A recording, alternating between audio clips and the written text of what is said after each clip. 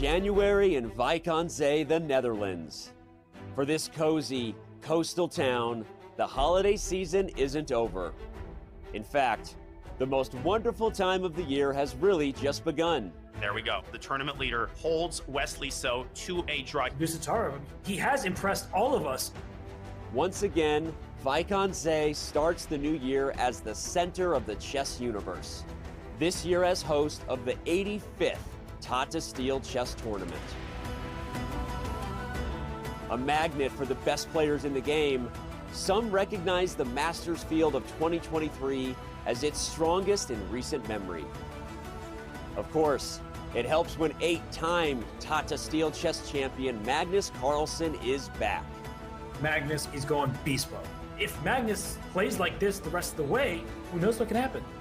The world's #1 looks to further cement his legacy in this event and the game's history. Chasing Magnus will be amongst the best in chess. Several have been crowned champion here before. Some have even shocked the world in doing so. And don't leave out those poised to capture their first Tata title. What a fight! Giri had to give it his all because he was on the verge of losing and he managed to survive.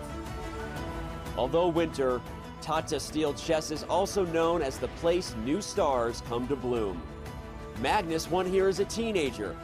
This year's event has its fair share of young players on the rise, each hoping to follow in Carlsen's footsteps. He continues to lead this event and he is just a teenager.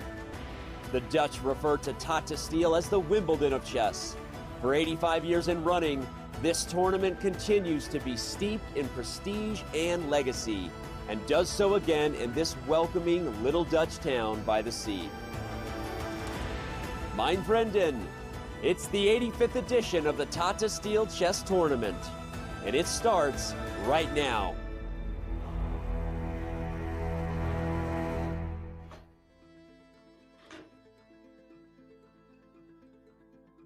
It's the final day in Wijk aan Zee. It is round 13 of the Tata Steel Chess Masters Tournament. We have one leader at the top of the standings. It is Nodirbek Abdusattorov, the teenager from Uzbekistan. And while we don't know how today's action will conclude, we know the tournament will conclude today, and it has been a marvelous event. And as we see in the playing hall, photographers taking their photos. It looks like Anish Giri, he's there early, but many of the players have yet to be seated at their board. And well, it is going to be a great day 13 of action. I'm Grandmaster Robert Hess alongside me, my good friend Grandmaster Daniel Naroditsky. Daniel, we're up bright and early on the East Coast here in the United States, but it is worth it because today will be an epic.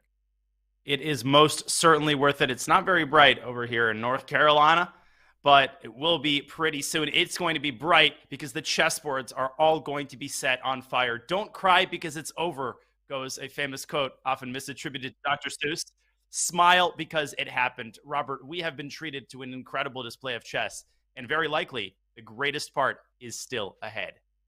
Oh, yes, indeed. And we have had some sparkling chess thus far. And yesterday's action also included some great games. While the top of the leaderboard did not change because those people up top, they drew their games. Parham Magsulu beats Arjun Aragaisi. Richard Report takes down Ding Liren. So we had two fun battles at the bottom of the results table here, but 5 draws up top. And most importantly, for Nodirbek Abdusattorov, he was able to hold off Wesley So a day after holding off Anish Giri. Both games with the black pieces, both games held from a position of strength, especially his game against Wesley So, where Nodirbek was simply slightly better for the second half of the game. He has been incredible no matter how you look at it, with the white pieces, with the black pieces, in the opening, in the end game, when he's worse, when he's better. He has displayed every possible skill to lead this tournament. But what a disappointing result yesterday for the world champion, Robert, as his hopes to win this tournament, they don't entirely come to an end, but essentially they do. He is unable to convert that big advantage against Praggnanandhaa, and the Indian junior holds him to a draw. And as you see, Parham Magsulu had a big win. He moves up to 8th place, and if he finishes the tournament with by not losing his final round, he will be at his highest ever rating. So the bottom of the standings, and we start there, it's a bunch of teenagers, right? Some of the younger generation, they've struggled in this event, no surprise. But I think what is most surprising is Ding Liren, the World Chess Championship challenger. He is only 5 points out of 12 games. He's dropped well below 2,800. He's now number 3 in the world after entering number 2, well ahead of his opponent for the World Championship, Yana Pomshi. So, Don, as we look at the top of the leaderboard, it's been all about Nodirbek Abdusattorov, the Uzbek teenager, the Olympiad gold medalist, the former world rapid champion. He has been an absolute star.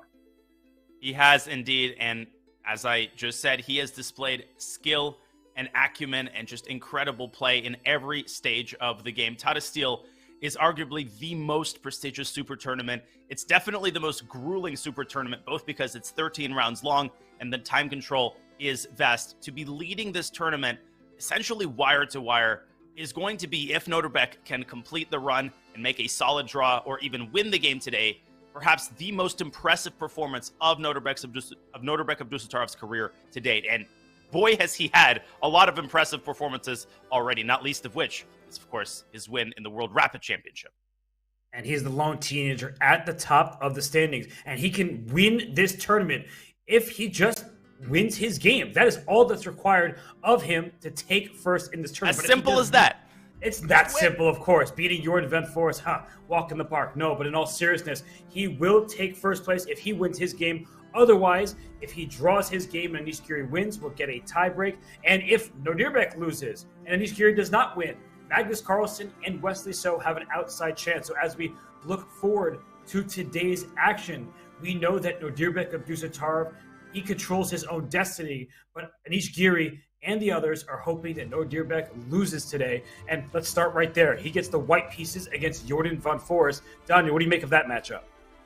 Man, oh man, Jordan Van Forest had perhaps the most topsy-turvy game of anybody yesterday. It was a 7-hour affair against Anish Giri, where Jordan was off to a flaming start. He had what seemed to be a surely decisive attack, but then a couple of mistakes later, things got complicated. Jordan, he must be feeling tremendously fatigued, and now he's got the black pieces against the tournament leader. I think for Nodirbek, it'll be crucial not to take too many risks. A draw is satisfactory. Anish Giri, as we will discuss, has a very tall task in front of him. This, as we can see there, is their first classical meeting. So I'm not expecting anything crazy by Nodirbek, Robert. I'm expecting very solid play. Now, obviously, if Jordan gives him chances, if Jordan plays something sharp, I think Nodirbek is going to embrace the fight. But I think we're going to see solid, consistent play, and a draw is definitely a fine result in the final round.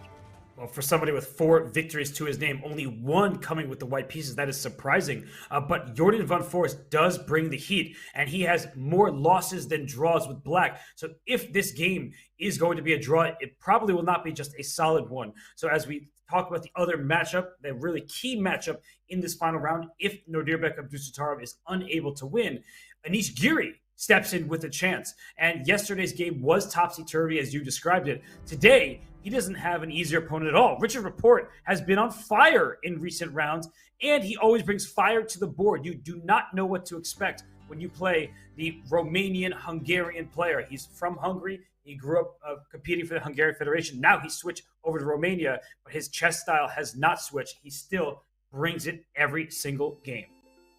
There are pluses and minuses to facing Richard Rapport in the final round. The plus side is that Rapport, as you have been saying, is going to bring the fight. He is not just going to play a quiet Berlin. He is going to play for the win with the black pieces, especially given how well he's been playing in the second part of the tournament. But Robert, that is simultaneously a good thing because Anish Giri, realistically, he needs a win and he is going to be going for the win.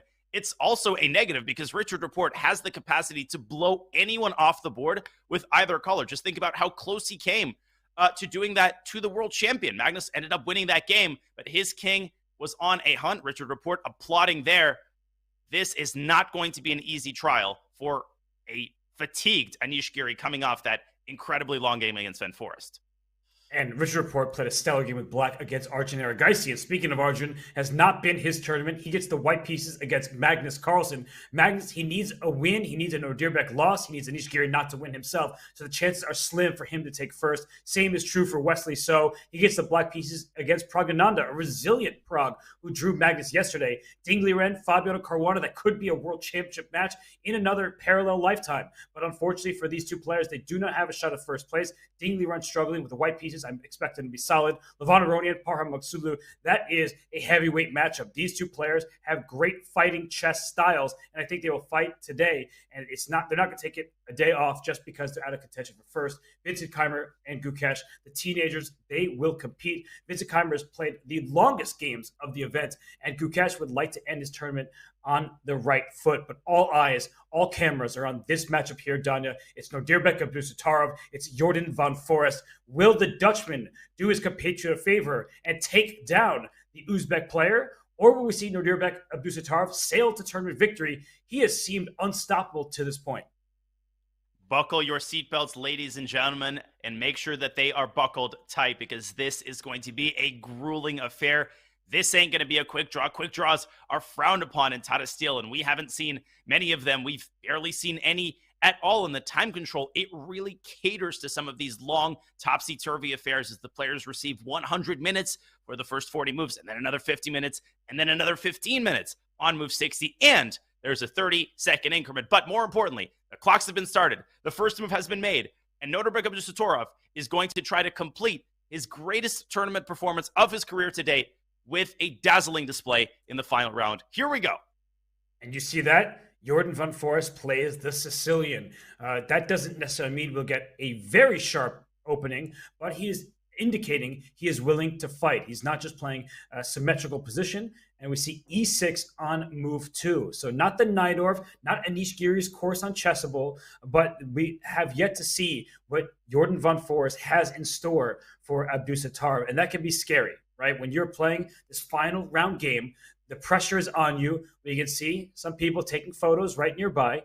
But for Abdusattorov, we know he's a cool customer. He has a World Rapid Championship to his name. He also won Olympiad team gold medal and performs super well on the top board for his country. So he has what it takes, but will the nerves get to him? That's a big question. And Jordan trying to make sure that the nerves get to him through his opening choice.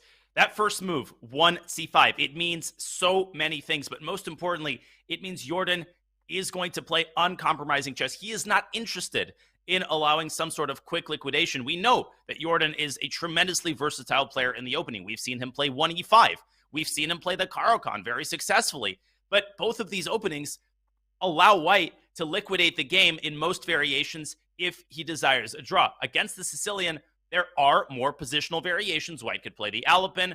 White could dodge the open Sicilian, those crazy lines with opposite side castling. But Robert, you are almost always going to get some sort of an imbalance, and Black is almost always going to get winning chances. That is why the Sicilian essentially stands alone as the opening that you want to play if you want to guarantee a fighting game. And normally Nodirbek looks at his opponent. He stares at him, but I think he looked over him. And I'm wondering where in the playing hall Anish Giri is, because that's what Nodirbek has to avoid. It's going to be difficult, but he can't just be looking at Anish's game. Oh, is he not going to win? So if he doesn't win, all I need is a draw. But if he's winning, maybe I should also play for a win. You can't get distracted by anything besides your own game. That is where your focus has to be. And Nodirbek, despite being a teenager, he is very experienced. He knows just that. He does not need any advice from little old me over here. But it is a Sicilian. That means we probably will have a sharp battle. And from the very first move, that's the big question. Danya, if you're a half point ahead, a draw guarantees you at minimum a tie for first. Do you play super solidly, but maybe don't give yourself winning chances? Or do you take a bit of risk and play in like you would if it were round one? Well, the common wisdom is that the best way to secure a draw is, of course, to play for a win. But my coach a couple of years ago also shared what I think are very wise words. If a draw satisfies you, 1e4, all things held equal, is actually a wiser move to play than 1d4. That may seem paradoxical. d4 is known as the more positional, the quieter line. But the thing is, variations after 1e4 are incredibly forcing. So if you're well prepared, in the Sicilian forest, then you want to go for those sharp positions. If Nodirbek knows what he's doing, they're also likely to go down a long theoretical line. And if Nodirbek emerges out of that line with a good position, then the lion's share of the work has already been done. So I love the fact that Nodirbek is not shying away from his main preparation. He took there a little bit of time after e6 to steel himself. Maybe he thought about playing a nice little Alapin or a move like g3, but no, that's not what he prepared before the tournament, and he decides to stick to his guns. That's what he's done all tournament long. There's no reason to shy away from that in the final round. You know, you missed an opportunity for a pun. You said the Sicilian forest. I thought you said the Sicilian Von Forest. Early. Yeah, it's 6:20. It's 6:20 a.m., you know. My brain isn't what it used to be, and I haven't had coffee yet. I forgive you. And for Nodirbek Abdusattorov and Jordan Von Forest, I mean, you can just tell because typically players, they get through the opening phase, the first 5-10 moves extremely quickly. But Abdusattorov is taking his time on every turn. And you can see the photographers, they're making sure that they can catch him on camera. But Nodirbek Abdusattorov, he has tuned out the world. He is focused on his game here, and he is just playing standard opening moves. But I don't know. I just get this feeling that it's such a tense moment. And when you don't have a wealth of experience just because you're very young, that can be nerve-wracking. On the other hand, Jordan Von Forest has nothing to lose. We've seen that in recent rounds. With the black pieces against Ding Liren, he took up the mantle from the very first move, sacrificed the pawn, and everything got chaotic. Then against Anish Giri, he sacrificed in exchange. He gave him a rook for just the bishop, and then that was a tactical melee. So Jordan has proven throughout his career thus far, and that includes a victory in the 2021 Tata Steel Chess Masters, that he is willing to fight no matter the tournament situation. Indeed. And a case in point, in that very same game that you mentioned against Anish Giri, yes, he messed up his big advantage, but even in that endgame, he declined something like 6 or 7 move repetitions. You could easily imagine a scenario where you admit you messed up an advantage, you take a quick draw, you go eat some dinner. Jordan is not interested in that. He did everything he could. He pressed all of the buttons available to him. He exhausted every resource yesterday, no matter how long it took. Anish Giri with some incredible defensive skills to hold the draw in that game. But Jordan signifying that he really isn't all that interested in 3 or 4 extra rating points. He wants to make his imprint on the final tournament standings, and he is displaying that once again here with the black pieces against Nodirbek. And we see now the queen coming out to c7, Robert. That can only mean one thing. That means Jordan is essaying the Taimanov variation of the Sicilian, which is, along with the Najdorf and the Sveshnikov, one of the hottest and most popular Sicilian variations in recent years. For sure. And there is a lot of opening theory. And the good news, if you're a fan of Anish Giri's, is that in many of these positions, there's no way to just force a draw. Sometimes in some openings, it's like if you don't make a draw immediately, the game is over in the sense that you get yourself in trouble. So this type of opening, and we can bring up the board here, is one that it's far away. There's no forced liquidation. There's no way to say, let's move back and forth. And if you don't copy those moves and make that 3-time repetition, then you're in trouble. So let's just talk about the contours here. The dark squares do look compromised in black's position because your pawn's on a6 and on e6 and no c-pawn. So that means a knight would love to land on some of those dark squares that you're highlighting, but the black pawns take care of f5 and d5 and b5, so the knights do not have forward access just yet. And one of the most popular moves here for white, I believe the queen f3 to g3 is played in these types of positions to trade the queens off on favorable terms for white, so that if that queen is captured there, the h pawn comes to g3, the h file opens up, so the rook develops in its starting place. And wait, the queen f3 just happened? What a timely call by you. I mean, and look at that move. h5. Oh, we are in for a fight. Oh my God, this is crazy on so many levels. Now, queen to f3, Robert, this became incredibly popular, about 6 or 7 years ago. And before that, queen to d2, followed by the English attack setup with f3 and castle's queenside, was almost automatic. Then queen f3 arrived on the scene. Now everybody is playing it. So obviously, Jordan Van Forest must have expected it. And I know that h5 is actually not such an atypical move in this variation, but I have never seen it played this early. Yesterday, Jordan Van Foreest goes h4, I think, on move 7. Today, he plays h5 with the black pieces, also on move 7. What is the idea of that move? Well, I could point out a couple of things, Robert, and this is on a very superficial level. First of all, you're getting control of the g4 square. You are preventing the progress, or at least taking the sting out of the move g4, and you can use the g4 square as a stronghold for black's knight. Knight f6 to g4 can create massive pressure on white's bishop on e3, which in turn is supporting the knight on d4. And in addition, the pawn could advance down to h4 and cover the g3 square, preventing the crucial idea that you just outlined. Is this a novelty? I don't know. I'm going to check, but I love what we're seeing thus far. And I just want to show a quick line, because queen g3, that was the idea we were talking about. And the point is that if black does take on g3, then the h-pawn takes back for white, and the rook is very happy to be on the h-file, because the h5 pawn is a target. g3 to g4 can be played in the near future, taking advantage of the pin along the h-file, and there's immediate pressure against black's position. But instead of taking the queen on g3, I believe black has the resource bishop d6. And if you try to take this pawn on g7, then black has the move bishop e5, and the rook on h8 is defended, and the knight on d4 is loose, so black would steal some material. And this is getting very sharp early on. And Nodirbek Abdusattorov, I don't believe he has prepped this. We see him thinking, and that's what Jordan Van Foreest does best. Maybe the engine says this is the 5th best move, but it's not a losing decision to make with h5. He just challenges his opponent from the very early stage of the game, puts them deep in the think tank, and then uses a clock as a weapon in addition to his brain. He is always on the vanguard of modern opening preparation. And the hallmark of modern opening preparation is that the world has been discovered. You're not going to find any new islands off the coast of the Atlantic. You're not going to find any refutations to the openings that are now played commonly. So what you need to do is actually essentially the opposite. You need to find moves that the computer initially disapproves of. But the more you analyze them, the more the engine understands their value. And they can also be valuable from a human standpoint. There are plenty of positions where the engine assigns a big advantage to white, and yet black's position is much easier to play from a practical standpoint. We've seen that many times in this tournament. Heck, we've seen that several times in Jordan Van Foreest games. Yesterday against Anish Giri, the computer assigned an edge to black after that brazen-looking h4 move. Guess what? Anish Giri was dead lost 10 moves later. Yes, it was a sharp battle that was going Jordan's way until he faltered a bit.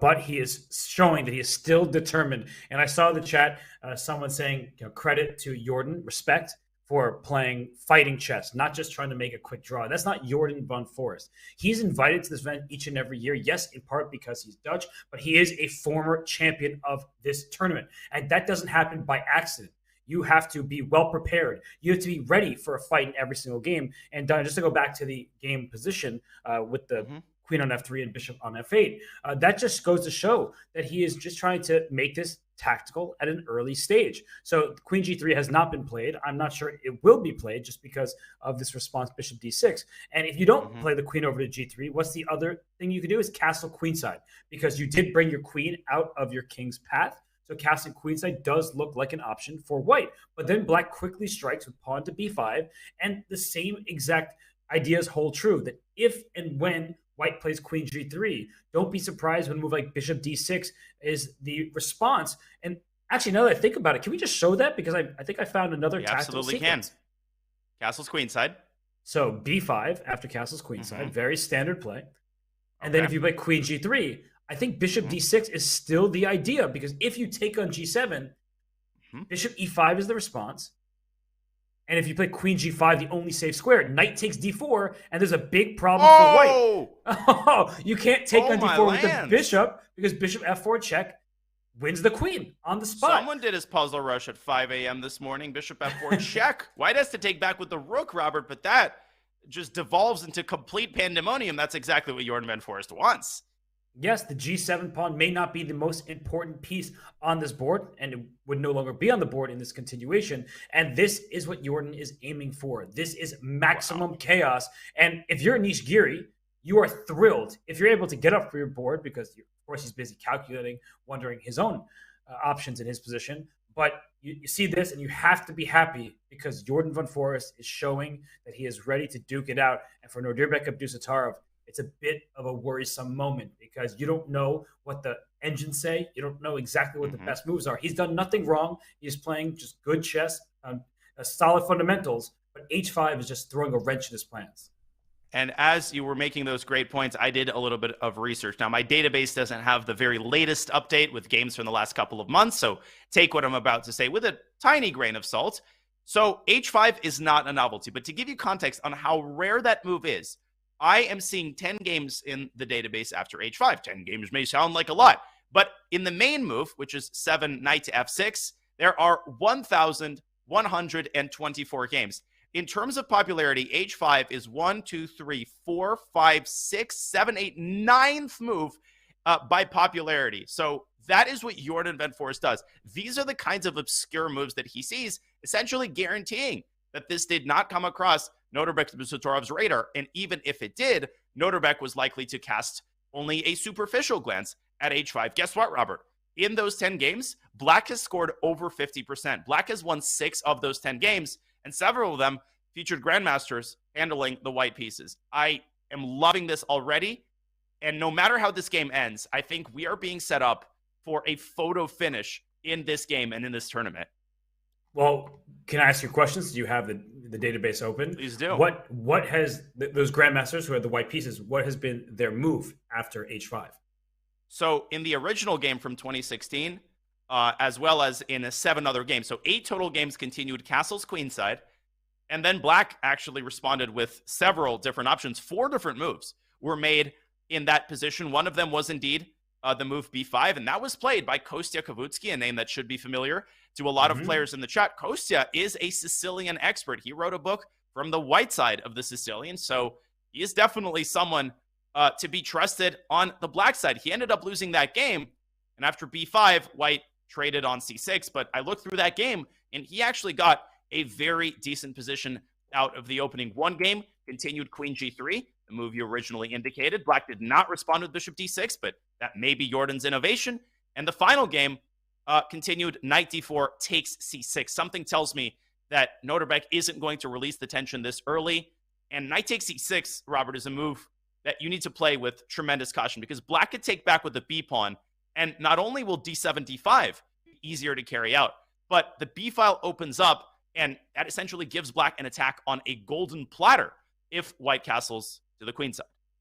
Yeah, I mean, that does not look appealing in the slightest because bringing another black pawn towards the center, reinforcing that D5 push, as you're talking about, that is not appealing for Abdusattorov. So he's going to sit and think. So why don't we look at what's happening in our second place in the leaderboard's position? Because Anish Giri, if Nodirbek Abdusattorov does not win this game, he has a chance to, at the very least, tie for first. So Anish, we see him on camera right here. He is... It looks like his eyes are closed almost, and now they're back open. He's studying the position. But it's already a sharp battle in that game, too, because we do not have symmetry. We do not just have simple piece. Richard Report, no surprise, he is playing an opening that is just a bit challenging, kind of provocative, if you will. Oh, my lands. And another incredibly rare opening variation. This is the Richard Report of old. We used to play the move C4, followed by G4. And with Black, you could fill a volume with the obscure, crazy openings that he played against the strongest players in the world, oftentimes successfully. He returns to his old self here. Let's rewind and update everybody on the type of Sicilian that Richard Report has decided to trot out. It starts out completely normally, Robert. In fact, it starts out as one of the most reputable Sicilian variations. This is called the Rouser, or the classical variation. Of course, in the Najdorf, you play the move A6. In the classical, you bring your other knight out. White plays the main move, Bishop G5, and this is where Report turns off the beaten path. He plays the move G6, and you might say, well, isn't this the dragon? Not quite. It's kind of a mixture between the Rouser and the dragon, and the downside of this move, the reason that it is as rare as it is, consists in Giri's next move. He snaps the knight off on F6, completely, Robert, ruining Black's pawn structure in the center, but giving up the bishop pair. And the bishop pair is what Black really banks on in this line. Giri follows up with the bishop B5, and Richard Report defends the knight on c6. What do you make of this?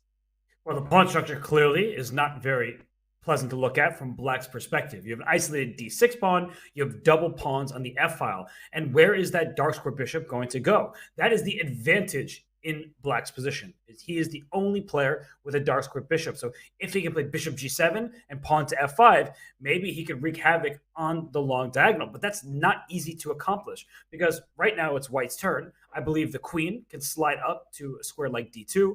Then White can castle queenside. And already you're seeing pressure on Black center. If you bring that bishop to g7, the d6 pawn at any moment will be targeted. And that seems to be an issue for Richard Report to deal with. Now, he didn't just stumble into this position. He chose it. This was voluntary. So he must have some tactical ideas in store for Giri. And I think they revolve around, as you're pointing out, bishop g7 and pawn to f5. So at the right moment, the board opens up, and that can be good news for a pair of bishops. And I've got an emotional connection to this variation because I played this with Black only once, but in a game that was very important to me. This was in an open tournament in Denmark. I was facing a strong IM, and I just felt a hankering to guarantee winning chances with the Black pieces. I don't remember exactly how that game went, but I do think that we had this exact position on the board. And the big decision that Anish Giri has to make is, of course, between castling kingside and castling queenside. The principled approach in almost any Sicilian variation is, in fact, to castle queenside. And so we could expect a move like queen to d2. But given the fact that he knows Richard Report is well prepared, perhaps a quieter approach, castling kingside, maybe dropping the knight back to b3 to open up a line of communication between the queen and the d6 pawn. I think a serious case is to be made for this idea as well. And I would just finish, Robert, by saying that Anish Giri is obviously aware of the existence of this variation. But it's a similar thing as in Abdusatorov Van Forest. Richard Report has chosen an obscure line that is, of course, relatively speaking, well known. It's been played for many, many years. It still has hundreds of games in the database. But compared to the other Sicilians, it's so unpopular that it is unlikely that Anish Giri has reviewed this line, perhaps even in the last couple of years. Great opening choice from Richard Report. And you look at his score, 6.5 out of 12, and he did not get off to a good start. Right? He lost in the first round with the white pieces to Nodirbek Abdusatorov. He later lost to Magnus Carlsen. So he was looking at a bleak outcome from the start of this event. And suddenly, he's found his form. He has won 3 of his recent games. He beat Ding Liren yesterday. He would love to end this tournament with another victory. That's the good thing about Richard Report. And as we look at their head-to-head stats, he has never beaten Anish Giri in classical chess. You know he wants to put an L in that column for Anish. He would like to get his first victory. And for Anish Giri, this is a huge moment. He needs to defeat Richard Report because he'll find himself either in clear first. If Nodirbek loses, Nodirbek draws, he'll find himself in the tie for first. And if Nodirbek happens to win, it doesn't matter what Anish's result is because then Nodirbek wins the tournament. And what adds a little bit of sriracha to this narrative is, of course, the fact that Giri, I believe, has been runner-up 5 separate times at Tata Steel. The most painful one of those was in 2021 when he went into a tiebreaker against Jordan Van Forest and lost that incredibly topsy-turvy game. So Giri has had a chip on his shoulder all tournament long, and you could not ask for a better opportunity. You're facing someone whom you know is going to give you an unbalanced game. You've got the white pieces, and I think Anish Giri is probably happy with the kind of position that he has gotten, but right now he needs to make several more moves. He has a very important decision to make as to which side he castles, and he just doesn't seem all that comfortable. He knows that Richard Report is probably better prepared than he is in this line. And I always point this out, Robert. These situations, there is always a choice between making the obvious move, which your opponent was likely to prepare, or trying to deviate from the trodden path with some sort of move that you think your opponent was unlikely to analyze. But that is an incredibly dangerous game because you could stumble yourself into a pretty bad position. I think the plans for Black are just very straightforward. And that's one of the biggest issues for Anish Giri. Bishop g7, castles kingside, and pawn to f5. And I want to show a sample variation. If we can bring up an analysis board to talk about what that may look like. That if white plays queen d2, which to my eyes is the most natural move, if you're playing bullet, bishop g7, and you castle queenside for white. So you have maximum pressure along the D file. And Black says, have fun with that. Castle's kingside. That D6 pawn is isolated and weak. Go ahead, knight takes C6. And Black actually should take with the bishop on C6, because if you take with the pawn on C6 instead, then you go queen takes D6. And this is really, really bad news for Black. The D7 bishop is hanging, and then White will have a great knight that's able to hop around. So I think bishop takes C6 is possible for Black. And if we get the swap of bishops on C6, and the queen comes and takes the pawn D6, it looks great. White is just up a pawn, but that queen trade is avoided with queen to B6, putting pressure on the B2 pawn, putting pressure on the F2 pawn, and F6 to F5 is next. It's automatic, trying to open up that bishop and go after the knight on C3 and the pawn on B2 behind it. So I just look at a position like this, you know exactly what Richard Report's plan is. And for Anish, he's like, I get material, but at what cost? Black's position holds tremendous potential energy. The weaknesses in Black's position are more readily apparent than the strengths, but I think this line very nicely illustrates the strengths. And before we close that analysis board, if I may quickly show another sample variation that furthers this point. Let's say that White chooses to go the other way, that White chooses to go kingside. That does not diminish the effectiveness of the move F5. I have actually found a game between Magnus Carlsen and Daniel Dubov in a blitz match from 2021, in which Daniel Dubov, who played this line 6 or 7 times, scored a crushing victory. The game proceeded as follows. White castled kingside. Black developed the bishop to G7. Magnus dropped the knight back to E2, opening up an attack on D6. Dubov plays the important move, bishop to E6, defending the pawn with his queen. Magnus swings the knight over to F4. Dubov castles, and guess what? After Magnus plays queen E2, Dubov already struck in the center with F5, opening up his dark squared bishop, and then he added insult to injury after rook A to D1. He stuck a knight on D4, and just look at how active Black's minor pieces now are. He's completely masking the weakness of the D6 pawn, and Dubov went on to score a pretty convincing victory. Yes, this was a blitz game, but anytime Magnus Carlsen loses anywhere, Robert, I think you'll co-sign this point, that line needs to be taken very seriously. For sure. And I'm just looking at the position with a knight on D4, the bishop open on G7, the queen on D8 can go to the queen side or even to the king side at this point to a square like H4 or G5. So Anish Giri has made his move. I'm very curious what it is, and he gets up from the board. So, wow, speaking of making a move that is unexpected, he brings his bishop back to C4. And Danya, I think we understand his point.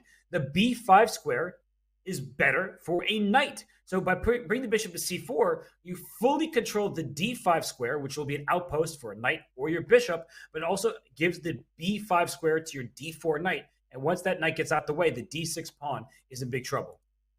Bishop C4 is far from the most common move. That honor belongs to Short Castle, but it has been played by a couple of very strong players. Peter Svidler managed to defeat Daniel Dubov in a rapid game with this move recently. Vaishali, who is playing in the challenger section, Pragnananda's sister, has also successfully essayed this move.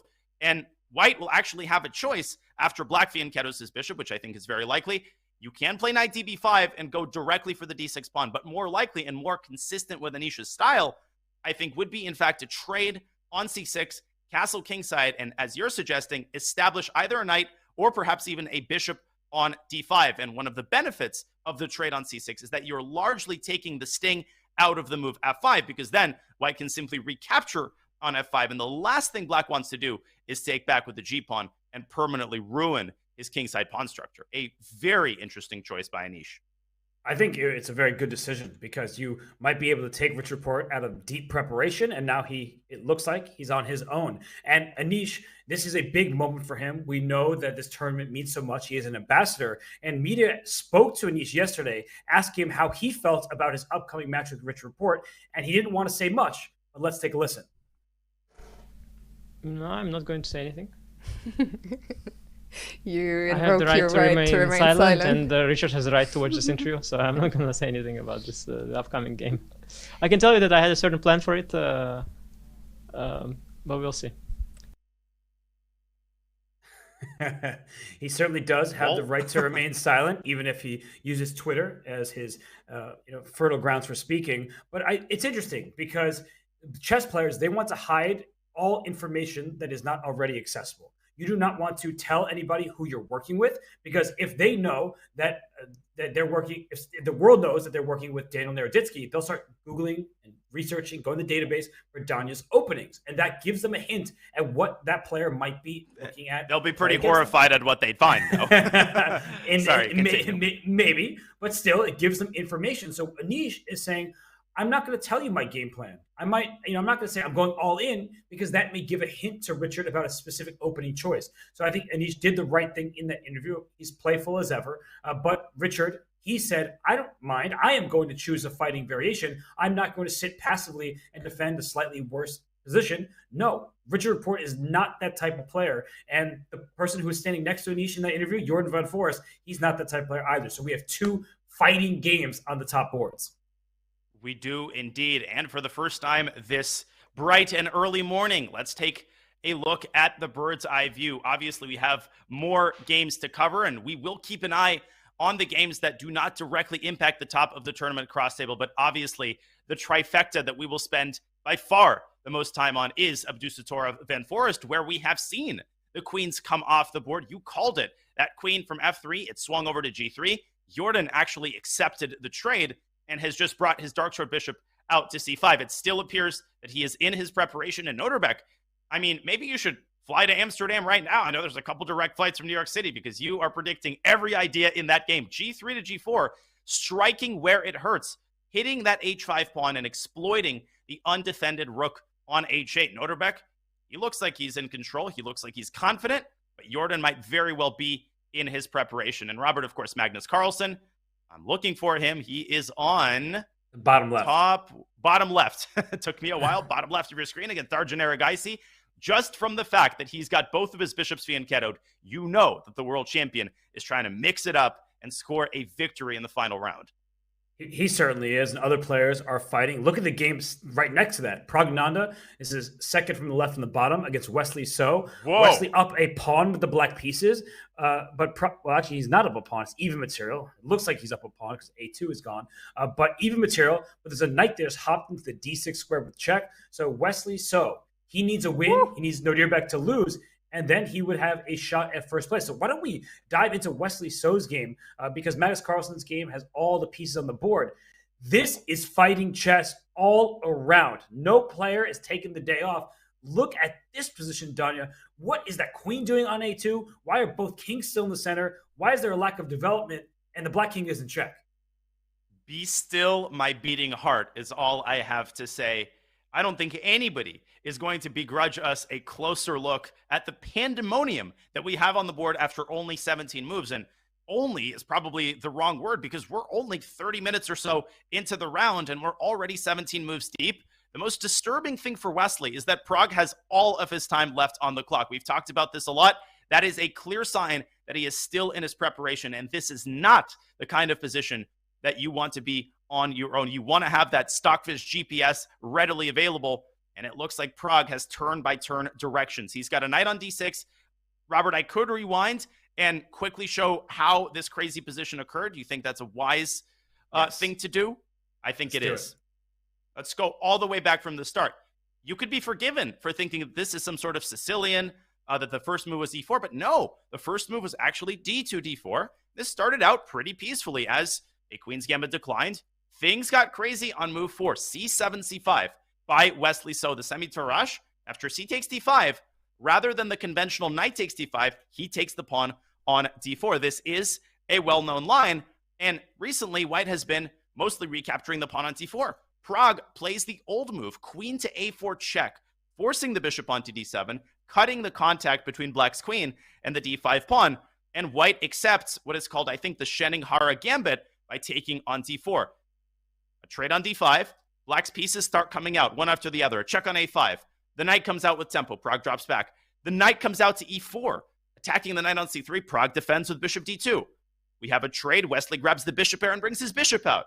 Man, this is only playable with preparation. Rook to C1. Pragg gives the pawn back. Wesley accepts it. He takes the knight, giving back his bishop pair, but taking on A2. Pragg develops his knight to C4, preventing Black from castling queenside. The bishop will hang. After bishop E6, E4, suddenly he is threatening rook to A3, trapping the queen. Wesley addresses that actively by counterattacking White's queen. And after knight to D6, checking F8, we've got more craziness. Queen D1 to C1 is Pragg's choice, reinforcing the threat of rook a3. You still can't take the knight because you lose the queen, and Wesley has just evacuated his queen from a2. I have talked enough, Robert. You take over, please. 18 moves into this game, both players playing quickly. You have to assume this is preparation, and I wouldn't be surprised if Pragnanda has 10 more moves up his sleeve. And I also wouldn't be surprised if this just fizzles out into a draw. I don't like talking in those terms, but I think Wesley, he said, the onus is now on me. I have the black pieces. I can't just allow a solid game where I'm slightly worse. Let me try for a forcing variation. The problem with forcing variations at this highest level is that they are studied and they're playing instantly at this point. And we see that a pawn on b7 was captured, the rook on d8 is loose, the knight on c6 is loose, queen e3. You can't play queen b1 check, because if you give that check, the rook slides back to c1, and white is going to steal material with the rook on d8 being loose. Yeah. So queen trade has happened. This could be a position where white is ever so slightly better. Rook, I can barely get words out, and the moves are happening. And the point is that now, if you take on c6, the knight on b7 is hanging, and very importantly, the bishop on e6 covers the c8 square. There is no back rank check to win that rook on h8, and the pawn structure is clearly at the moment better for black. So the status quo is good for black, but with that last one, knight c5, you're going to be able to take on e6. That's the hope, and then you're going to also compromise black's pawn structure or have a bishop against a knight position. So this is deep opening prep, Danya. It looks to my eyes like both players know exactly what they're doing, and there's not much to commentate on in a way because they're playing the best moves. Well, Prag's opening file might actually start here. I mean, if he seriously dug deep, the real question is, whose preparation extends to move 40? And listen, I stand corrected. I thought for a second that Wesley was out of his prep. I looked at his clock time. I think it was just a case of Wesley remembering his opening file. You saw how incredibly complex that line was. If you confuse even a single move, if you play even a single move out of order, you could literally lose the game instantly. That is not an exaggeration. We saw that black's queen was on the verge of getting trapped. So Wesley very wisely taking a little bit longer than his confident opponent to make sure that he's got all of the moves right. And he did. He's got himself into an endgame. And what counterbalances white's deficient pawn structure is, of course, the ultra-active knight on c5, which is currently threatening to take on e6. The knight on c6 is going to hang, and that's why rook takes b2 is impossible. White's bishop and white's rook also have tremendous potential energy. Look at that semi-open f file. The bishop could come out to c4. White could actually castle kingside. I do not believe that white has moved his king. Took me a second to remember that. And the king on f8 could get caught in the crossfire of the f1 rook. So I think the position is equal. I think the game should end in a draw with accurate play by Wesley. But the big question is going to be, does his opening file extend a couple more moves? Because if he's on his own here, it is far from easy to find the way to neutralize white's initiative. A good choice by Prag. He's basically playing risk-free. Yes, it's a risk-free position. That's a good way of framing it. And that means he can play for two results, so he feels. But it is an endgame. Wesley So, being one of the most precise players in chess history, if he gets a little bit of wiggle room, he may try to even outclass his younger opponent. Experience does pay off. And these two players, they don't have an extensive history against one another. They played at the Olympiad back in Chennai. That game was a draw. It was great preparation by Wesley. He did err at some point, and then Pragnanda had the upper hand, but didn't maximize the potential of his position in an endgame. Wesley was able to make that draw, and Wesley, he needs to win this game if he has any chance at first place. If he wins, Nodirbek loses, and Giri does not win, then Wesley will find himself at minimum in a tie for first place. Actually, it's maximum. He is a full point behind Nodirbek Abusataro, so he needs all of those results to go his way, and he is undefeated. He has performed well. He's gained rating points, but he just has drawn a few too many games if he's hoping to secure first place. And I think that last bullet point is actually quite important. You mentioned yesterday that Wesley isn't always willing to take tremendous risks when he needs to win a game. And I think he basically decided that, listen, my chances to win this tournament, let's be real, are vanishingly small. All of the cards have to fall a certain way, and they are very unlikely to all fall in that way. And so each player chooses the amount of risk that they're comfortable with. Wesley did play an incredibly sharp and enterprising variation that he had obviously studied carefully. What he would be unwilling to do is, play d4, a6, or play something just to tell chess fans that he unbalanced the position and played for a win. Pragg is more than capable of punishing an unsound opening. So I think Wesley's choice was entirely reasonable. I think he was probably aware that there is a response to this opening that forces the game into an endgame. But if a 2700 player is well prepared, armed to the teeth, and is determined to make a draw, as my friend Sam Shankland would always say, you really can only do so much to stop them. It's true. If Pragg wants to draw, what are you going to do about it? You're Wesley So. You're a fantastic player, but you have the second move, and you have to sort of react to what Pragg is bringing to the table. And Pragg, he did draw Magnus yesterday. That was a heroic defensive effort on his part. He was able to withstand the pressure for so many hours and make the draw. So let's head away from this game. We do expect the action to continue here, but it seems to be fizzling out somewhat. And in the top left, we have our leader, Nodirbek Abdusattorov. He has traded the queens off the board, and there's pressure down the H file in that game. I'm looking as well to the bottom right of our screen, Vincent Keimer Gukesh. That board is opening up. The top right, of course, is Anish Giri against Richard Rapport. And I think that Anish is going to be focusing on his game. He needs to win, but he's also looking on over to the top left and saying, hey, Nodirbek, come on, don't do it. Don't do this to me. Give me a chance. If I win, please don't win your game so I can play for first place. And I think Anish Giri must be encouraged by the clock situation on Nodirbek Abdusattorov's board. Perhaps we can take a closer look at that end game. Of course, we have Magnus's game on the lower left, which we want to update you on as well. But I really think that we need to take stock of what has happened in the tournament leaders game, because the queens have come off the board. The pawn on h5 is hanging, and I think that could be a point of confusion for a lot of people. Why can't Nodirbek Abdusattorov just snag the pawn on h5? What does Jordan have up his sleeve? Well, I don't know for a fact, Robert, but I can make an educated guess.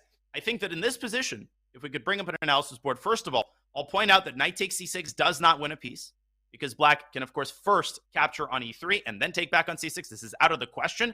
White will have to completely ruin his pawn structure. If white plays g takes h5 or rook takes h5, I think black's response is similar. I think Jordan, in this case, is going to trade rooks and simply bring his knight out to f6. And if white develops the bishop to e2, then there is sort of a quiet move that the engine was suggesting, rook a8 to c8.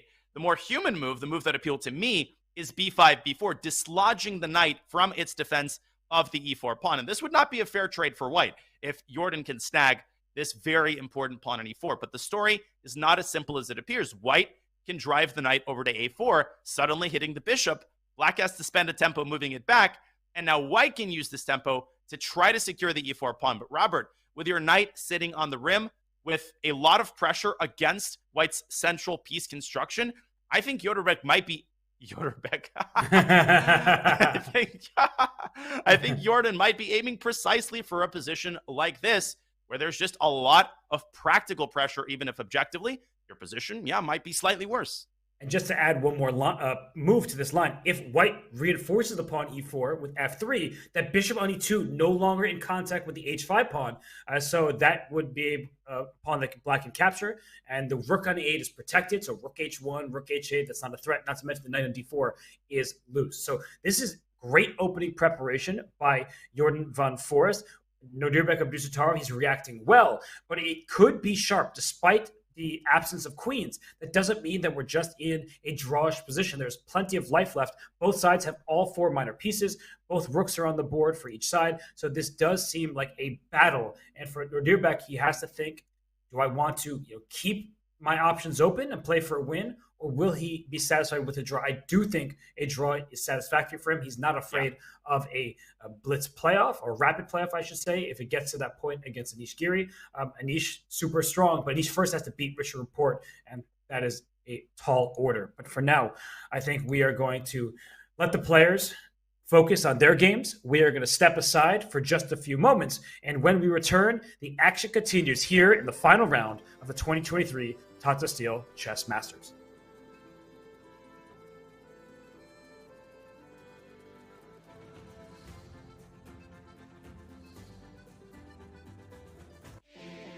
Looking for a new way to learn chess? Meet Dr. Wolf, the ideal chess coach and companion.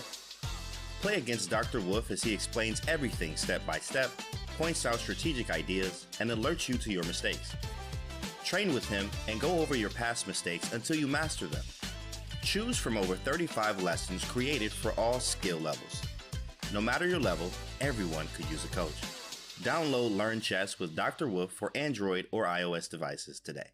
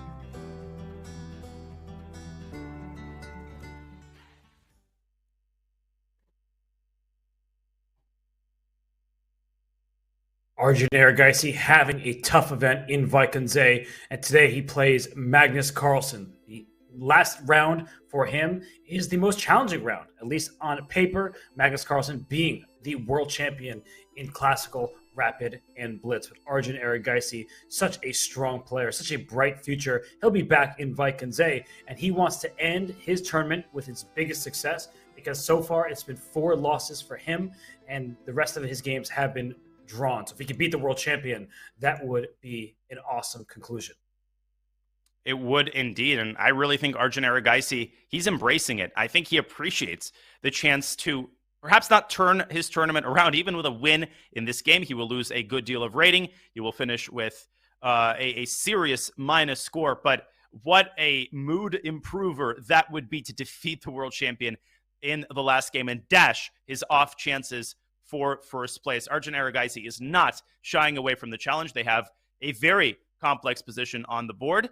It's a sort of King's Indian type of structure where white has just contributed to essential control by pushing the pawn up to e4. But the main difference, Robert, is that Fian Kerud bishop on b7. In the King's Indian, that bishop usually remains on the c8, h3 diagonal. I'm not sure exactly who the queenside structure favors, but I can tell you that there are a lot of similarities structure-wise to the King's Indian in terms of the kingside situation. And now, in terms of the placement of the bishop, which Magnus has just moved back to c8. You would think that this is a loss of a couple tempi because it does feel like King's Indian, where black went b6, bishop b7, then back to c8. But when white played the move e4, he is allowing for tension between pawns to be created. So when that f7 pawn comes up to f5, suddenly we're going to see some trades being offered. And the question becomes, where is that knight on f6 going? Is it going back to e8 to allow for pawn to f5? Will it hop forward to g4? Will it go back to d7? I don't really think d7 is the move you want to play because you just put your bishop back on c8. He could have played knight f7 right away if you were going to go for that. So this is going to be a slow maneuvering game, Danya. It's all about playing f5, and white does not have f4. That would be a huge mistake because that bishop on g7 would be opened up, whereas that pawn on d5 for white means that even if black plays f5, the bishop on g2 doesn't have full scope of the diagonal. So white cannot control that pawn break. White typically plays on the queen side, maybe a3, maybe b4, maybe trying to advance those pawns on that flank. But it's going to be a bit of a long story for both sides as they jockey for position on opposite sides of the board. And that's exactly what we're going to get. I could talk about this type of position for ages. I'm very passionate about King's Indian structures, but I will limit myself to just a couple of brief remarks. I co-sign your point entirely about white's main plan. In fact, I think that is white's only plan. I could bet a horse and a cow that Arjun is going to play rook to b1 in this position. And as cumbersome as it is, white needs to prepare before. This knight has to be pushed off of c5 if white is to generate serious play on the queen side. And just as I say that, it does appear to me that Arjun has made a move. And it's not rook to b1. I can't quite say what it is. It is knight c2 to a3. May I be forgiven for not predicting this move. I suppose Arjun is going to b5. Eventually, he kicks the can down the road. He's going to have to prepare b4. But one way or the other, white needs to whip up serious play on the queen side if he wants to counterbalance what may be the rather nasty effect of the pawn advance to f5. I think Magnus Carlsen's path is clear. He's going to drop the knight back to e8 most likely and shove that pawn down as far as its legs will carry it, perhaps all the way to f3, where it will hit the bishop on g2 and put it out of commission. Plan is very clear from Magnus Carlsen, and something that is clear to me, is that the game between Fabiano Caruana and Ding Liren, we're getting the sense, we are being informed that this game that could end in a repetition because Ding Liren's last moves were knight f3 to h4 and back, and black went knight e7 and then back to c6. So just go back a couple moves here, Danya. Yeah. So we can show. A trade. Bang. Yep. And then the knights are repeating. Here the game's going to be a draw. Look at them. You can see it. They're just repeating moves here. It's the end of a long tournament, and a draw will undoubtedly be agreed upon. They are done. Fabiano Caruana obviously has had the better tournament. Ding Liren, he wants to get rid of this event. He wants to get on a plane, fly back home, and start preparing for a world champion and put this tournament out of his mind. I don't think you can blame him even for a second for accepting this draw. He wants to cut the bleeding, avoid a loss in the final round. He's going to lose a ton of rating. He's going to have a lot of analyzing to do and a lot of problems to diagnose and a lot of confidence that he's going to have to build back up as he goes into the most important trial of his life in just a couple of months. Well, if there's anybody who understands it, it's Fabiano Caruana, because when you're playing a world championship match, as Caruana did back in 2018, that is where your attention is fully focused on. So with that result, with the half point given to each player, Fabiano Caruana finishes with 7 out of 13.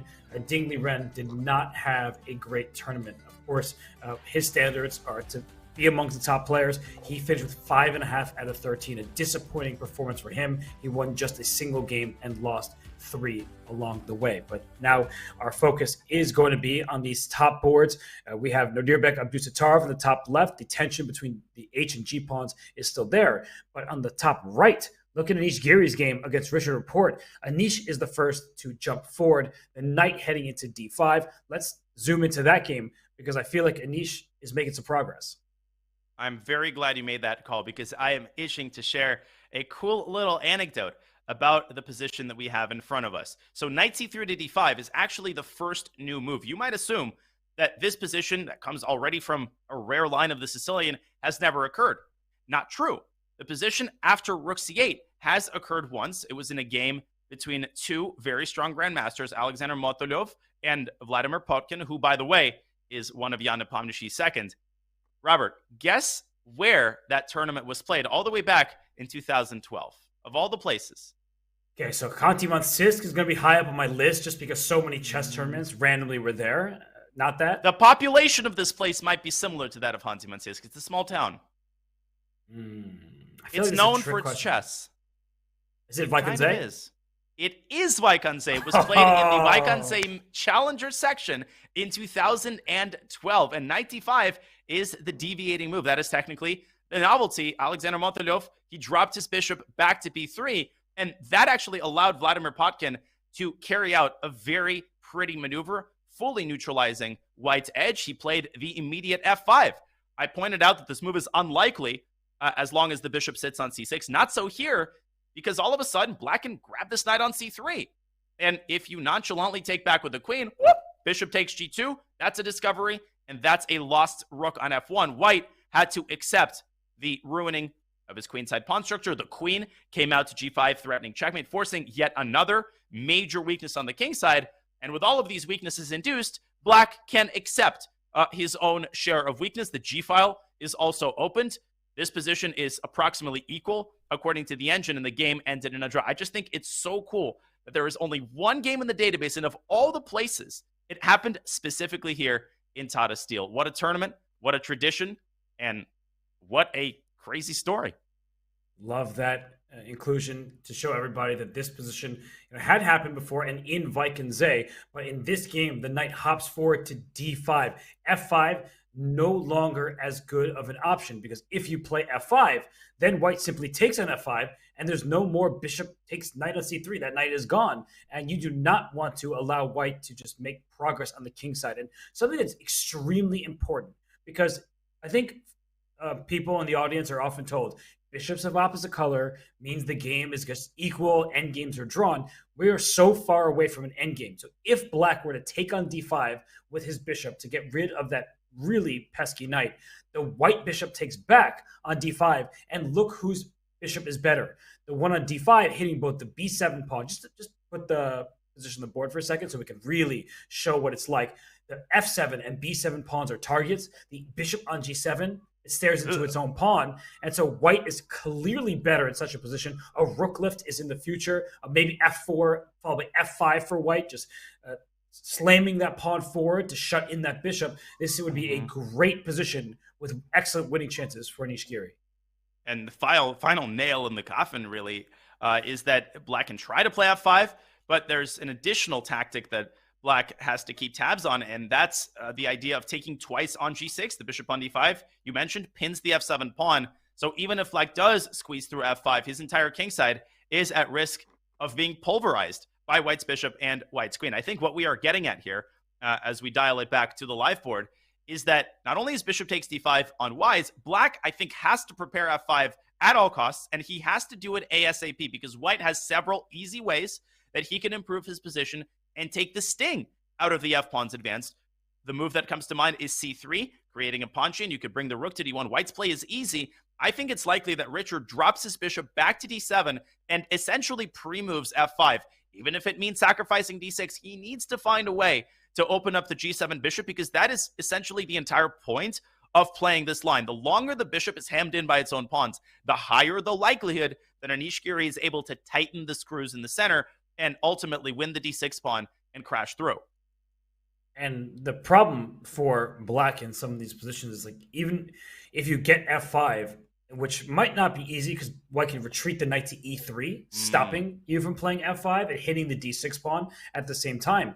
I was going to say that the bishop for white can establish itself on d5. That is an outpost square. We typically put our knights on outpost squares, but here the bishop on d5 is just so frustrating for black to deal with, hitting the b7 pawn, nicely centralized, protecting the e4 pawn so the queen is free to run, hitting f7, so if the queen slides over to b3, you could put increased pressure over there, and white has some simple options. Rook a to d1, just putting your pieces in the center, maybe bring that knight to c4 at some moment, and the d6 pawn does remain a weakness. It's an eyesore, and it's not going anywhere. No, that's a great insight, and I think Anish has made such an astute opening choice. He took his time, and he chose a line that's easy to play, that's unlikely to be extensively analyzed by Richard Rapport because it's relatively positional, and I can guarantee you that Rapport probably spent the lion's share of his time preparing for scenarios in white white castles queenside, because you have to know those positions. This is a situation in which white's game is practically much easier, and even though the engine does not assign an extensive edge to white, I would ignore that entirely, and I would argue vehemently that the difficulty is squarely in black's court. Richard Rapport is the one who has to play accurately for the next couple of moves, and I think the first step toward neutralizing white's positional advantage is still to try to get f5 in. I'm voting for bishop d7, but Hungarian Grandmaster, you can see his head in his hands. He understands the gravity of this situation and the importance of this game, and he is not ready just to hand the win over to Anish Giri.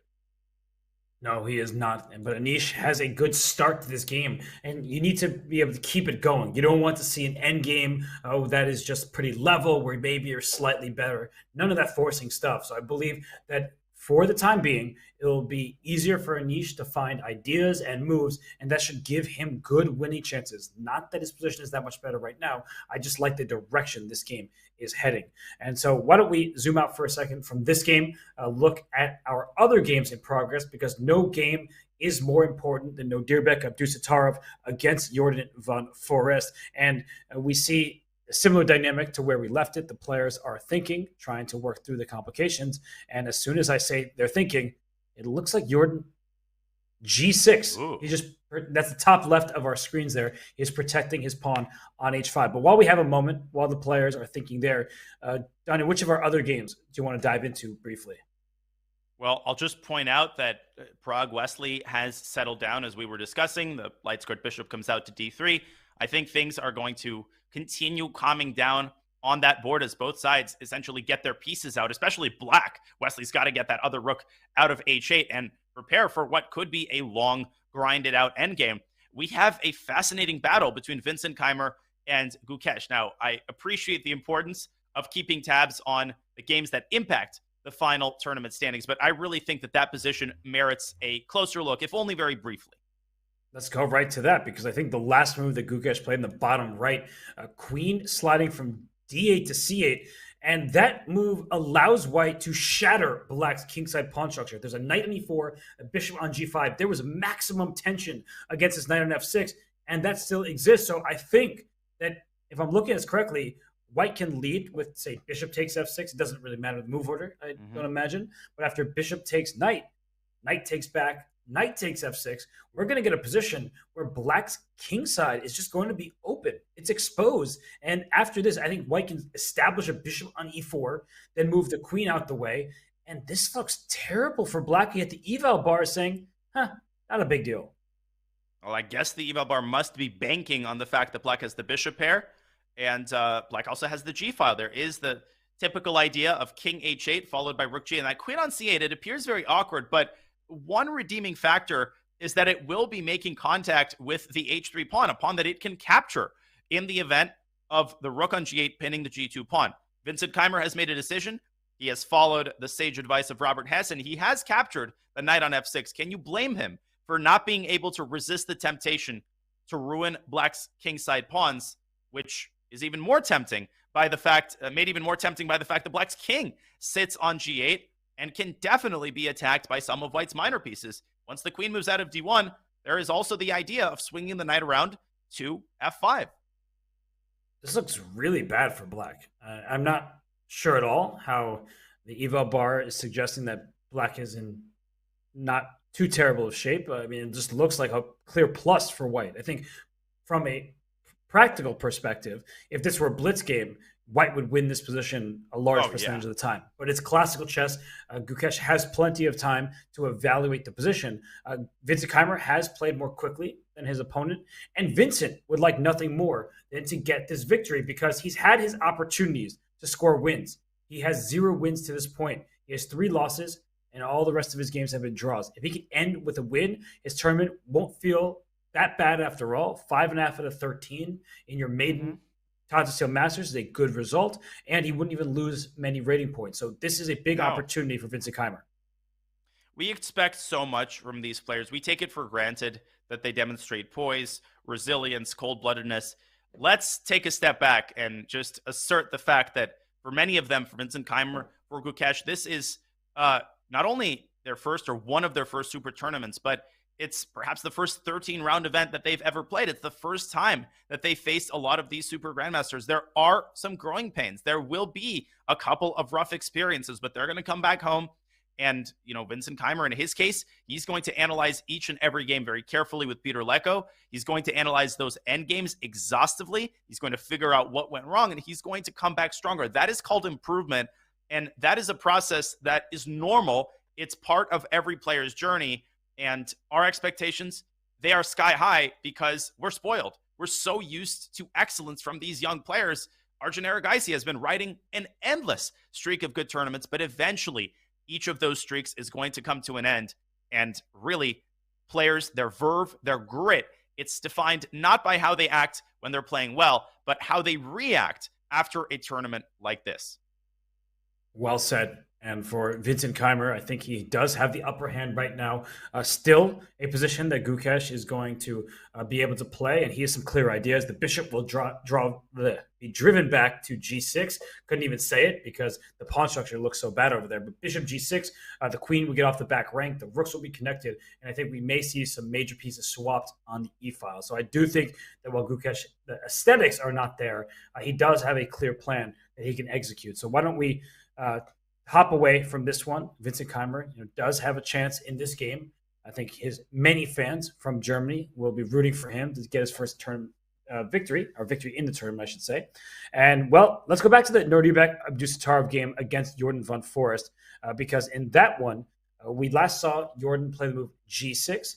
Abdusattorov has been thinking. And, well, the position... What do you make of it, Daniel? Because h5 is defended for now. That's the good news. But what are the actual plans for each side?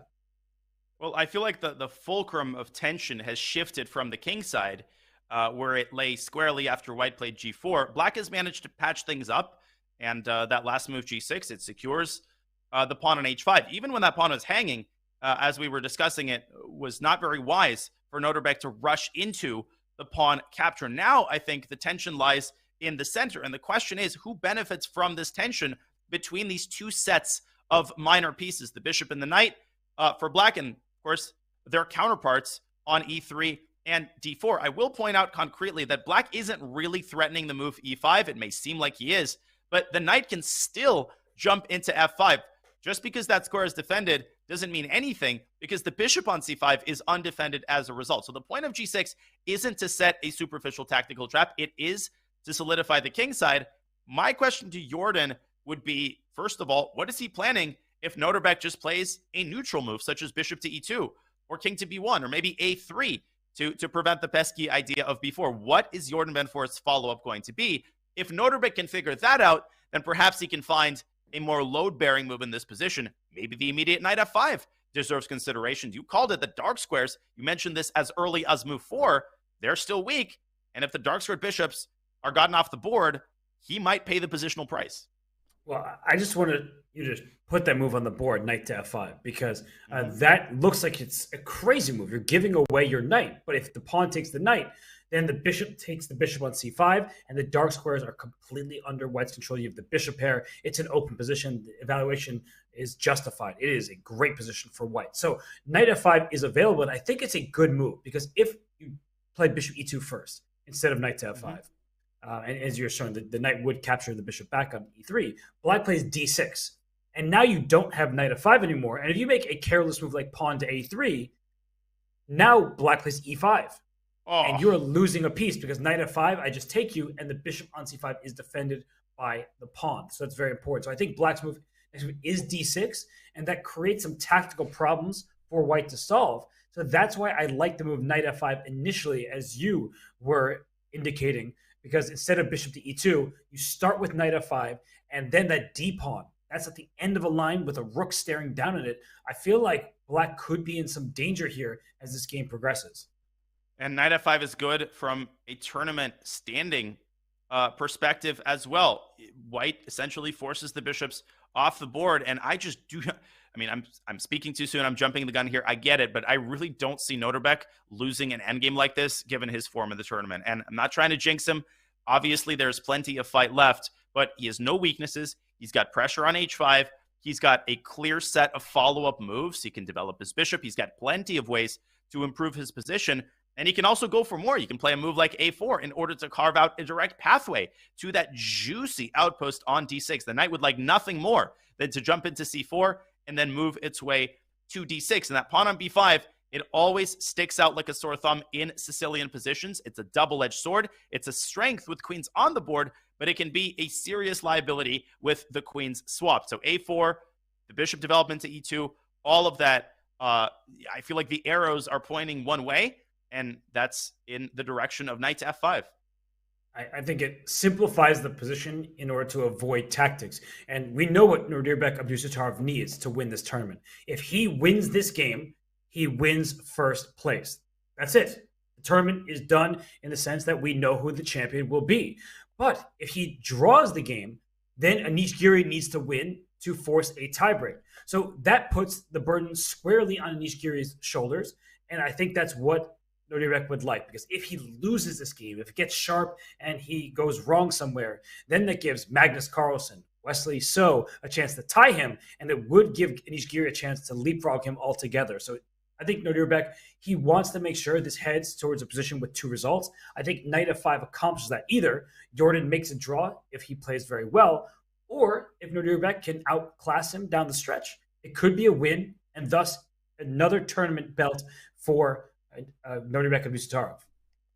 And the importance of not making decisions based on someone else's game is, I think, well illustrated by a case study. The London Candidates Tournament in 2013, which I was watching live on vacation from Philadelphia before playing a tournament of my own. Going to the final round, Magnus Carlsen and Vladimir Kramnik both stood tied for first place with 8.5. But as far as I remember, Magnus Carlsen had the better tiebreaks.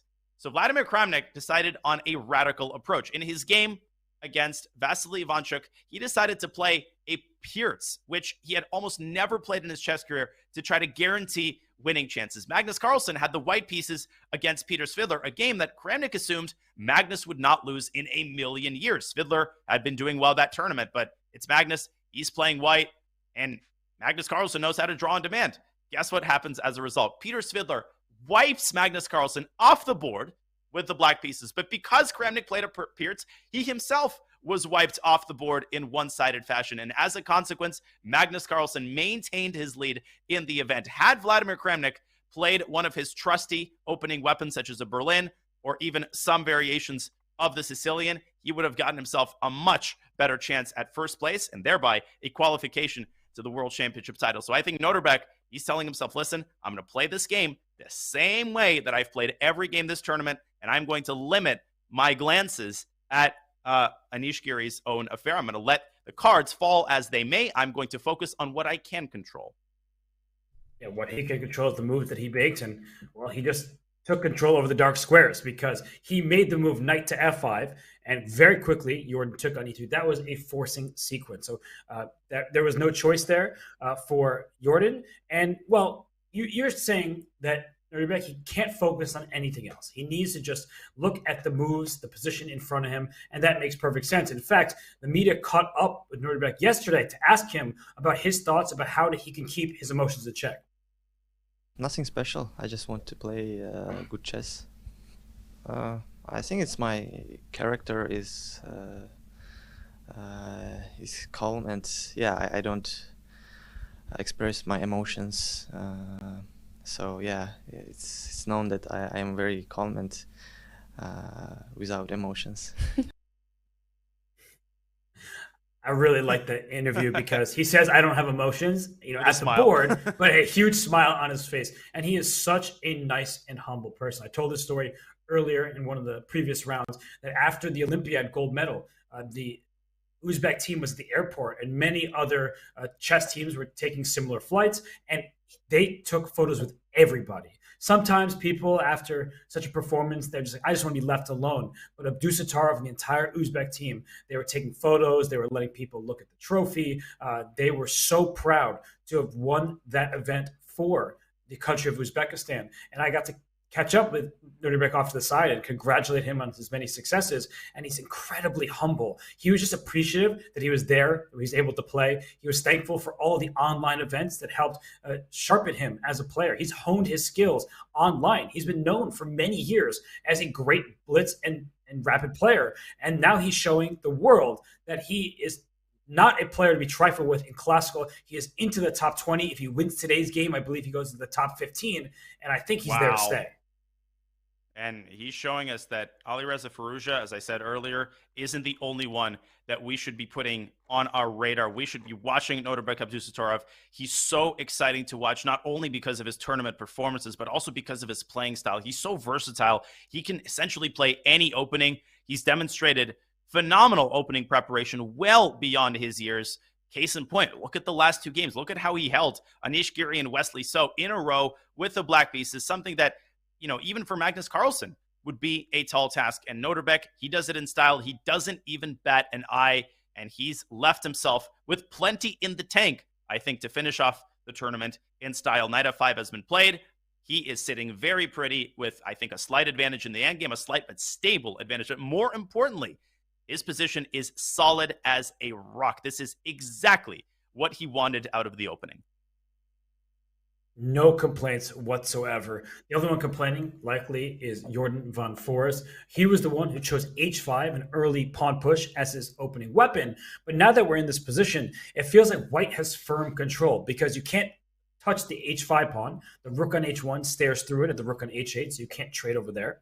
And if you try to bring your knight out to f6, as soon as you make that move, white immediately will push the pawn to g5, releasing some of the tension on the h file, but gaining important space. The f3 pawn will go up to f4, the e4 pawn will likely go up to e5, and those dark squares will be completely under white's control. Well, that's a great point. Sometimes you have to transform the nature of your advantage. As tempting as it is to keep the pressure on h5, you have to know when to shift the nature of your advantage to something else. In the case of that line, to a firm control over the d6 and f6 squares. In the event of h5, h4, which I think is very unlikely, white could accentuate the pressure with g3. That is actually one of the benefits of having doubled pawns. You can use them kind of like spikes. No matter how far the h pawn goes, there's always going to be a g3 pawn to meet it at the top. So h4 is not possible. Knight f6 is dubious. And Forrest has a very unenviable defensive task ahead of him. Yeah, so I think he should refrain for the moment from bringing his knight out. I think he can castle queenside, but this is a position without queens on the board. So king e7 is more likely. Just because those dark squares are what we keep complaining about in black's position, they are vulnerable. So king e7 at least takes care of some of them. And you have some time. It's not like white is threatening to win material. But one thing that I do want to point out, that if and when white takes on h5 with the pawn, black will take back with the rook. You do not want a pin along the h file to continue. And they often say the threat is strong in the execution. Here, the tension plays to white's favor. So white will not be taking on h5 unless it is concretely a good decision. And to piggyback off of that point, another reason you don't want to rush g takes h5, optically, the kingside situation may seem to favor white. That pawn on h5 is isolated. But first of all, it's very, very hard to get to. It can be safely defended by a knight on f6. And should the g6 pawn move out to h5, black will have the g file for his disposal. And later down the line, black might get a rook on g8 and actually put serious pressure on that second pawn, which is presumably still going to sit on g2. We're talking about things that could happen 7, even 10 moves from now. But that's exactly what you have to do in an endgame like this. There is some calculation to be done, concrete decisions to be made, but there's a lot of structural changes that could take place. And you have to have in your mind a very clear roadmap for what you want and what you don't want when it comes to transformations of pawn structure and different types of piece placements. For sure. And so capturing on h5, if it were White's turn, likely not going to be played. I do think that Jordan should bring his king up to e7. I just believe that castling queenside, there's no real benefit of bringing your king to c8. It's not going to be attacked on e7, so keep it in the center of the board and then decide where to develop your pieces. But I think we can zoom out from this one for a moment here, just because Jordan van Forest is on the clock, and maybe that gives us time to check in on one of the games we haven't really looked at, and that would be the one between Levon Aronian and Parham Maghsoodloo. I am game for that, especially because we have a rich Najdorf, and that is one of the most fun openings to look at. Parham Maghsoodloo has shown a predilection for the Najdorf Sicilian, which he has fearlessly essayed several times this tournament. Levon Aronian has opted for a relatively quiet line. How do I know that? Well, he has castled kingside, and in the sharpest lines of the Najdorf, bishop g5, some lines of the English attack, White castles queenside, and we get our patented attacks on opposite sides. Here, Levon is aiming for a positional advantage. He has established control over the d5 square, and in many Najdorf positions, that is exactly what the battle revolves around. Can White ultimately stick a knight on d5 and support it with enough pieces? Black, on the other hand, has positioned his rook on c6, his queen on c8. He's putting pressure on the knight on c3. And, any Najdorf player worth their salt knows that an exchange sacrifice on c3 is one of the most typical and sometimes one of the most positionally powerful ideas available to Black. I love it. I would play rook takes c3 right now. And I know this isn't a rapid time control game, and Parham Maghsoodloo excels in that format, but rook takes c3 looks very powerful. And the reason why is that knight on c3 is so stable. It is keeping White's position together. It's also preventing the move d6 to d5. And if in the Najdorf you can play d6 to d5, you're very happy. So I think you could almost force it through. After rook takes knight on c3, if we're going to bring up an analysis board, Black is going to give up some material for the time being, and then play knight h4, not even take this pawn on c3, which can be captured, but let's go knight h4, and bishop takes h3 suddenly is a threat. Whoa. If the bishop moves away from f3, you want to keep your bishop, of course, and you go to e2, then Black strikes very quickly with d5, and the position opens up. So the rook on d2, the rook on a1, there's an extra one of those, but Black has an extra knight compared to that rook, and the position is about to be blown open, and that will be good for the minor pieces and the side that is trying to attack. This line so nicely illustrates one of the most appealing factors about playing the Najdorf, and that is how Black's position can go from seemingly passive to unbelievably active in the span of like 3 or 4 moves. It uncoils like an angry snake as Black strikes on all 3 sides of the board, first taking on c3, then striking in the king side, and capping it off with a central pawn strike. This is the type of position where I would take the eval bar and throw it into a trash can on the opposite side of the world, because I would take Black any day here. We could continue this line. He takes d5, knight takes d5, the c3 pawn is hanging, the bishop is under pressure, and there we see it. The eval bar immediately drops. Apparently, White has to find a move in this position that keeps the tension. How hard is it to play f2, f3, making even more weaknesses than you already have on the king side, and giving up the c3 pawn with tempo as the bishop is hanging? So rook takes c3, I think, would be a very wise call, and it would be very much congruent with Parham's style. He has shown just a willingness to fight for the win in every game. He's taking a long think here. Levon is up 35 minutes or so. At this point, Parham has sunk so much time into this move, Robert, that it would be a real shame if he didn't take on c3. And there is something instructive about this, though. If you're playing your own game and you spend a lot of time, that doesn't mean you have to make the move. And actually, Parham did bring his knight to h4. That doesn't take rook takes c3 out of the equation, but he's starting with knight h4. I believe he will sacrifice after the bishop retreats to e2.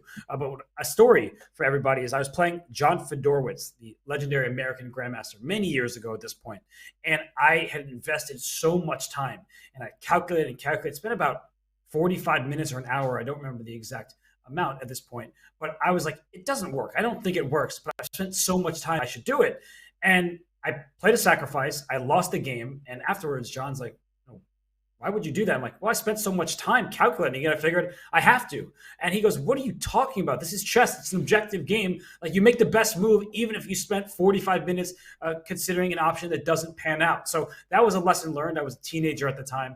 And it is very helpful that even if you are trying to make something work, if you're spending all this time, it doesn't mean you have to do it. You still have freedom of choice there. And so for Parham, he is considering rook takes c3. I think it is objectively a good decision, and that's why he should make that move.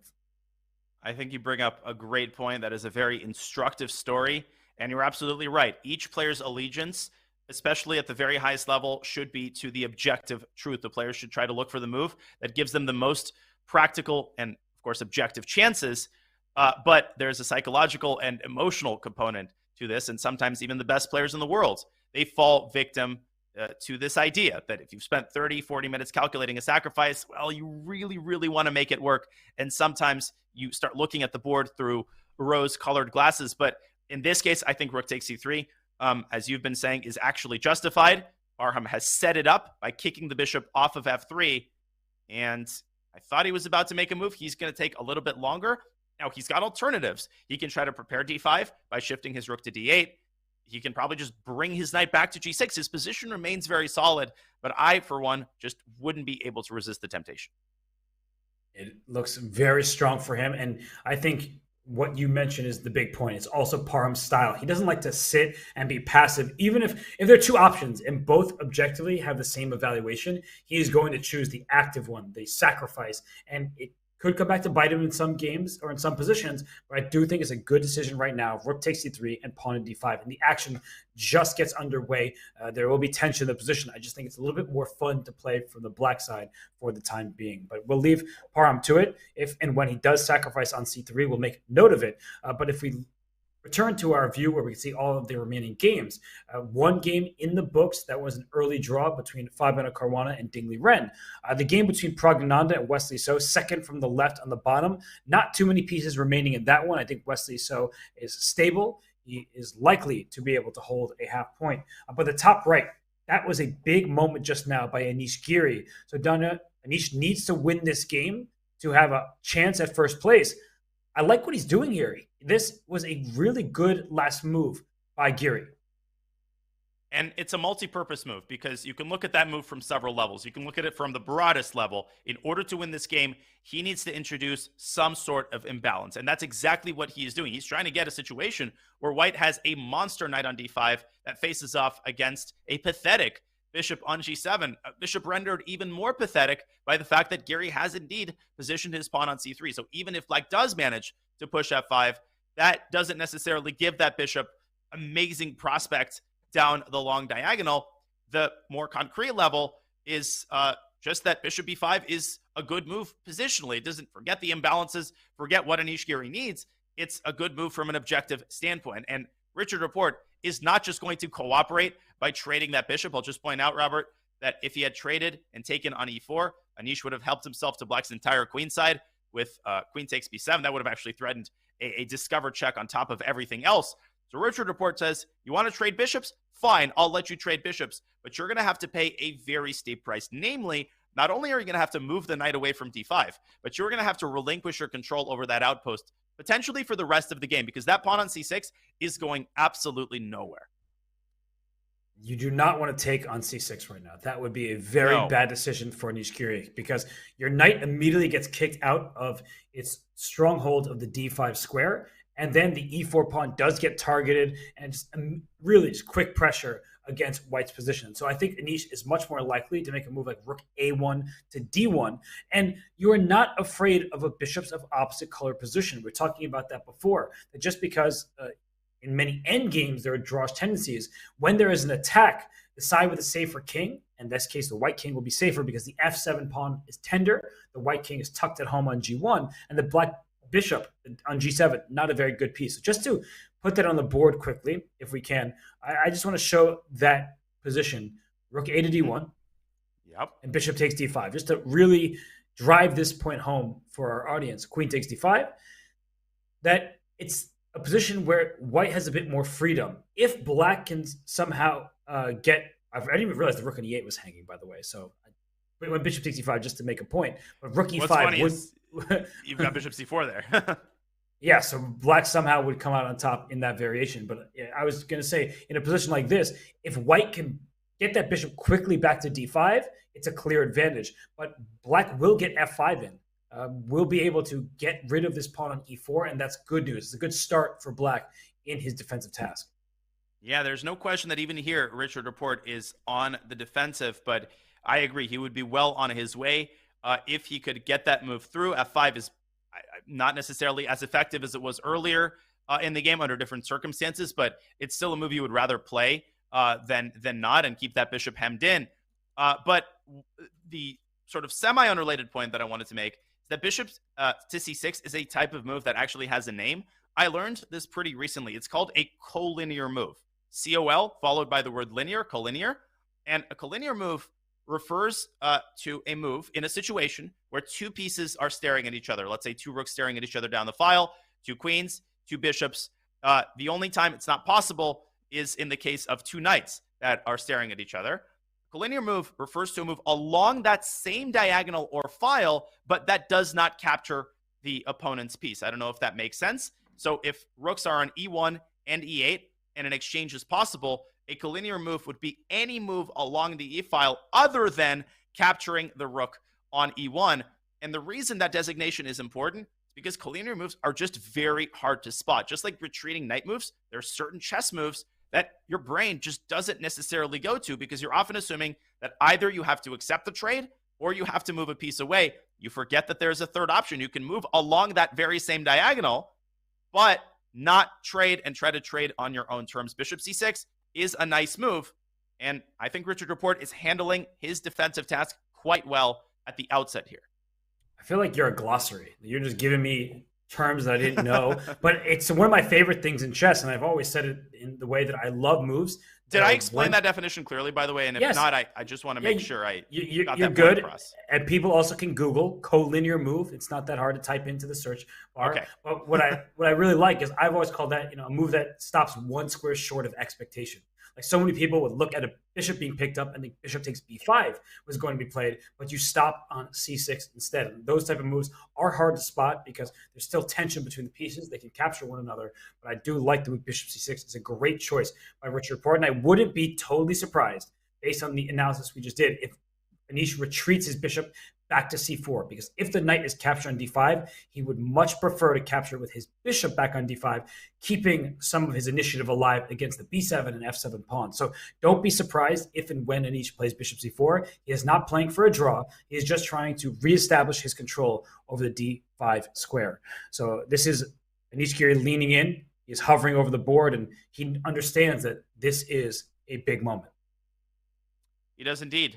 The gravity of this game is not lost on him. You can just sense the concentration, the effort that he is putting in order to avoid yet another tournament in which he is the runner-up. But obviously, he's also not catastrophizing. This has been a very successful event from him from every perspective. And being runner-up in Tata Steel, well, that ain't too shabby either. The rating gain, that's not too bad. So Anish Giri isn't going to take any wild risks. He is going to play objectively. He is going to try to generate winning chances. But ultimately, if someone like Richard Laporte plays a good game, sometimes you need to tip your hat, agree to a draw, get a nice dinner, and celebrate your excellent performance. It's not all or nothing, even though it may seem that way when you just think of a tournament in terms of whether you win it or you don't. There are other factors at play. That is definitely true. And the T-shirt wearing Richard Laporte underneath his blazer has stepped away from the board. So we'll do the same. But before we do, I just want to make mention of a special event that is happening. The Collegiate Chess League spring season has begun. This season is shaping out to be incredibly exciting, with the best players in college chess and future global superstars competing for an impressive $30,000 prize fund. If you missed yesterday's action, make sure to catch the Week 3 matches on Saturday, February 11th. Twitch.tv/Collegiate Chess League has all the coverage. Use the command CCL in chat for more. Yeah, Danya and I will be right back. This is the Tata Steel Chess Masters 2023. When we return, it's more from these games that will decide who the tournament champion is.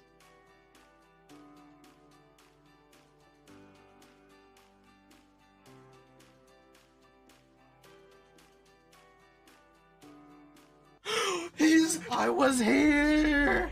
I was lost. Okay, well, hey. 8, let's go! Oh no, I think I should have just done that. Shit, I got 14! We beat it! Let's go! No, 15, unreal. No, first try. 8 in a row, 9 in a row, baby! Let's go! Let's go! Cool, I got a little achievement thing. I honestly really enjoyed that. That was really cool. Become a chess.com community streamer at go.chess.com/start streaming.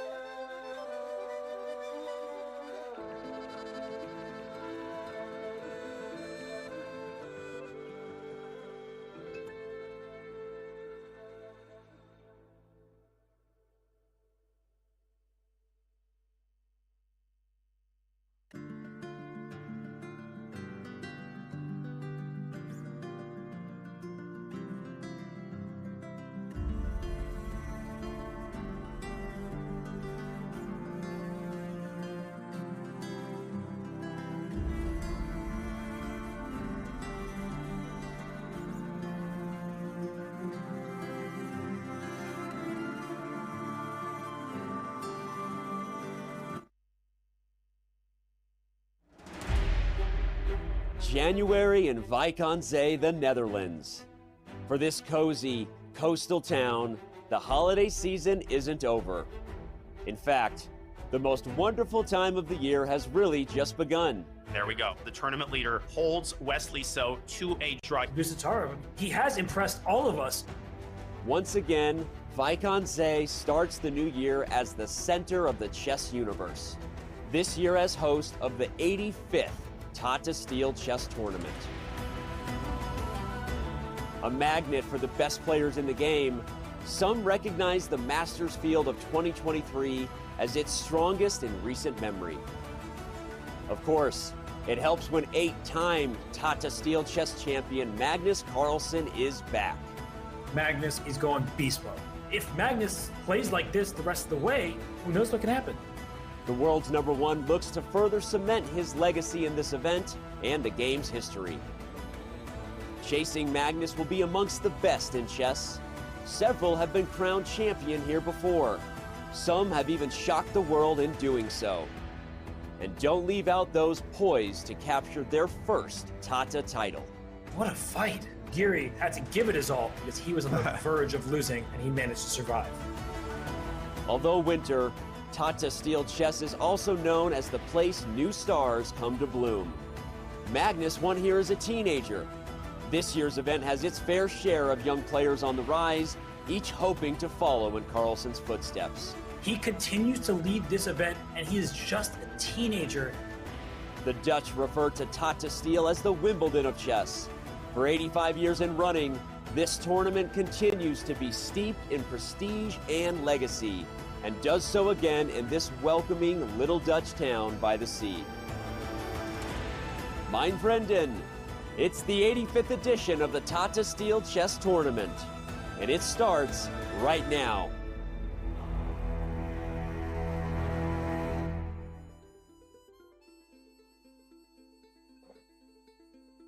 World champion Magnus Carlsen away from the board right now as he takes on Arjun Erigaisi.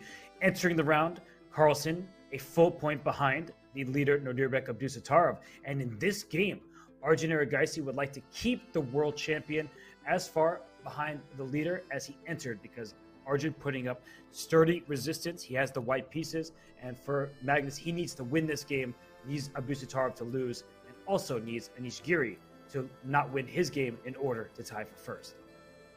Yeah, he controls about 2% of his destiny, but I could bet a silver dollar that Magnus, he isn't thinking about the tournament victory right now. He is thinking about minimizing his rating loss, ending strong, and even if he does not succeed in claiming the top spot, even if he makes it to the top 3, that will still constitute an absolutely incredible comeback. I feel like it was a decade ago that we were talking about Magnus Carlsen sitting on -1, having one of the most disastrous tournaments of his life. No, this is this very same Tata Steel. That was just this past week. It's amazing what he is capable of when he finds his form.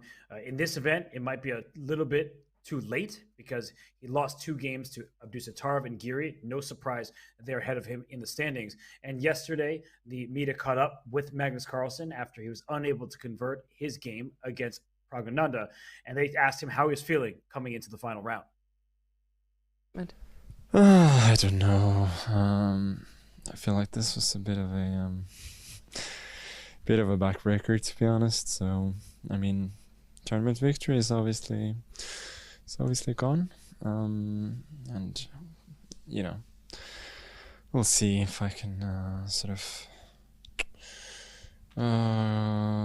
find some motivation to to try tomorrow. But yeah, for now, disappointing. You heard it from Magnus himself. Very disappointed that he was unable to win yesterday's game against Pragnananda. And he actually spoke about some of the tactics that he overlooked during the knight takes f7 move in particular. He said that he had seen it and then he forgot about it. So when the moment came for him to execute that move, he just forgot about that option. And then Pragnananda put up amazing defense and was able to hold a draw. So we have the world champion on the screen in front of you. You see Pragnananda, his opponent from yesterday, walking behind him. And also many people in the tournament hall. They are watching their favorite players compete for the top prizes and also just playing entertaining games. And even just casting a glance at the world champion, no matter what kind of tournament he is having, is an unforgettable experience for a lot of these chess fans, many of whom are watching their first ever over-the-board tournament, many of whom drove 1, 2, or even more hours out of their way, sometimes across several countries, to steal a glance at these incredible players and partake in this magical atmosphere of Wijk on Zee. But you could just sense the dejection, the disappointment in Magnus Carlsen's tone. I would argue that the 2 draws that he's made with the white pieces against Gukesh and yesterday against Pragnananda might actually eat at him even more than the 2 losses that he suffered consecutively. Those losses, they were fighting games. There were a lot of mistakes, but Magnus definitely is tipping his hat to his victors, Anish Giri and Nodirbek Abdusattorov, both of whom played honestly probably the best games of their lives against Magnus Carlsen. He just wasn't very lucky in terms of the form that his opponents were in. But those two draws were games that he was fully expecting to win. We are accustomed to him winning games in those types of situations. But once again, you got to tip your hat to his opponents. Yesterday, Praggnanandhaa, he was so impressive in the way that he maintained his composure, made the world champion's task as difficult as possible, and the chess gods decided to reward him. Well, people are accustomed to losing to Magnus Carlsen because when you play a number of games against him, he tends to score some victories. But one player who is not at all used to losing to Magnus Carlsen is Arjun Erigaisi. This is their first meeting in classical chess. So Arjun, he gets his first over-the-board experience with the longest time controls, taking on Magnus for hours. That's going to be a great experience for him. But on Magnus's behalf, right, he has finished with less than 8 points only 3 times at Wijk since 2007. That is crazy. 8 out of 13 minimum score. Are you kidding me? Magnus Carlsen's statistics are off the chart. Doesn't matter how you approach them, how you approach his percentages, his opponents. I mean, he's always off the charts. He's through the roof. And this just speaks to the consistency that the world champion has displayed now for well over a decade. We mentioned a by now famous statistic that the last time he had lost 2 games in a row was all the way back in 2015. And the last time he had lost 2 games in a row in Tata Steel, it was 2007. The iPhone had only just come out, Robert. That is how consistent Magnus Carlsen has been. And he has still managed to turn this into a respectable showing. Obviously one that he's going to be disappointed by, but one that will definitely get a little push if he can win this final game with the black pieces. Let's check to see how he's doing. Well, Magnus Carlsen, he has had several wins in recent games. He won his last 2 games with black, and then in his double white against Wesley So and Praggnanandhaa, and before that against Gukesh, he drew all of them. So with the white pieces, somehow he has not been able to secure the full point, but with black, he has done quite well. And in this game, I think you are going to be the happiest person of all. This is in the style of a King's Indian. The bishop on G7, not a very good piece. It's behind a wall of pawns. The bishop on G2 for white, even worse, behind all of white's pawns. So the question in this position is, where is the breakthrough going to come from? There's tension on both sides. The H5 pawn can take on G4. The A5 pawn can take on B4. And white, on the other hand, does not want to capture either pawn.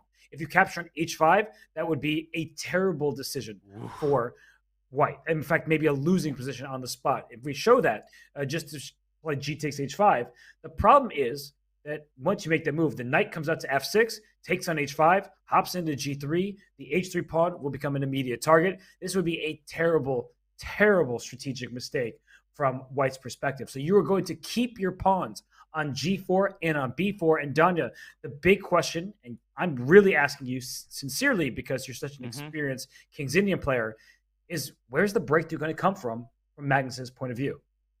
That's a great question. And of course, G takes H5, as well as B takes A5, would get you immediately kicked out of a Soviet chess camp. It would make you the laughing stock of the grandmasters. We're not going to see that. Arjun Erigaisi is going to keep the status quo on the king side. In fact, he actually does have the idea of evacuating his king and traveling toward the center. That is why it's important for Magnus Carlsen to keep the idea of A takes B4 in his pocket.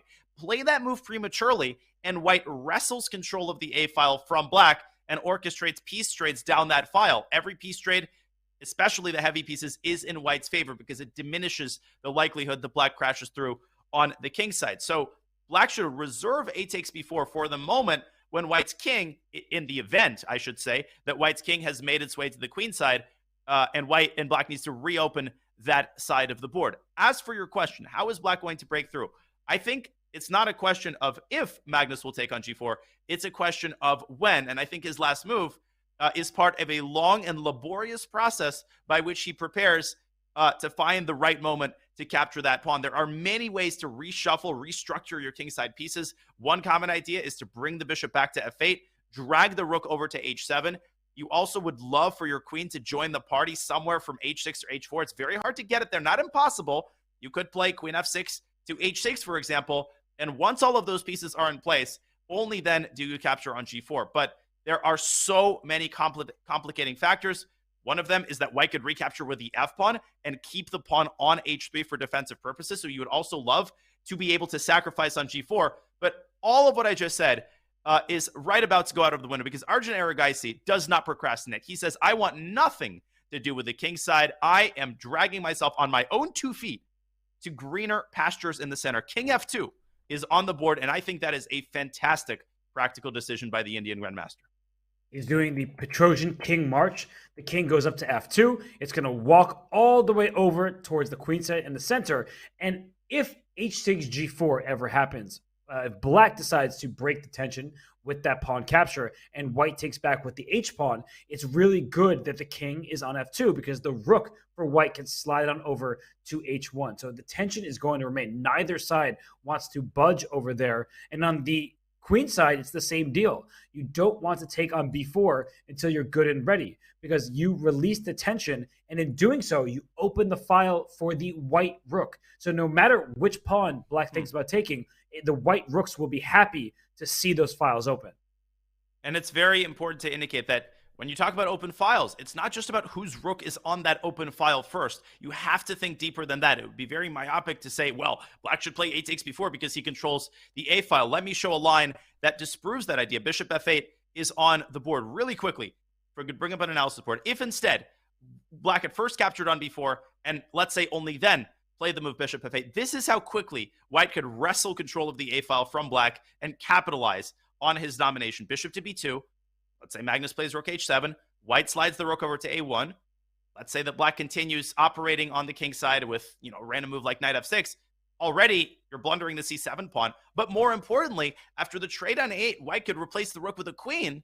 A queen trade is disastrous for black because the rook will infiltrate to the 7th rank. But if you move your queen, the queen is very passive on c8. White's queen can infiltrate to a6. And white is already winding his tentacles around black's pieces on the queen side. Now, the eval bar is dropping. I get it. Black probably has a sack on g4. I'm trying to illustrate the conceptual danger of taking on b4 prematurely. There are a lot of concrete considerations here that are more important. But Magnus Carlsen wants to keep the tension on both sides of the board until he is good and ready, as you said, to release it. Yeah, it is an instructive position to look at. The eval bar is a bit distracting. If we just pretend that it wasn't there, your point is well taken, that white gets to make progress up the queen side, whereas in the current position, black is unafraid of either b takes a5, because black gets to take back with a piece, and then the c5 square becomes knights for the taking. The a3 pawn is a permanent weakness, and taking on the h5 square makes the h3 pawn a weakness, and as we saw, the knight on e8 can hop right back out to f6, take on h5, go into g3. So white is not looking to capture those pawns, and black is going to try to time it perfectly. So rook h7, Whoa. It looks like a good choice for black. And what is Arjun's plan? Is he just going to shuffle? Do you think that's the best he can do? Well, I'm surprised by the move rook g1. I was expecting the move rook f1 to h1. For obvious reasons, preparing for the scenario in which black takes on g4. He's put the rook one square to the left of that rook to g1. Magnus responds immediately with rook to h7.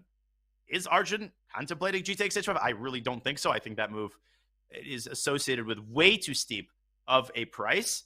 So, Robert, he could continue his king march, and maybe what he's saying is that I'll give you that open h file, but if you bring your rook to h2, you will no longer attack the bishop. No, he's gone bishop to f1.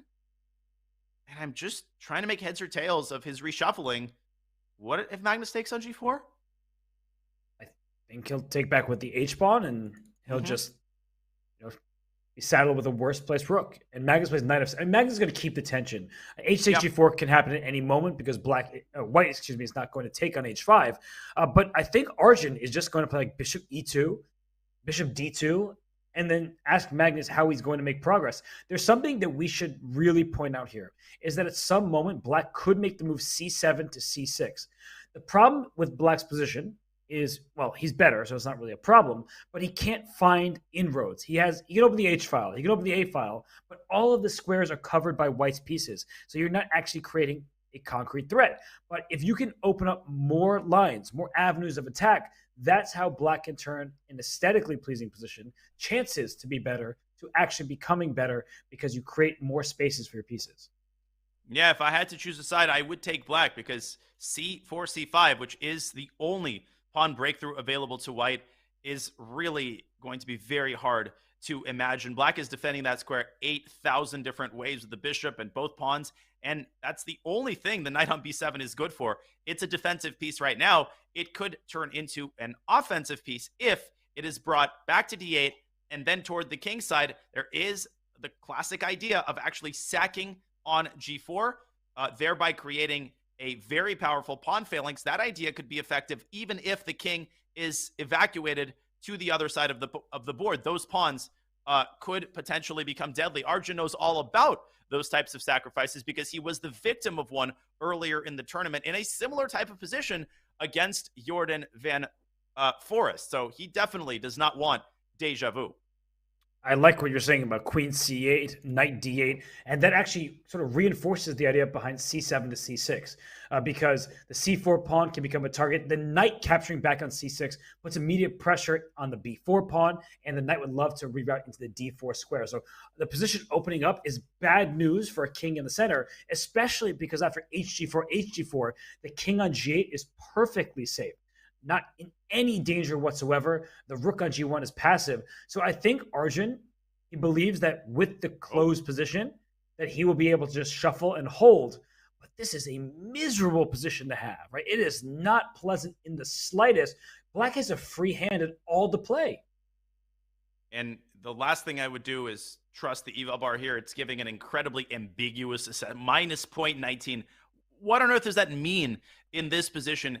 It's impossible to calculate this position concretely. And these are still the types of closed board positions where engines can be ineffective because you've mentioned it before, the horizon effect. They're not able to visualize the long-term concepts. Humans are still able to do that, and we are able to see that black holds all of the pawn breakthroughs. As one wise man said, he who holds the pawn breakthroughs holds the advantage. There's the idea of c6. There's the idea of h takes g4. There's the piece sack on g4. White has no equivalent. c5 is not possible. B takes a5 is ineffective.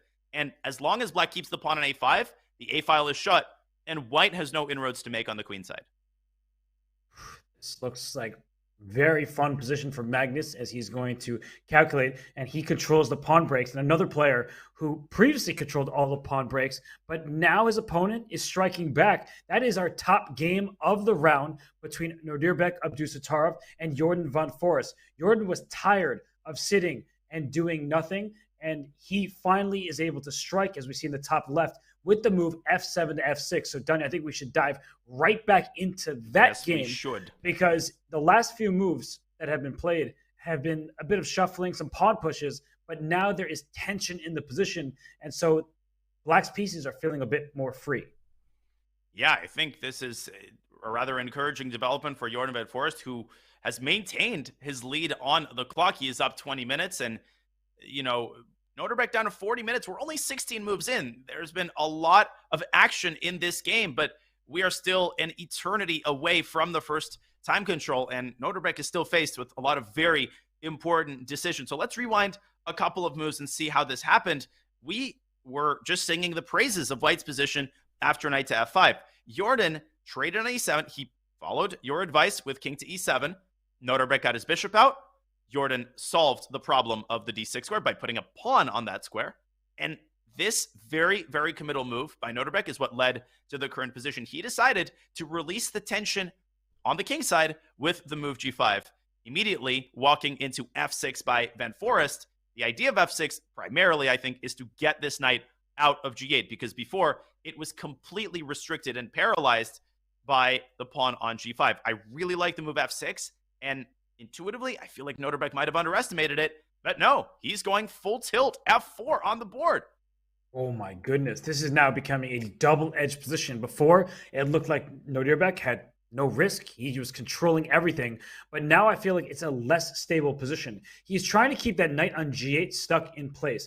If white ever captures on f6, the knight would have captured back and headed towards d7 and up to c5. So here, I think that f takes g5, that's the first idea that comes to mind for black. The knight on g8 is not happy, but that pawn on g5 will be a doubled and isolated pawn. Not to mention e4 will be an isolated pawn as well. The e5 square carved out for the black knight. So if fg5 and white takes back with the pawn, then the knight comes to e5 and maybe even goes to f7, where it attacks g5, protects d6, and will allow the knight on g8 some freedom, some relief, and it will be able to go up to f6 eventually.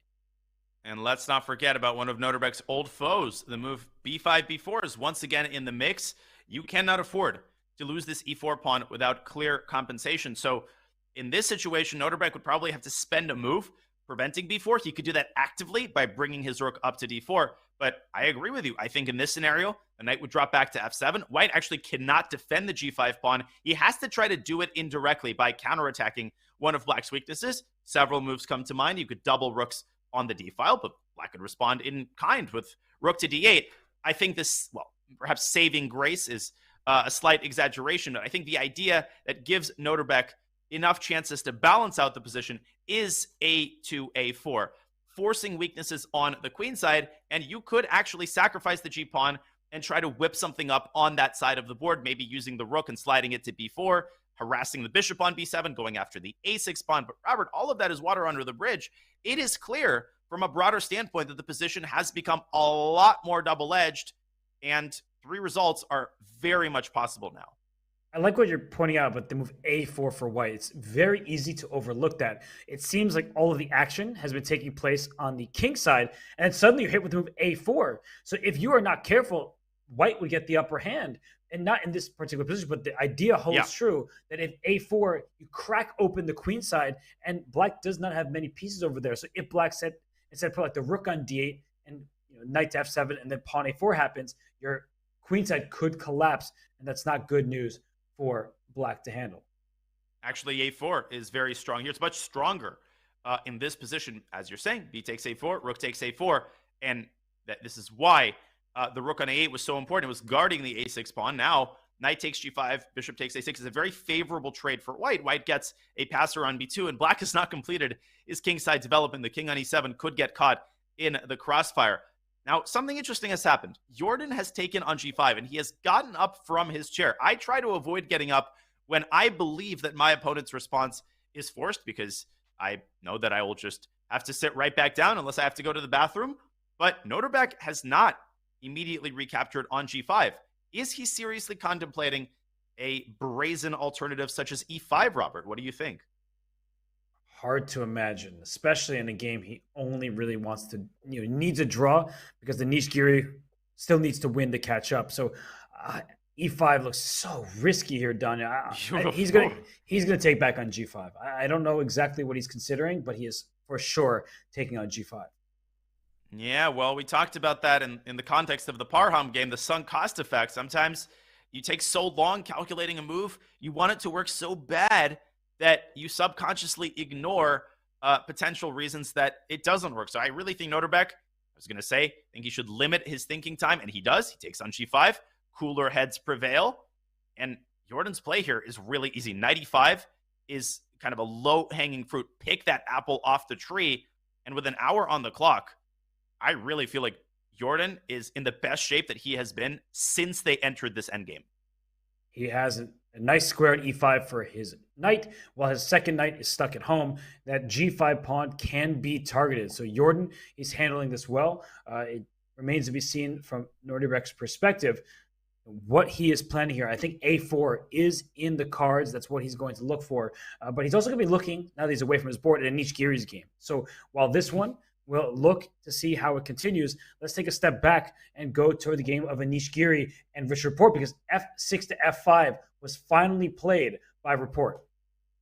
It took him a while, but he got it done. The position keeps changing in very subtle ways, but these subtle piece maneuvers taken together represent major shifts in the way that we should understand the position. f5 is on the board.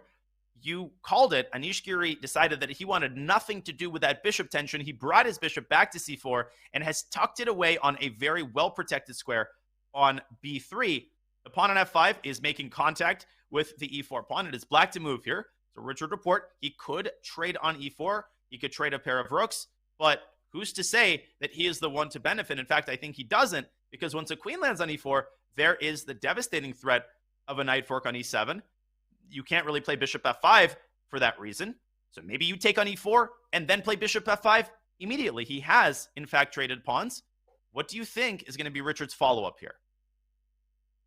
Oof, I like White's position. I feel like there's zero risk, but in a must-win game, that's really where the stress is for Anish. So I think he will probably put his bishop on f5. I mean, that seems like a very reasonable choice. It forces White to take on e8, but White is very stable here, right? Like you're going to get the e file, true, but Black can also bring that bishop back to e6 eventually. So just to kind of put the line on the board, sure, that if we play bishop f5, you forced rook takes e8. It's check, so you can't take the queen on d3. The queen takes back, queen d2. That looks like a good choice. And then bishop e6. I preemptively close the e file. At some moment, I very well may take your knight on d5. I'll play queen d7. How about now, Robert?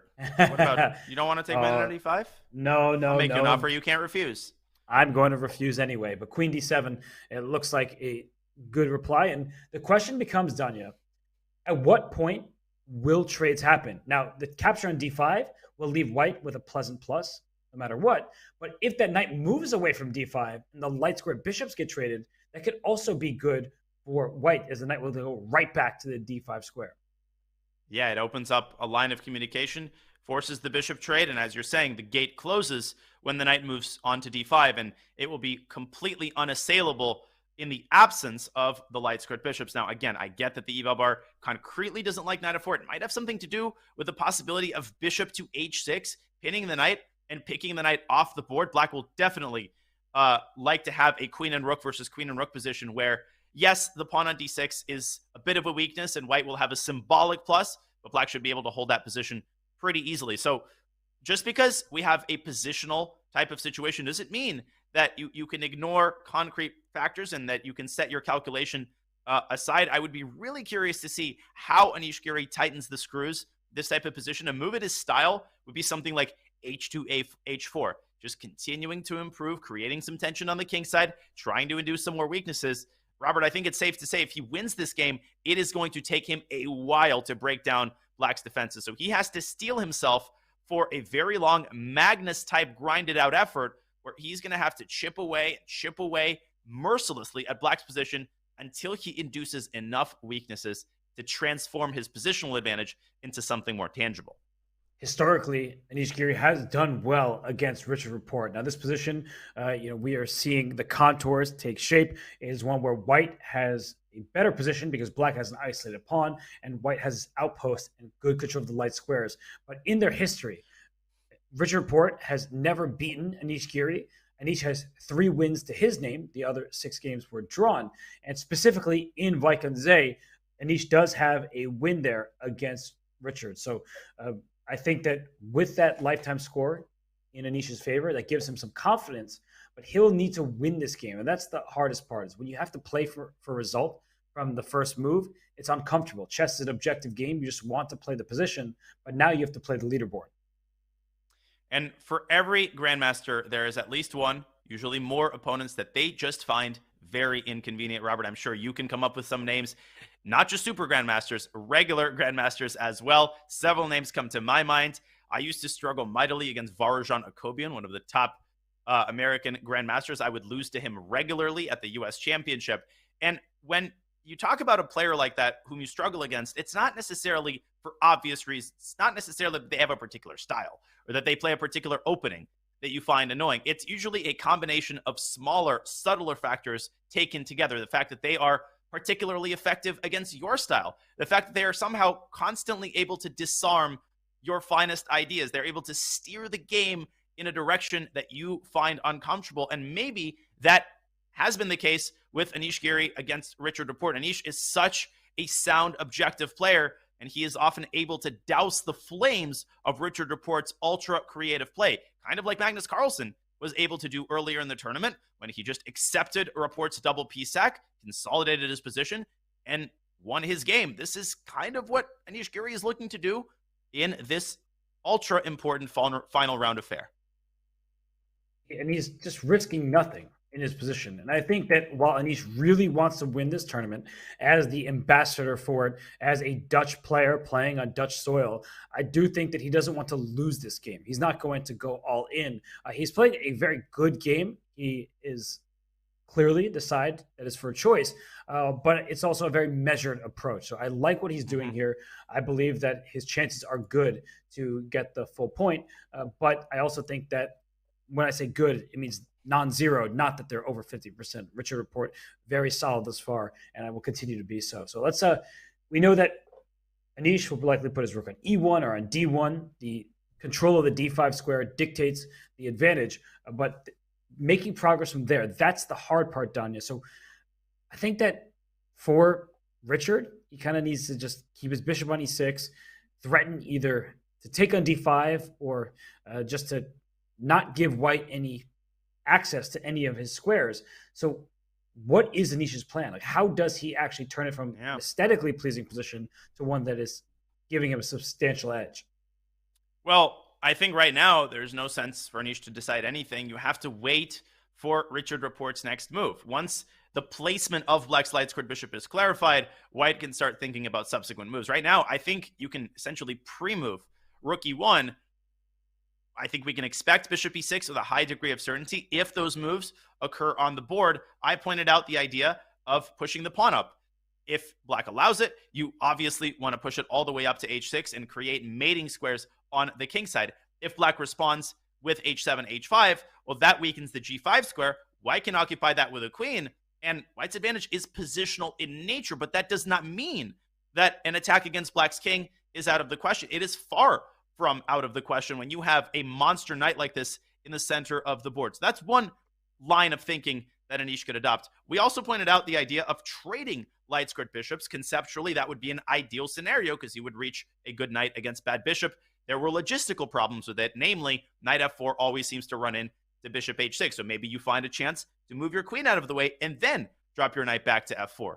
So Robert, I think Anish could take this in tactical directions, positional directions, but first and foremost, I think he's got to play rook e1, settle himself down, and sort of psychologically prepare himself for a very long road ahead. It's going to be a long road, and even if he does win the game, he's going to need a little help from his friend, as we all do. But Anish actually did an interview with his good friend and compatriot Jordan van Forest after their game, and they were showing their camaraderie to the media during an interview. Let's have a listen. No, it's fine. It's heard. I'll just let Anish Steel talk. Jordan for the looks. Jordan for the looks, and I'm for the chest. Did you see the game today? No, I mean, he was too handsome. I couldn't concentrate. Damn, girl. Oh, these two, they know each other well. That's very funny to hear from them, and especially after that long game. That must have been taxing for them, and yet they're just still laughing it up. There's clearly many people there. I heard a bunch of voices joining in the cacophony of laughter. And Danya, I mean, all laughs are in the past because right now it's serious business. Anish Giri needs to win. And Anish will not be laughing if he manages to squeeze a win out of this position, and then Jordan van Forest messes up what by now seems like a pretty promising endgame against Abdusattorov. But as I said earlier, while Anish's game is going, he's not holding his breath. He might steal a glance here and there at his compatriot's game, but at the end of the day, you have to focus on what you can control. Once his game ends, if Jordan van Forest is still playing, at that point, he will stand over the board together with the litany of spectators who make their way to Wijk. He will do that with bated breath because the prospect of winning a tournament like this is definitely enough to get your heart beating. It will not be enough for him to win and for Nodirbek to draw. He will then have to win a tiebreaker, and unfortunately, he's failed to do that on two separate occasions. But obviously, he's never faced Nodirbek in a tiebreaker. He lost to Jordan. He lost to Magnus. Will the third time be the charm? He'll have to cross that bridge if he manages to get there. Yeah, that's far away. Just based on this position, it's going to be a long battle between these two here. So why don't we zoom out while Richard Report thinks about how to respond to this move Queen D2 and a rook coming to the E-file. We still have 6 games in session. The one between Ding Liren and Fabiano Caruana was drawn That was an early repetition. And as I look at the boards here, the one in the middle, in the bottom row, Levon Aronian and Par Maksudlu, not playing for first place, but they are still playing. They're giving it their all. It was a sacrifice by Maksudlu. The game remains fascinating. Wesley So, in the game next to that, to the left, Pragananda is better. He is making active moves and keeping Black's pieces stuck in place, but there aren't many pieces remaining. So I do feel like Wesley will be able to hold with proper play. And then all the way in the left in the bottom row, down at Arjun Erigaisi, Magnus Carlsen. Arjun continues running with his king towards the queen side, but Magnus is trying to crash through over on the king side. The board is on the left side. The white king is about to make its way to the left side of the leftmost board. It doesn't want to go all the way to the A file because then you will run in to a well-timed capture on B4. You want to be able to recapture with a pawn. So the king might get all the way as far as B1, but it'll stay there. There is a balance to be found as far as the king's evacuation route. And just because the king has left the king side does not mean that Black doesn't want to open that king side up and infiltrate with his pieces. Magnus, through some very laborious maneuvers, has prepared himself for the capture on G4. He could follow that up with some sort of infiltration. Unfortunately, that rook on B2 is so well placed, preventing Black's rook from penetrating to the H2 square. Magnus, he continues to shuffle, prepare and prepare. When will he take the plunge and take on G4? Will he ever take the plunge, or will the game continue at this kind of standstill? Robert, I've seen a fair share of draws in these positions that occur because neither player is willing to make too drastic of a commitment. And we could see that here. I don't think we're going to see that here because Magnus Carlsen, he doesn't have much to lose. And in his mind, he has to take at least a serious stab at winning this game and giving himself, vanishingly unlikely, but still a chance to win this tournament. So you're saying there's a chance, and that's all Magnus Carlsen needs. He usually makes the most of his chances, and, well, that position is locked up. So I just saw Jordan van Forest make a move. While Magnus' position remains locked up, we can get back to that one in a bit. What about Abdusattorov and Van Forest? Because we were talking about lines just like this, and now it seems the eval bar is creeping up in Uzbek teenagers' favor. I think Jordan has just made a very superficial move, a move that looks appealing on the surface, but walks right into Nodirbek's main queenside idea. Yes, I will admit I am fully influenced by the eval bar, but in our defense, we pointed out this idea a long time ago, long before the eval bar even came into existence. This idea was being played by top players, and that is the idea of striking at Black's pawn chain with A2, A4. The common wisdom holds that you want to strike at the base of the pawn chain. Unfortunately, there's no file to the left of the A file, so you have to make do here by attacking the tip of the pawn chain. That actually leaves the base vulnerable because the bishop on E2 is going to X-ray the A6 pawn. A2, A4 in this position, Robert, poses Black with very serious problems on the queen side. What is Jordan's idea? Because he definitely saw A4. I have no doubt about that. Is he relying on something concrete such as knight C6 and B4? Or has he hallucinated and overlooked that idea entirely? He's, I believe, for sure going to bring his knight back to C6 because in the event of A4, White is striking immediately at Black's pawns. We talked about B takes A4 not being a move you want to play because the rook will take and the A6 pawn is immediately targeted and loose. So knight C6 is the retreating move I think that would be necessary. The rook slides back to D2 because it's under attack, and then B4 is played by Black. The knight has to move backwards. Where do you go? To D1? And now I feel like Black has a turn to do something. What that something is a very difficult question to answer. Maybe it's the knight back to E5 again, opening the bishop up to the E4 pawn. The knight can slide back to F7, but the eval bar is saying, no, that's not good. Well, Black is just saddled with tremendous long-term weaknesses on the queen side. Just because White isn't attacking anything at the present moment doesn't mean that there aren't long-term problems. Both of the queenside pawns are now weak. There is a juicy square on C4 that can be occupied by White's knight in the event that Black's knight drops back to F7. But you can all understand why Nodirbek was skeptical about this continuation. This is a hard position to evaluate. It's plus 1.4. Yeah, once you see that evaluation, you start to understand why. But, things don't go the other way around. So Nodirbek, he's already made a move. It's not A4. He decides to keep the tension and leave his options open by stacking his rooks on the d file. Let's go back to the live board. Rook h to d1, obviously disapproved of by the eval bar. And Robert, after the move knight f7, we could actually transpose into a position we thought we would have through a different move order. We thought Jordan would drop his knight back immediately, Nodirbek would respond with rook d1, and then black would bring the rook to d8. So they could actually get a position we've already discussed. And in that position, I think a4 is more than likely. We could also see a repetition here. Wouldn't you be that surprised if black plays knight c6, the rook goes back to d2, it's the only reasonable square, and then the knight goes back to e5. I'm not saying that white has to go rook to d4 in that position, but if we just show that quickly with the knight going back and forth, that I feel like the rook goes back, knight e5. Yep. And if you play a4, because the rook's not on d4, then black still has b4 here. And if you play knight a2, going after the pawn, e4 is loose. Black can, of course, reinforce it with a5.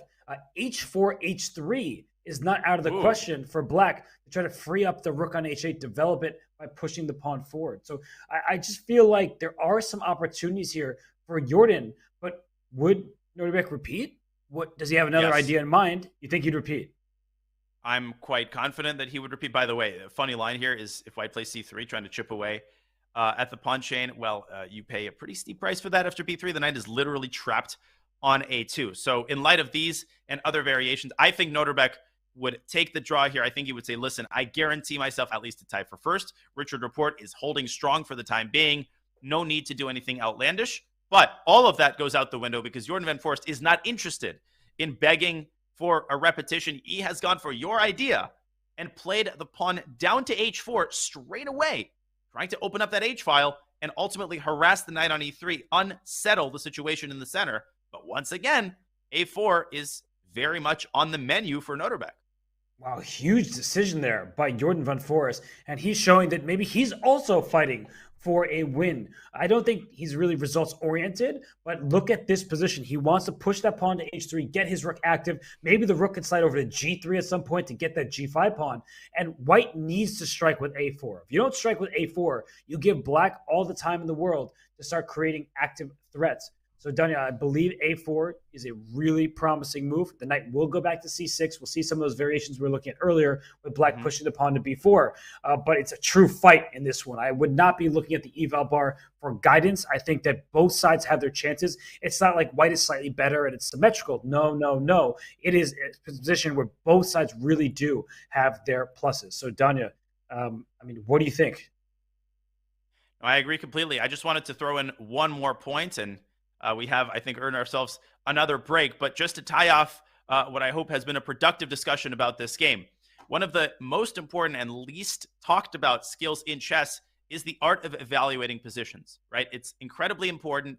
It's like the cog behind the scenes that allows your position to run. It's not enough to see something. You also have to understand whether it's good or bad.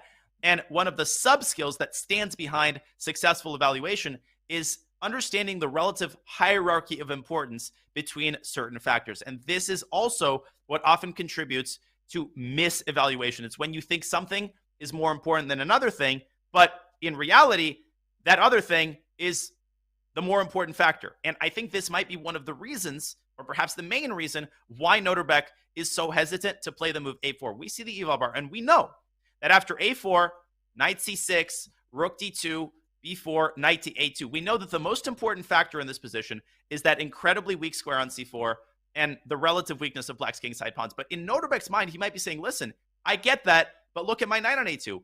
It's worse placed than the knight on g8. And after a5, I'm basically playing down a piece, and I don't have that second knight to deal with the prospect of the kingside opening. So I don't think this is a case of Nodirbek not seeing a4.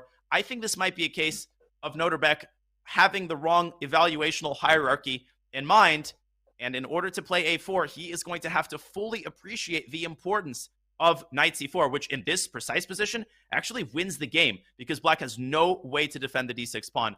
Let's see if he's able to come up with that. He is taking his time.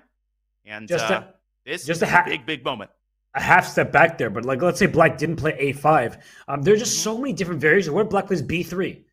And once white takes on b3, Black plays knight a5 with a double attack against the b3 pawn and the e4 pawn. So I think this is where the fear comes in. It's not that he's scared of Jordan, but he's looking at this position and saying, this is getting wildly double-edged, and White's pawn structure in shambles. White's temporarily up a pawn, but if you lose one pawn back, g5 can be gone after. The c file is open, the b file is open for the black rook, and now it is just chaotic with both sides having their chances. So I understand why Nodirbek, he's thinking he might not play a4, and we'll leave him to that. And while we are well on our way to a break, I just want to give a shout out to an event that is coming back very soon, because the Pro Chess League, one of the favorite events in the chess calendar, begins February, and that is just a few days away. So with elite players like Magnus Carlsen headlining this season and a prize pool of $150,000, the 2023 season will be one for the history books. Qualifiers begin February 1st, and the main event starts on February 14th. Use the command PCL in chat for all the details. With many players in the field taking part in the Pro Chess League, you will not want to miss it. We will not want to miss the action, so we'll take a quick break, and when we return, the final round of the Tata Steel Chess Masters 2023 continues.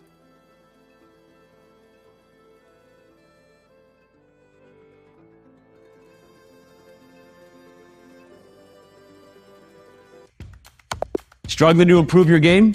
Chessable is the home for chess improvers. With hundreds of courses by incredible authors like world champion Magnus Carlsen, Christoph Selecki, Andras Toth, everyone's favorite social media troll known as Anish Giri, and so many more, Chessable can help you raise your game to the next level. You getting started on the fundamentals? You should check out everyone's first chess workbook.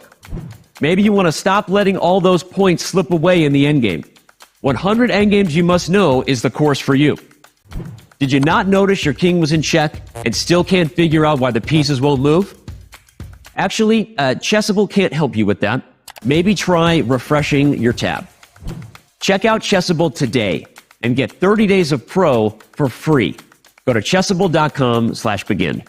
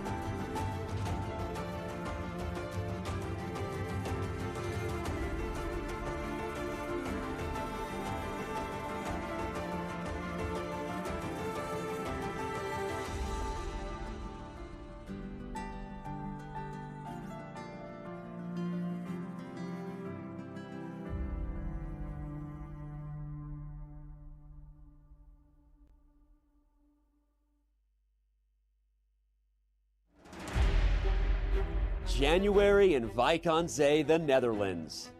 For this cozy, coastal town, the holiday season isn't over. In fact, the most wonderful time of the year has really just begun. There we go. The tournament leader holds Wesley So to a draw. Dusataro, he has impressed all of us. Once again, Wijk aan Zee starts the new year as the center of the chess universe. This year as host of the 85th Tata Steel Chess Tournament. A magnet for the best players in the game, some recognize the Masters field of 2023 as its strongest in recent memory. Of course, it helps when 8-time Tata Steel chess champion Magnus Carlsen is back. Magnus is going beast mode. If Magnus plays like this the rest of the way, who knows what can happen? The world's #1 looks to further cement his legacy in this event and the game's history. Chasing Magnus will be amongst the best in chess. Several have been crowned champion here before. Some have even shocked the world in doing so. And don't leave out those poised to capture their first Tata title. What a fight. Giri had to give it his all because he was on the verge of losing and he managed to survive. Although winter, Tata Steel Chess is also known as the place new stars come to bloom. Magnus won here as a teenager. This year's event has its fair share of young players on the rise, each hoping to follow in Carlsen's footsteps. He continues to lead this event and he is just a teenager. The Dutch refer to Tata Steel as the Wimbledon of chess. For 85 years in running, this tournament continues to be steeped in prestige and legacy, and does so again in this welcoming little Dutch town by the sea. Mijn vrienden, it's the 85th edition of the Tata Steel Chess Tournament. Let's make chess history together.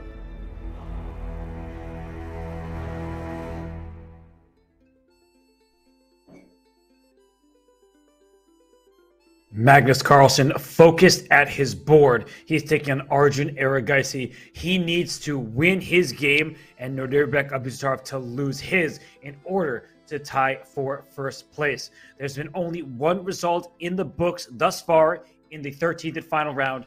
Ding Liren, Fabiano Caruana, an uneventful draw by repetition. They end their tournaments, but 6 games remain, and done at the one between Magnus Carlsen and Arjun Erigaisi. It has been one with a lot of tension. That tension has been released. So we'll see, can Magnus Carlsen win this game and try to catch Abdusattorov? This game has resembled a video one of those troll videos that went around Facebook a couple of years back. And I think my mom sent it to me. It was a 10-minute long video, and it involved a high jumper kind of lightly hopping on a trampoline. And he was lightly hopping and hopping. And the video was set up in such a way that it was obvious he was trying to complete a jump of impossible distance onto a ledge. And you keep watching because you think, how on earth is he going to make up that distance? And of course, the troll part is that he never ends up doing anything. You just waste 10 minutes seeing him hop lightly on that trampoline surface. This game, well, it's gone a different path. Magnus has finally shot his shot. He has attempted to reach the ledge, but has he succeeded? I do not think so, although the next couple of moves are going to tell us a lot. He has finally decided to open up the A file. He has opened up the H file, and he has infiltrated along both files with both of his rooks. The position may seem totally overwhelming, but Robert, first impressions are often deceiving, and I think Arjun is so fundamentally solid here that if he can ward off Black's rooks, he might use that A file to infiltrate with his queen, and the tables might very well turn in this game. Maybe a timely sacrifice on G4 is what appeals to Magnus about this position. What do you think of Carlsen's attempt to jump onto the ledge?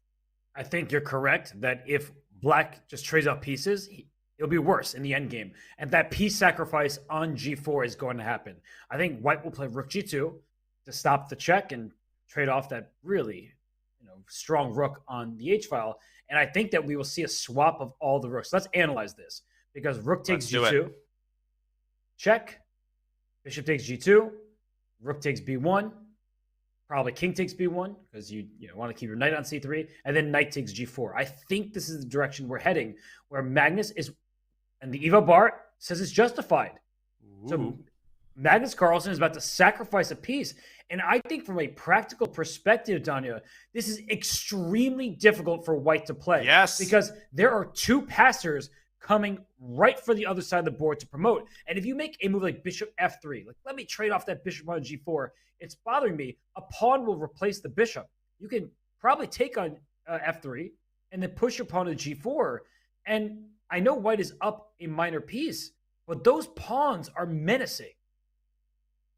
And those pawns can turn into something other than pawns pretty shortly. I mentioned Jordan's game against Arjun Erigaisi. I have no doubt in my mind that Arjun Erigaisi is looking at this position and thinking, not again. I'm going to get another sack on g4, and another situation in which Black has connected passers. Of course, Jordan won that game with the white pieces, but there are so many similarities. The pawns have an easy path forward, supported by the pieces that are very nicely positioned on the king side. Magnus had this in mind when he put the bishop on e7 and then the knight on f7. They're not there by accident. He put them there. The bishop could swing out to h4. The knight can jump into g5, and the queen from c8 has direct access to the g4 square, which could be a very important post from which it could supervise the further progress of the pawns. Now, that's a lot of ifs, and I don't think that line is entirely forced. One spot where Arjun could deviate slightly is after rook takes b1. He could actually decide to take back with the knight,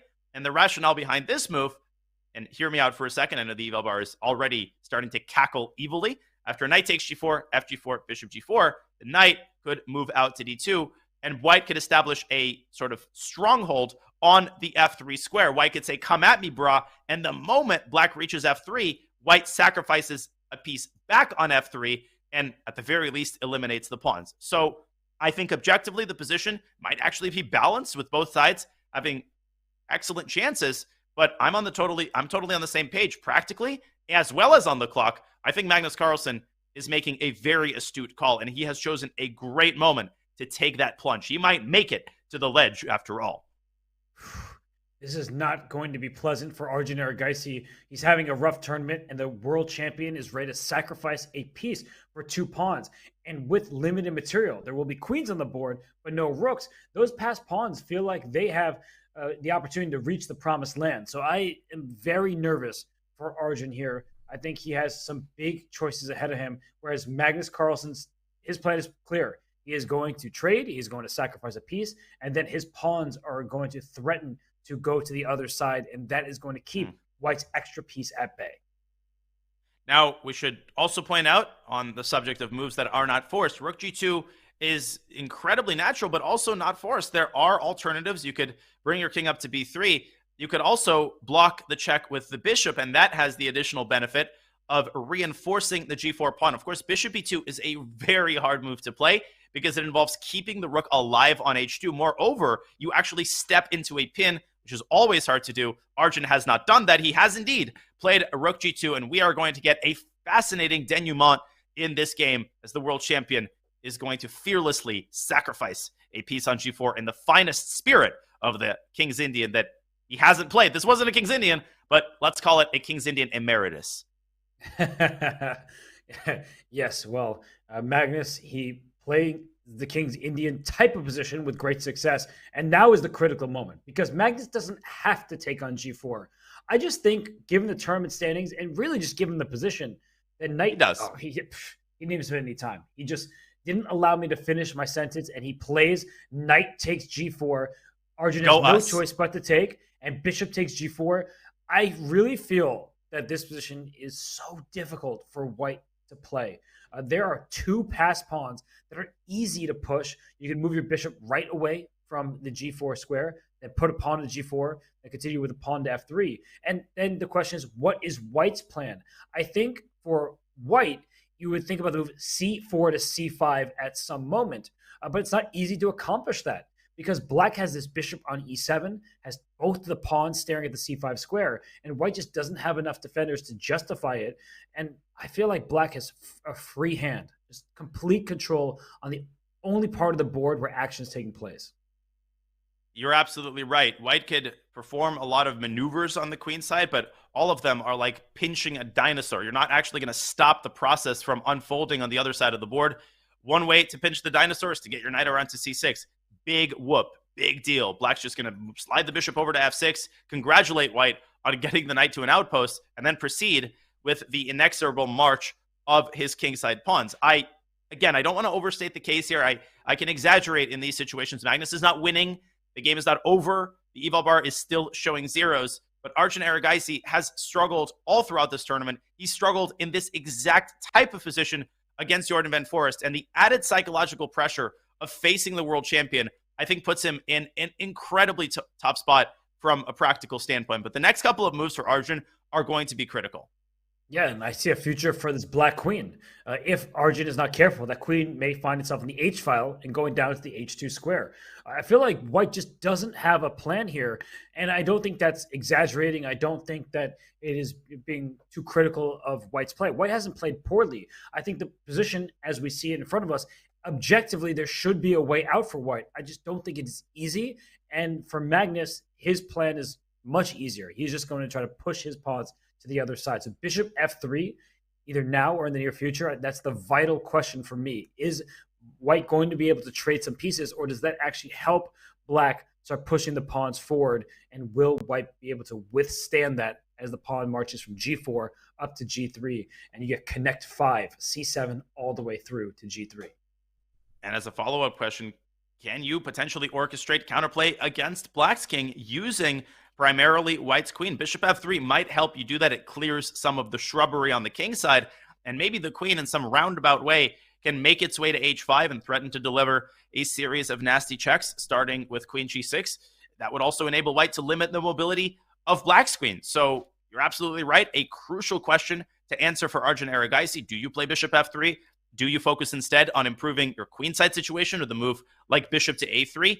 Is it worth spending some tempi to play c5? I don't know. There's a lot of questions. He's got 24 minutes to answer them. And the wrong answer could mean another 0 in the tournament cross table. I'm hoping all your questions are rhetorical, because I'm not going to answer them. Too difficult for me. It's going to be difficult for Arjun. And I really see this as a struggle for him. But if somebody is capable of holding this position, it is Arjun Erigaisi. He is super strong. He is having a rough event, but that does not take away his class. His form is temporary. His class is permanent. That's so they say. And I think that for Arjun, this is a learning experience, and he will be back, and he will improve on this year's score. And in this game, I do think he has his chances, but it's not an easy position. So let's zoom out of this one, just because, to my eye, something huge is happening in the Abdusattorov game against Jordan Van Forest. Look at this, Don, in the top left. My lands, girl. You have crazy action in the center. A pawn has appeared on e5. Forget a2, a4.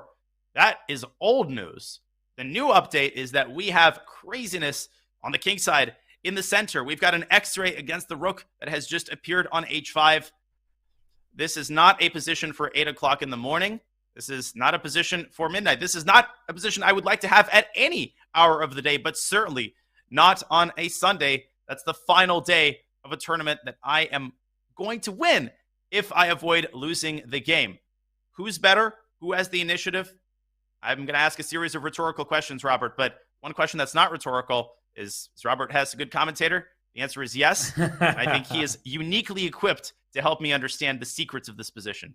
Oh my gosh. I mean, this is ridiculous, this position. It's getting tactical. Before, it was one where we said there were some positional pros and cons that white could strike on the queen side. Instead, he makes, let's go back a few moves, just to see how we got here. I think that will help us explain the current dynamic, because we left off when black made this move pawn to h4, trying to bring the pawn to h3. So Abdusattorov brings his knight to g4, and in doing so, he offers a trade of knights. If black took the knight on g4 after bishop takes g4, black's entire plan of pushing this pawn to h3 is stop and strike. Look at that, how high the evaluation just went.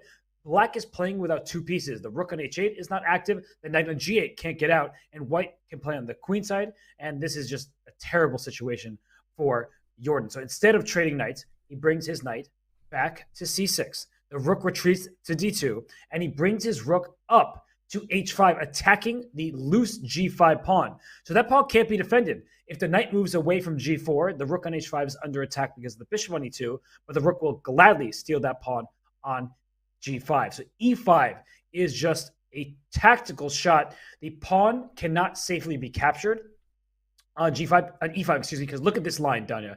If the pawn is captured after rook takes d8, the knight will take on d8. Knight takes e5. I believe hits the rook on h5. You're getting at. And there's rook takes g5. There's rook d7 check. The king goes back to e8. And there is rook takes d8 check. And there's a knight fork on f7. And then the rook on g5 is picked up at the end of this long variation. And that would leave white a piece ahead for a couple pawns. So still chances for black to survive this game. But of course, white would be in the driver's seat. But in this position, white has alternatives. I think knight f6 might also do the trick, because the knight on g8 actually hangs with check. White will put it out of its misery or win the rook on h5. So Nodirbek is going to, Van Forest is going to avoid the capture on e5 like the plague. Similarly, I don't think he can take on g5 because white takes on d6 with check. I think there's only one door that is open for him. He will have to lock up the center with the move d6, d5. Yes, he's taking his time. He is adjusting his eyes to the chaos that's now on the board, but I have no doubt that he's going to play this move. What might his reservations be? Well, after the move d5, I'm already looking at the f6 square. It's looking like a vulnerability. And there, I think, are more tactics here. What if knight e4? Does that work? That's what I'm thinking. Knight to e4. You can take that knight. The point isn't that you lose the rook on d8. You don't. If I understand you correctly, Robert, you want to stick a knight on f6 at the end of the line. Right. I want to take on d8. And after the knight takes back on d8, play knight f6, which means your rook on h5 is under attack. The knight on g8 is loose. If you take on f6, the pawn captures back with check. And that's really bad news because I'm going to take on h5. Yes, because I have two passers now that are storming up the board. This is just completely winning. It's a la Magnus Carlsen, but instead of being down material, you're just going to win the game. Yeah, material's equal, and you've got two pass pawns on the 6th rank that are totally unstoppable. So that's out of the question as well. In this position, after knight f6, I would avoid this with a 10-foot pole in an OTB game just because of how terrifying it looks for black. But this might be necessary for Jordan. The question is, well, does he have alternatives after knight e4? Because white has a very clear threat. He wants to stick one of the knights on f6. The other knight has plenty of real estate to choose from. It's got, a mansion on d6 and a beach house on c5. Both of those squares are equally juicy. So for black, d takes c4 might be a sad necessity. Jordan might have to delve into the weeds there and try to make that move work. Do you see any alternatives in this position, Robert, to d takes c4? Is there anything black can do to extricate this knight? Maybe move the king back. King e8 walks into a fork. I really feel that he has to play d takes c4. Maybe bishop back, but I don't know what that does. Well, bishop c8 threatens pawn takes c4. So that's the benefit of bringing the bishop to c8. You preemptively cover the d7 square. So I'm with you. I think that everything you said is true, that there are a lot of luxuries in white's position, and that knight is imprisoned on g8. I think that the g5 pawn being tender is what's keeping black in this game. If that knight on e4 ever moves, the rook steals the pawn on g5, and the e5 pawn is loose if the knight on g4 ever moves. So there are a tremendous amount of risks associated with this position. I think that Abdusattorov, he is going for it. He can win this tournament outright if he takes down Van Forest, but he is risking a ton here. And while Jordan sits and thinks, I'm getting word that the game between Vincent Keimer and Gukesh, that one looks like it is nearing its conclusion. This game looks very level. Earlier, it looked good for Vincent Keimer with the white pieces. Now we see it's a position with bishops of opposite color. So would not be surprised if that one ends very soon. So let's dive into that game just very quickly here before we return to our leaders. Because, Danya, at this stage here, I think the queen was on h3 at some point, and somehow it's back on c8. So we're getting a repetition of sorts? Well, even if we don't get a repetition, we could get a liquidation in an immediate draw.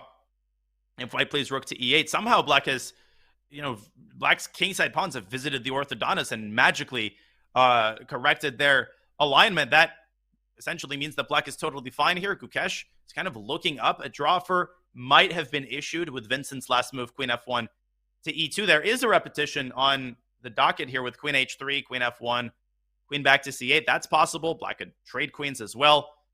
There's no doubt in my mind, Robert, that the game will end in a draw. And we're reading the body language here. A result might be imminent in the next couple of seconds, actually. So a good final result for Gukesh. If he draws this game, he's looking up. That looks like a player who's ready to make a draw. But he would finish at 5.5 out of 13. And he makes the move pawn to f5. Okay, I thought for a second he played pawn g5. I was like, that looks really risky. Why would you do that? Okay, but this is a draw because Vincent's going to go rook e8 and offer a draw. Yes, all the heavy pieces get traded on e8, and that is just equal. And you could see it on Gukesh's face. He's like, all right, I held with black, no problem here. And as you said, those pawns on the king side for black, they are fixed. And with that being the case, it's just completely level now with the opposite color bishops. It is indeed. And the only question is, how many moves is this game going to last? There goes Vincent as he brings the rook up to e8. Gukesh is going to take it. And we'll stay on this game. It was a funny way to capture. I think there might have been a draw for sandwiched in between h8 and e8. Vincent, he's holding his pen. When a player holds his pen, that means he's expecting things to happen really quickly. Queen takes queen. Queen takes queen. A draw was offered. There is the handshake. Did you see? He didn't even recapture. But did you see Gukesh? Like, he made the move queen takes e8, and he didn't really offer a draw so much as told Vincent, this is a draw, right? Like, he offered it, but was ready to shake hands immediately. There was no life left in the position. A fair result between these two bishops of opposite color in the endgame leaves no chances for either side. So Gukesh finishes with a draw against Vincent Keimer, the arbiter resetting the pieces, and that means their tournament has come to a close. Vincent Keimer, he was able to get some great positions in the last bunch of rounds. He couldn't convert in them, so he drew 10 games and lost 3, whereas Gukesh was more down and up. And I used down first because he was down bad at the start of the event. He lost 3 games early. It looked like he was just going to plummet out of the top of the rankings, and then he won a couple games late to keep himself afloat, keep himself well above 2,700. So a decent final result for him. Very decent result and great resilience on display. You called it. At the start of the tournament, it appeared that he was going to lose all the games. He was losing in very one-sided fashion. He had that horrible loss to Wesley So with the white pieces, and then he flipped a switch. He got himself together.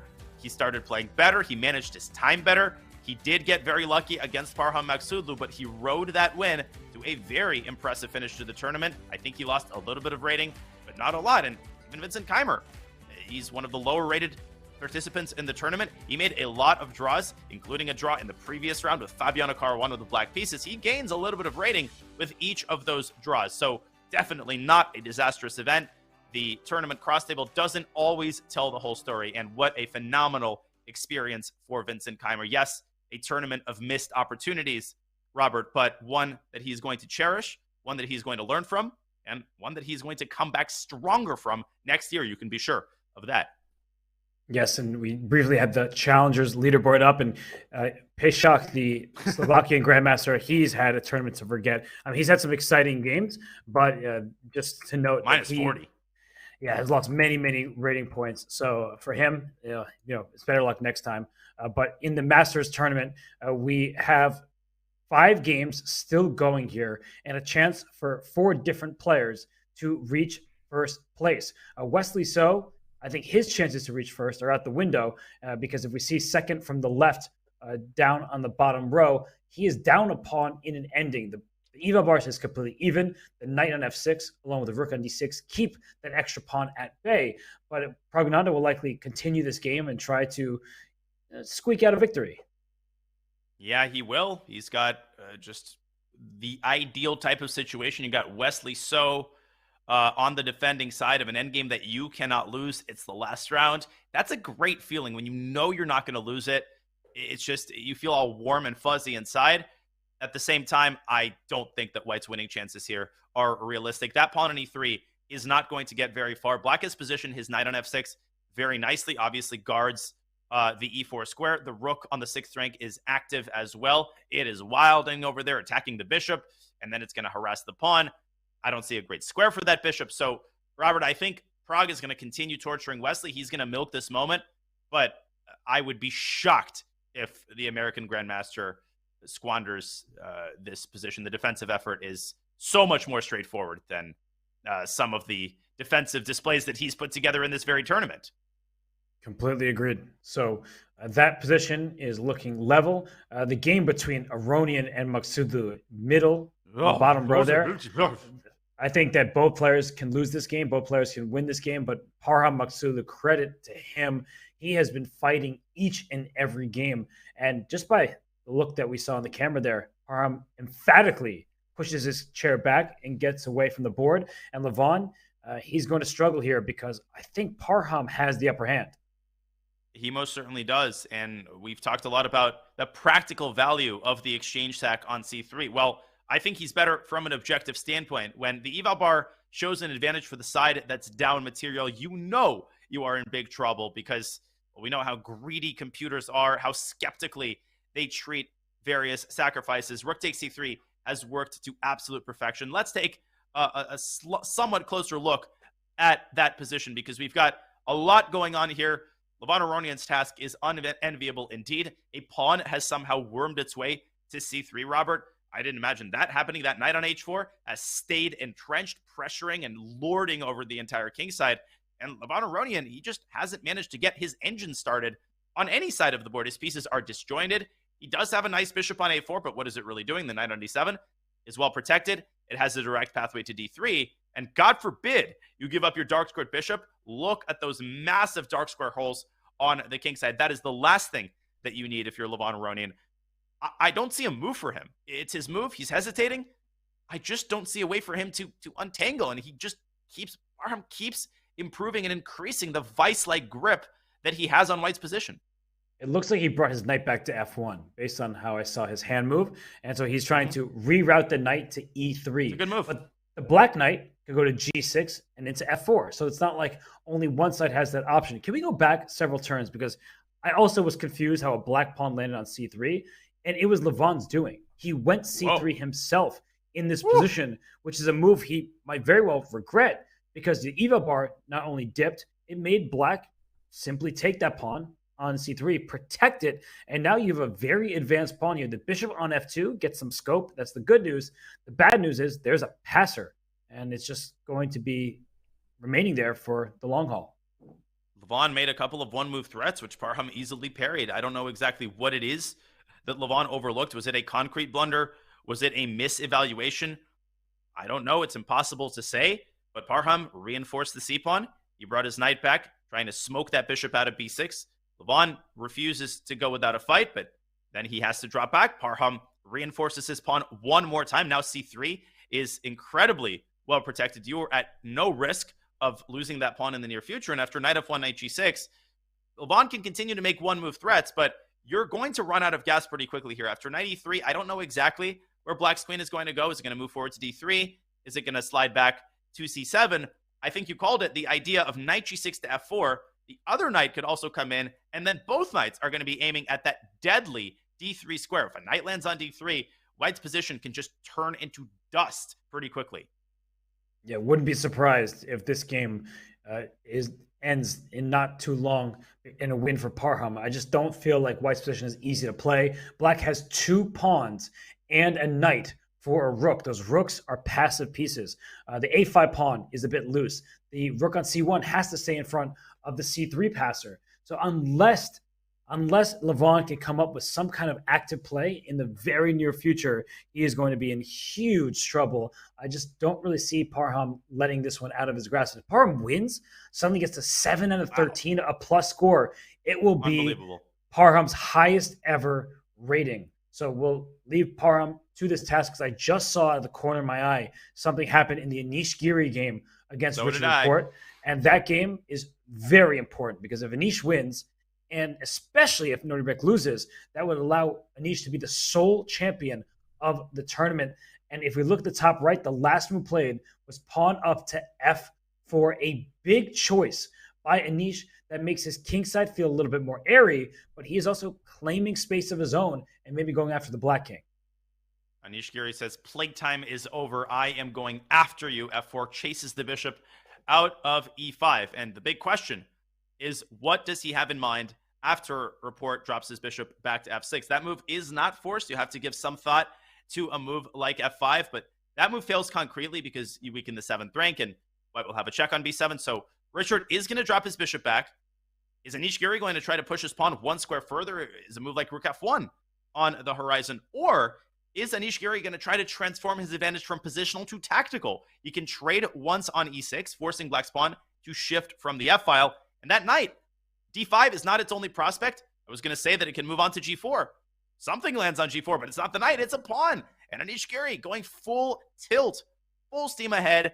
It's so very clear that in his mind, there is only one outcome to this game. He is saying, I'm going to win or I'm going to die trying. Wow, that is such a big decision because now his king is a bit exposed. That could allow Black to remain in the game with some kind of series of checks later on. Just keep that in your mind. The white king side is open. And what is Black going to do here? Because G5 seems like a pretty big threat because it's attacking the bishop. That's one thing it's doing, but it's also opening up the diagonal against the black king. So queen will slide to d4, eventually knight into g4. So with the combination of bishop takes e6 available, I feel like this is a really scary position for Anish. Excuse me, for Richard. Anish is playing well. If I may illustrate a line, let's make a random move for Richard Report as we bring up an analysis board.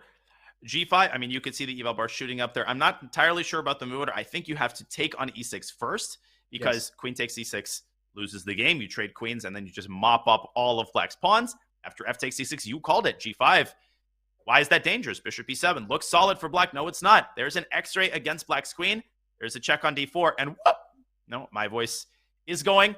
But you get the point. Queen takes e5, wins the rook and wins the game because Black's queen is undefended. A great example of not being fixated on one particular structure. You have to be ready to transform your advantage. You have to be ready to make concessions in order to gain other things. You can't make an omelet without breaking some eggs.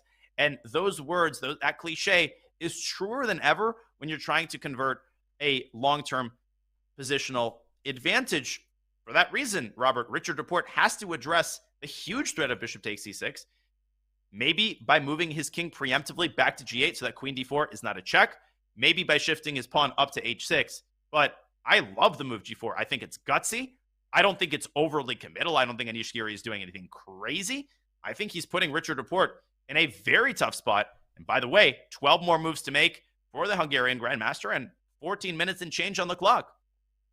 Well, Richard now plays for the Romanian Federation, but he is from Hungary. And one thing that I think is important to point out is this x-ray is not going away. So if you play h6, can we just show this line? That can't you take on e6? And after f takes e6, play h4. Like, can you continue the attack? Because bishop takes h4 is unavailable to Black because of queen d4 check. That's a beautiful move. H4 is lovely. You are using tactics to your advantage. G5 is coming to a theater near you.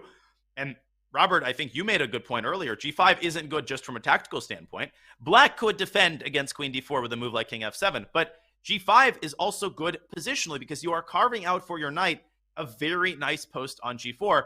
And if Black takes on G5, then f takes G5 decisively opens up the f file. G6 is weak. That's out of the question. Bishop G7 could be met with knight G4. White has an abundance of options in a situation like this. This is exciting for Anish Giri, especially in Richard Report's time pressure. So, oh my lands, was G4 a gutsy call for Anish, and I love every bit of it. He needs to win this game, and he is going for it. You can't say he's held anything back. He certainly hasn't held his kingside pawns back because they're out on f4 and g4, and maybe a third one will appear on h4. Woo! So Anish, he's trying his best. He needs a little help from his friend, and that friend is Jordan van Forest. And now that I look at the rest of the games, while Richard decides how to deal with the threat of g5, I think things are changing in the van Forest game as well.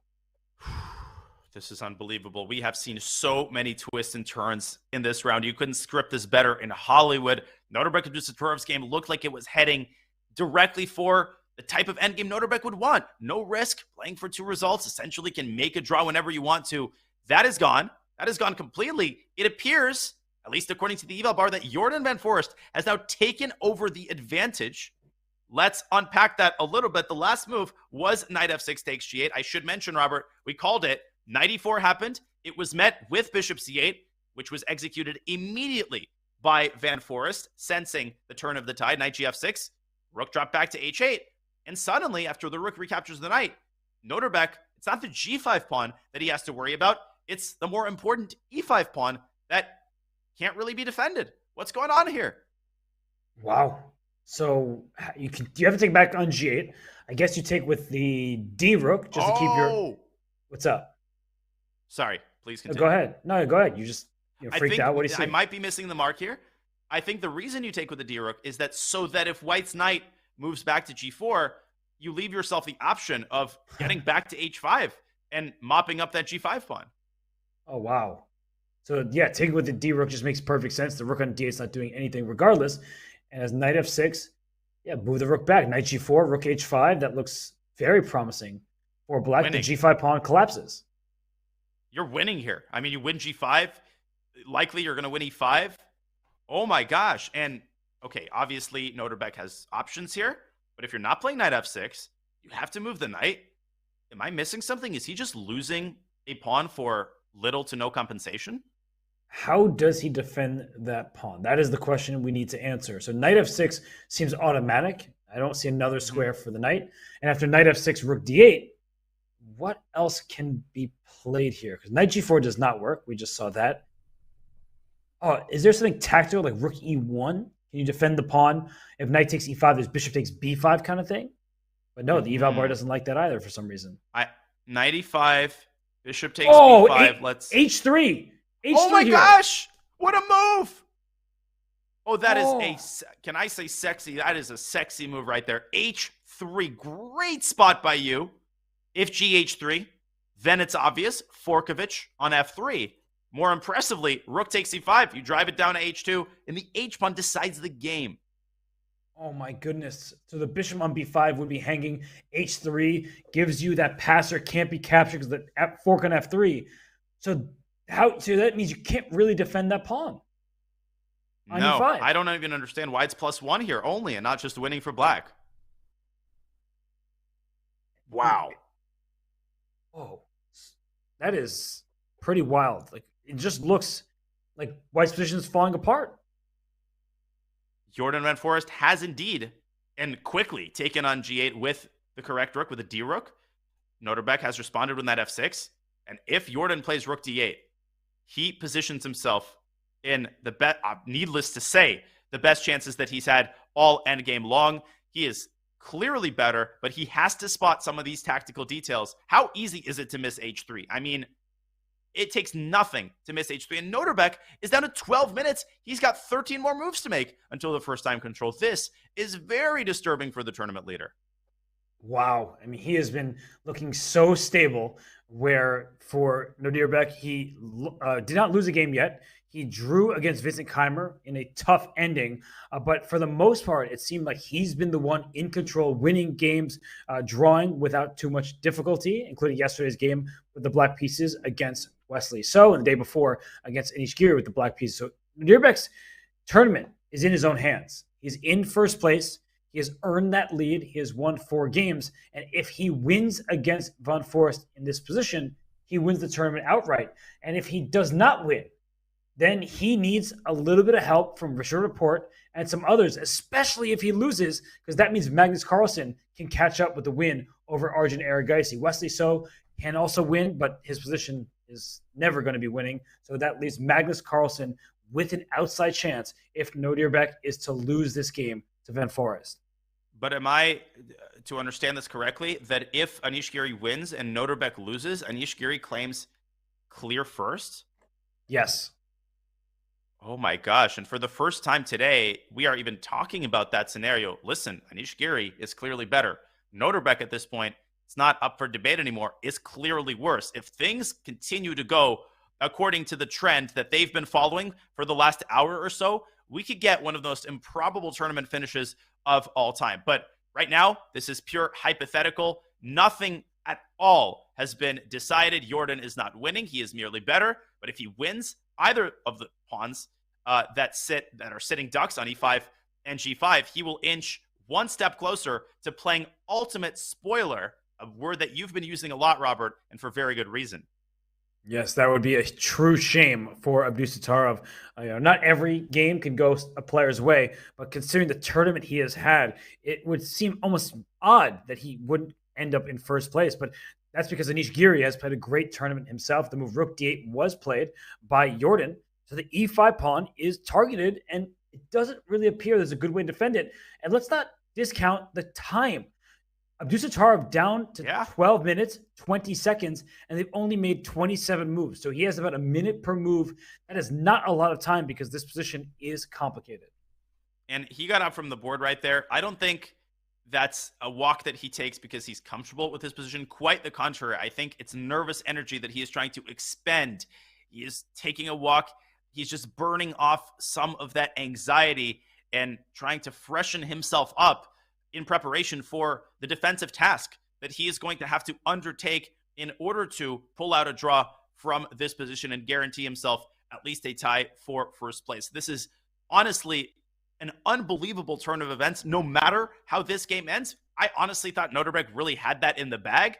Oh boy, how things have changed. Oh boy, how the chess gods have rewarded Jordan for coming to this game ready to fight and ready to play for a win when it was oh so easy for Jordan to play e4, e5, make that quick draw, and, get your deserved rest. No, after a 7-hour game, he comes all guns blazing. And if Jordan von Forest wins this game, Anish Giri can finally forgive him. For what, you might ask? The 2021 Tata Steel Masters. In that event, Jordan and Anish tied for first place. It went to tie breaks. They drew their rapid games. Then it went to Armageddon, where White had more time but had to win. Black had less time but only needed a draw. And just when Anish was about to win, he stumbled in time trouble, and Jordan won the game, won the title. And it was a great day for Dutch fans who, of course, celebrated Jordan's victory, but a really sad day, a bittersweet day, let's call it that, because while Anish was happy for his friend, that was such an opportunity for him to make his mark. I mean, he has a great chess history behind him, so many accomplishments, but I think there's been one thing that has eluded him, and Magnus Carlsen loves to troll him about it. It's winning a super tournament. He has won some events, but he hasn't won an event with Magnus Carlsen in the field. And so if Anish is able to win his game and Jordan does him a favor and wins here, that would be a big day for Dutch chess and for Anish Giri, the tournament ambassador. And nothing would silence the critics faster than winning a tournament in this way with a ridiculous photo finish where you come through clutch in the last round and you get a little bit of help from your compatriot. What a poetic finish that would be. This will be written about for years to come if this scenario actually comes to fruition. But let's not jump the gun here. Both games are still ongoing. Nervous energy is being expended. Time is being spent. Precious time by Nodirbek Abdusattorov as he tries desperately to coordinate his defensive forces. He might have been relying on Rook E1 from a distance. He might have just realized that H3 is the party pooper, and he has to reorient himself mentally, settle himself up, prepare himself for the defensive task ahead. This is one of the toughest spots that the tournament leader has been in all tournament long. I didn't expect you to use that turn of phrase, but yes, he is. What was that? Which turn of phrase would that be? None in particular, just, something you said. It was just a little surprising. Now I'm like, worried about you. I'm just, I don't know what to say. I feel like I'm scared now. But which turn of phrase are you scared about? No, I'm scared of you, but you said party pooper. Oh, that's what I thought it was. Yeah, what else would it have been? Why did this get so awkward all of a sudden? No, I mean, I just had to clarify, so that I can avoid such terminology in the future. This conversation is going nowhere. No, it's not. But what is going somewhere is Jordan's position, in particular the H4 pawn. Oh, that right there was smooth. It was worth all of the awkwardness, that transition right there. Well, look at that h4 pawn. It is likely to go to h3 in some of these variations. But Jordan can take this pawn on e5. I wonder if there are other ideas, because bishop takes b5. We've examined it. It fails. There may be another option that I'm just thinking about, Danya. In the event of knight takes e5, there could be a positional play from Nodirbek. And if you take on e5, if we can just show this, white plays bishop g4. And the point is the knight is under attack. And if you take on g4 and the white knight takes, now you have dark square domination. The bishop on c8 is a bystander. The knight comes to e5, where it threatens the g6 pawn and the fork on c6. This rook can slide up to d4 at any moment, and we can continue with some queenside play. So maybe Nodirbek has some deep idea here to give up material for a positional clamp. Wow. That is what my coach would call, or would classify, a mature move. Not only do you have to refrain from bishop takes b5, you have to see h3. This bears repeating. If you take on b5 and snag a pawn with a discovered attack against the knight, black has the brilliant h3 spotted by you instantly. Either you get forked, or you allow the pawn forward to h2, or of course you lose the bishop that is still hanging. This is very bad news for Nodirbek. I really like bishop g4. Now, black does not have to take the bishop, but if you drop the knight back to f7 and go after the other pawn, you run into a tactic of your own. Two can play at that game, and white will come around and take that pawn on d5 using the pin on the e-file. I'll tell you what, Robert, even though white is probably still worse after bishop g4, I will be very impressed if Nodirbek spotted this idea in time pressure. h3, though, by Jordan van Forest, as he delays the capture on e5.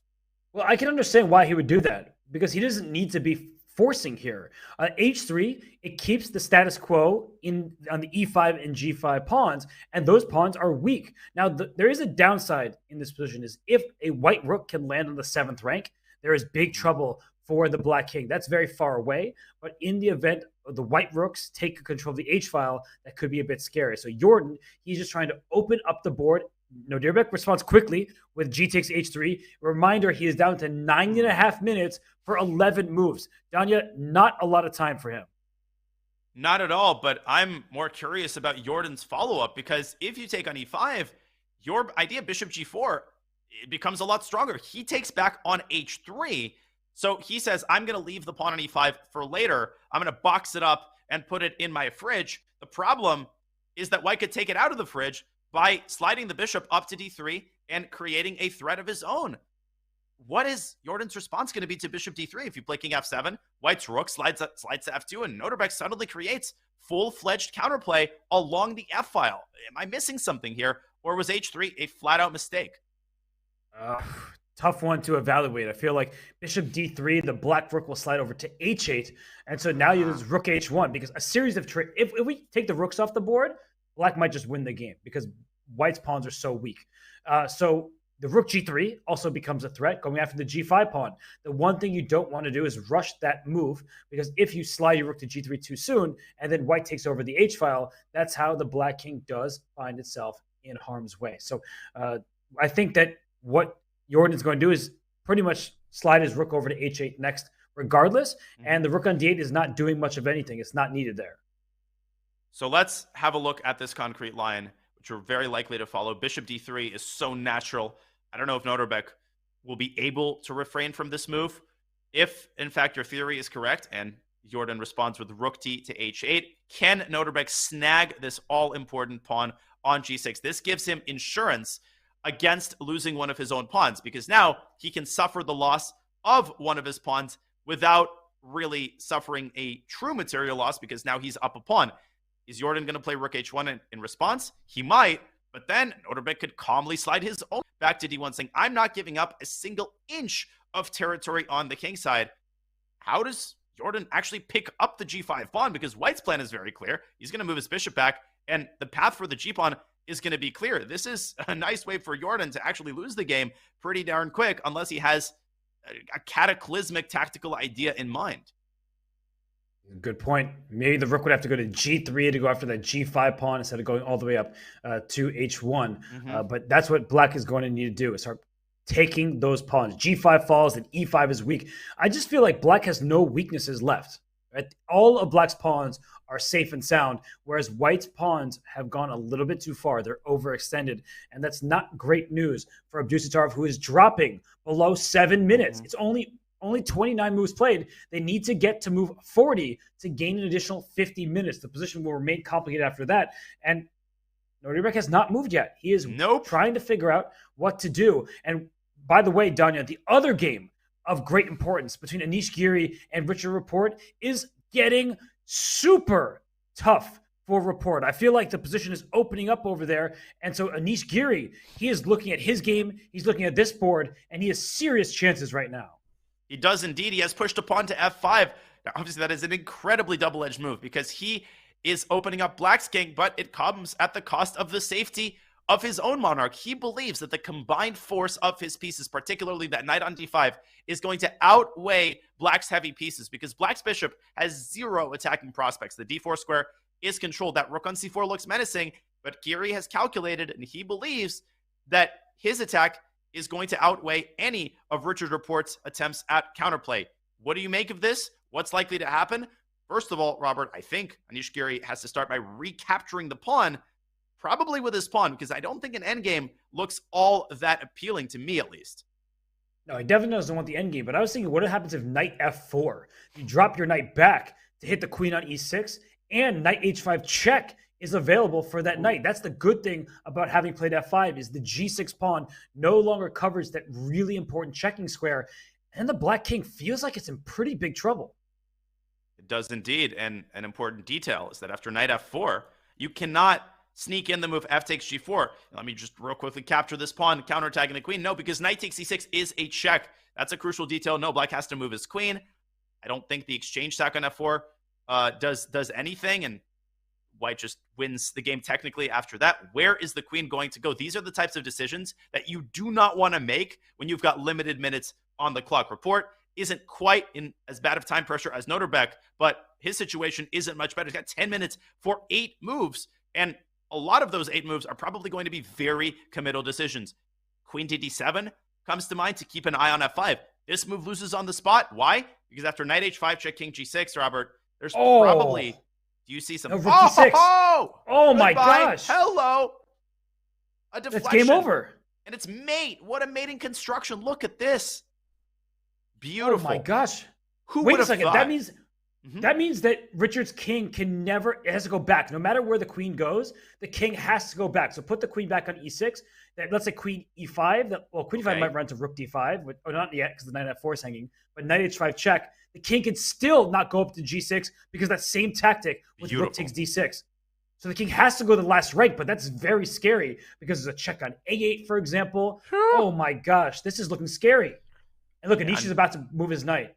Oh, he's seen it. That's why he played f5. It wasn't to weaken Black's structure per se. It was actually to vacate the f4 square for his knight. How hard is it to find those retreating knight moves? And what a beautiful maneuver by Anish Giri. This puts Richard Rapport in such a difficult spot. And yet again, we repeat this almost every round, Robert. Yes, the eval bar is displaying an ambiguous evaluation. It's saying that Rapport is doing a good job of defending, but that tells about 1% of the story because Richard Rapport is about to be faced with potentially the hardest defensive task of this entire game. Knight f4 is on the board. And Richard down to 10 minutes and under 30 seconds remaining on his clock. It's only moved 33. And if you think about it, with a knight h5 check coming, the king having to go to the last rank, that looks really problematic for him because the queen a check will force the king up to e7. Putting the king and the queen on the same line looks scary. And so I think that Richard is in some trouble here. It's not an easy position for him to play. And this is really good news for Anish Giri. You couldn't ask for a better situation with Jordan van Forest duking it out with Nodirbek or Abdusattorov. That one remaining complicated with chances for Jordan to seize the edge. And then this one, if the king goes up to g6 after knight h5 check, the game is over on the spot. So Richard Rapport, he cannot have a blind spot to that rook takes d6 tactic because if he falls for it, the game is over. And then Anish Giri will likely end up at worst in a tie for first and maybe in clear first. And we see a move has been played. I believe, Richard, he moved his queen up, and that forces Anish to go knight h5 check. I think the queen went up to e5. Good, because queen e4 actually would have been a blunder. Right. Okay, so where is Richard going to move that? This is a huge moment. Everyone's holding their breath right now. Moment. So let's see. He needs to bring his king back to the last rank. He has no choice here because as we saw, king g6 runs into rook takes d6. And how easy is that to miss? Much easier to miss because the mating construction is so unconventional. How often do you see a mate with a queen on f5 and a knight on g5, a knight on h5? The simple mating patterns are going to be spotted within milliseconds. Oh my gosh! Oh, he's played it! G6! Oh my lens! Oh my gosh! He's blundered He brought the king up to That's g6. That's it! Rook takes d6 ends it. Anish can barely contain his excitement. He's not writing the move down. No, he's not right. He can't believe it, and he shook his head. That was a nod. He's confused, and Richard Report has... Look at him. Look at Anish Giri. He can't believe it. And I can't believe it. He just took a breath. He is going to find it. He is looking. He knows it's there, and it's completely winning for White after rook takes d6. Look at Anish. He can't believe it. Am I dreaming? Have I missed something? Is my queen hanging? Is there a checkmate? The answer is no, no, no, and no. He might have to pinch himself, and he is going to take his time here. He's going to savor this moment. But rook takes d6 ends the game. That was a fantastic call by you. You saw that from a mile away, and I cannot believe this, Robert. I cannot believe what we are seeing. You helped me out by putting the queen on d7 and the eval bar went sky high. And it just goes to show that if the tactic works in one position, maybe it works in another. And rook takes d6 is going to be played. You could see it in his body language. He is like a tiger ready to pounce. And for Richard Report, a really bad mistake here. He was struggling. His king was going to be in danger no matter what. But bringing the king up to g6, that is playing with fire. And he is going to get burned. And Anish Giri, he is going to take this pawn on d6. And when he does, I don't see how anything happens in this game besides a win for White. We are going to see an immediate handshake. I think after rook takes d6, Richard Report might try one more move. He might play f takes g4 and resign after h takes g4. Amazingly, that capture changes absolutely nothing. White maintains the pawn on g4. And as I just said, that mating pattern is hard to spot. But Richard Report is going to be kicking himself for making the decision as quickly as he did. He had 9 minutes on the clock, not 30 seconds. And retrospect, hindsight, it's 2020. Richard Report's tactical vision in this game has definitely been far from 2020. This is going to be amazing. Anish Giri is going to win this game, and that is going to put the heat, a lot of Scoville units, on Nodirbek Abdusattorov. Oh my gosh. And I can understand why he didn't want to bring his king to the last rank. I think he just completely missed rook takes d6. And Danya, I think if we check, and I'm going to check right here, rook takes d6 is the only move that is good for White. Every other move, it says it's level. I mean, there are some bad moves for White, but the next best moves are a level game. So Richard did not want to bring his king to the last rank because the queen would have slid all the way to a8 check. Let's just show something very quickly. That if the king went to f8 instead, that the queen goes to a8 with check, it takes an a7 with check. Like, that doesn't look very good for Black. In fact, it is still better for White. So I get it that Richard brought his king up to g6. He did not want to allow the queen to come in with check. The White king is still safe and sound because the knight on h5 covers g3. But king g6 is a terrible mistake. And I think the person who's even more upset than Richard Report would be Nodirbek Abdusattorov, because if rook takes d6 is played and it's about to happen, that's it. Anish Giri, he sees it. Richard Report's triple like, check. What did I do? Triple check. Anish Giri, in one of the most consequential moments of his chess career. This is the tournament that he has never won. This is the tournament he's come oh so close to winning so many times. And if Jordan Van Forest is able to convert what now is a surefire advantage, Anish Giri will have clear first place. This will be ridiculous. But Anish understands the gravity of the moment. He knows the importance of making the correct call here.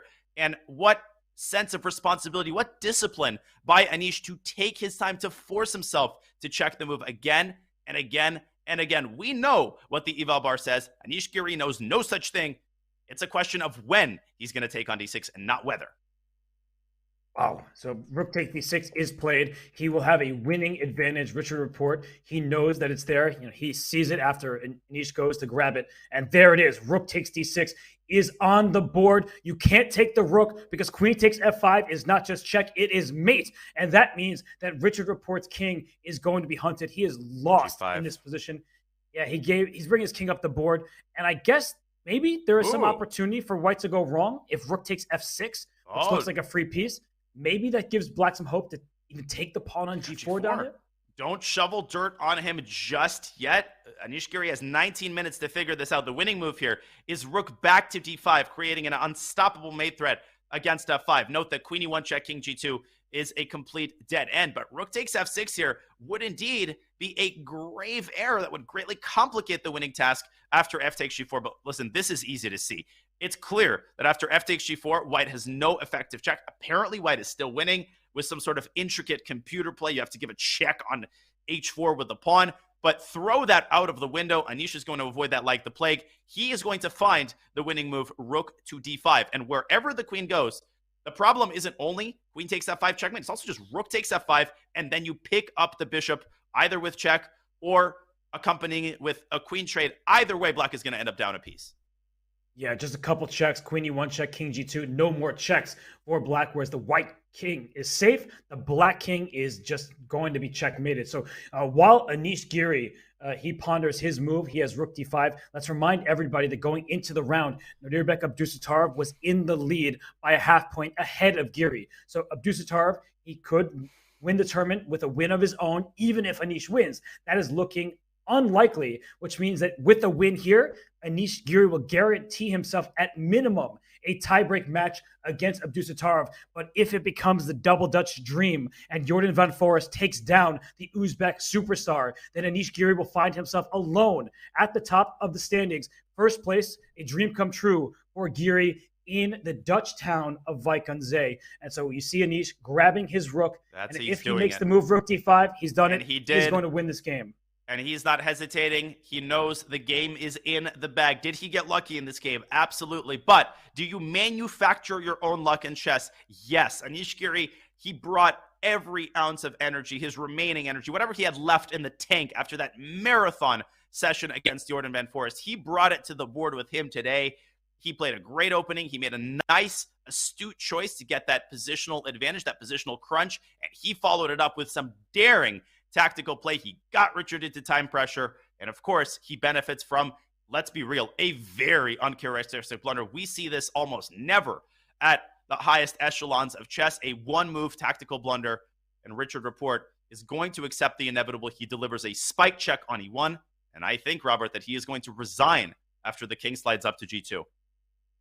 And I think just for the tournament, he has to play it out a little bit. I mean, you can't just resign. You need to just play some moves, even if you know you're lost, because for Abdusattorov, I feel like that's the fair thing to do. And unfortunately for Richard Rapport, he had a great second half. He won 3 games, and suddenly he makes a one-move blunder in a difficult position. I think I need to make that loud and clear. It wasn't like he just hung a queen when he was fine. No, his king was in danger. White was in the driver's seat, and it was a mistake, an uncharacteristic one. But for Anish Giri, he is a 5-time runner-up in Wijk aan Zee. He wants to remove everyone talking about being runner-up. He wants to win this game, win this tournament, and because he's missed it by that much in the past, it would be a kind of a rightful win for him in this tournament because he did defeat Magnus Carlsen earlier on. But in order for him to win this tournament, we need to take a look at Nodirbek Abdusattorov against Jordan van Foreest. As our chat is saying, sometimes Richard makes one-move blunders. It happens. This happens to everybody. It's not just Richard. But as we look at Abdusattorov on the screen here, Danya, and we look at his position in the top left, I love van Foreest's game. I think that g5 and e5 pawns are permanent weaknesses. So I would much prefer to have Jordan's position in that endgame.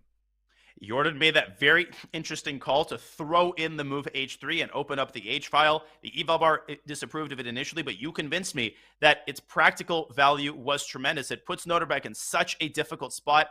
It forces him into an open-ended position. Why is that important? Well, it's because he's in severe time pressure. You want to give your opponent a lot of rope when they're in time pressure. You want to force them into making decisions. Anish Giri did that against Rapport. It's a totally different type of position with the queens off the board in Nodirbek's game, but it's the same general principle. And now Nodirbek is saddled with 2 long-term weaknesses.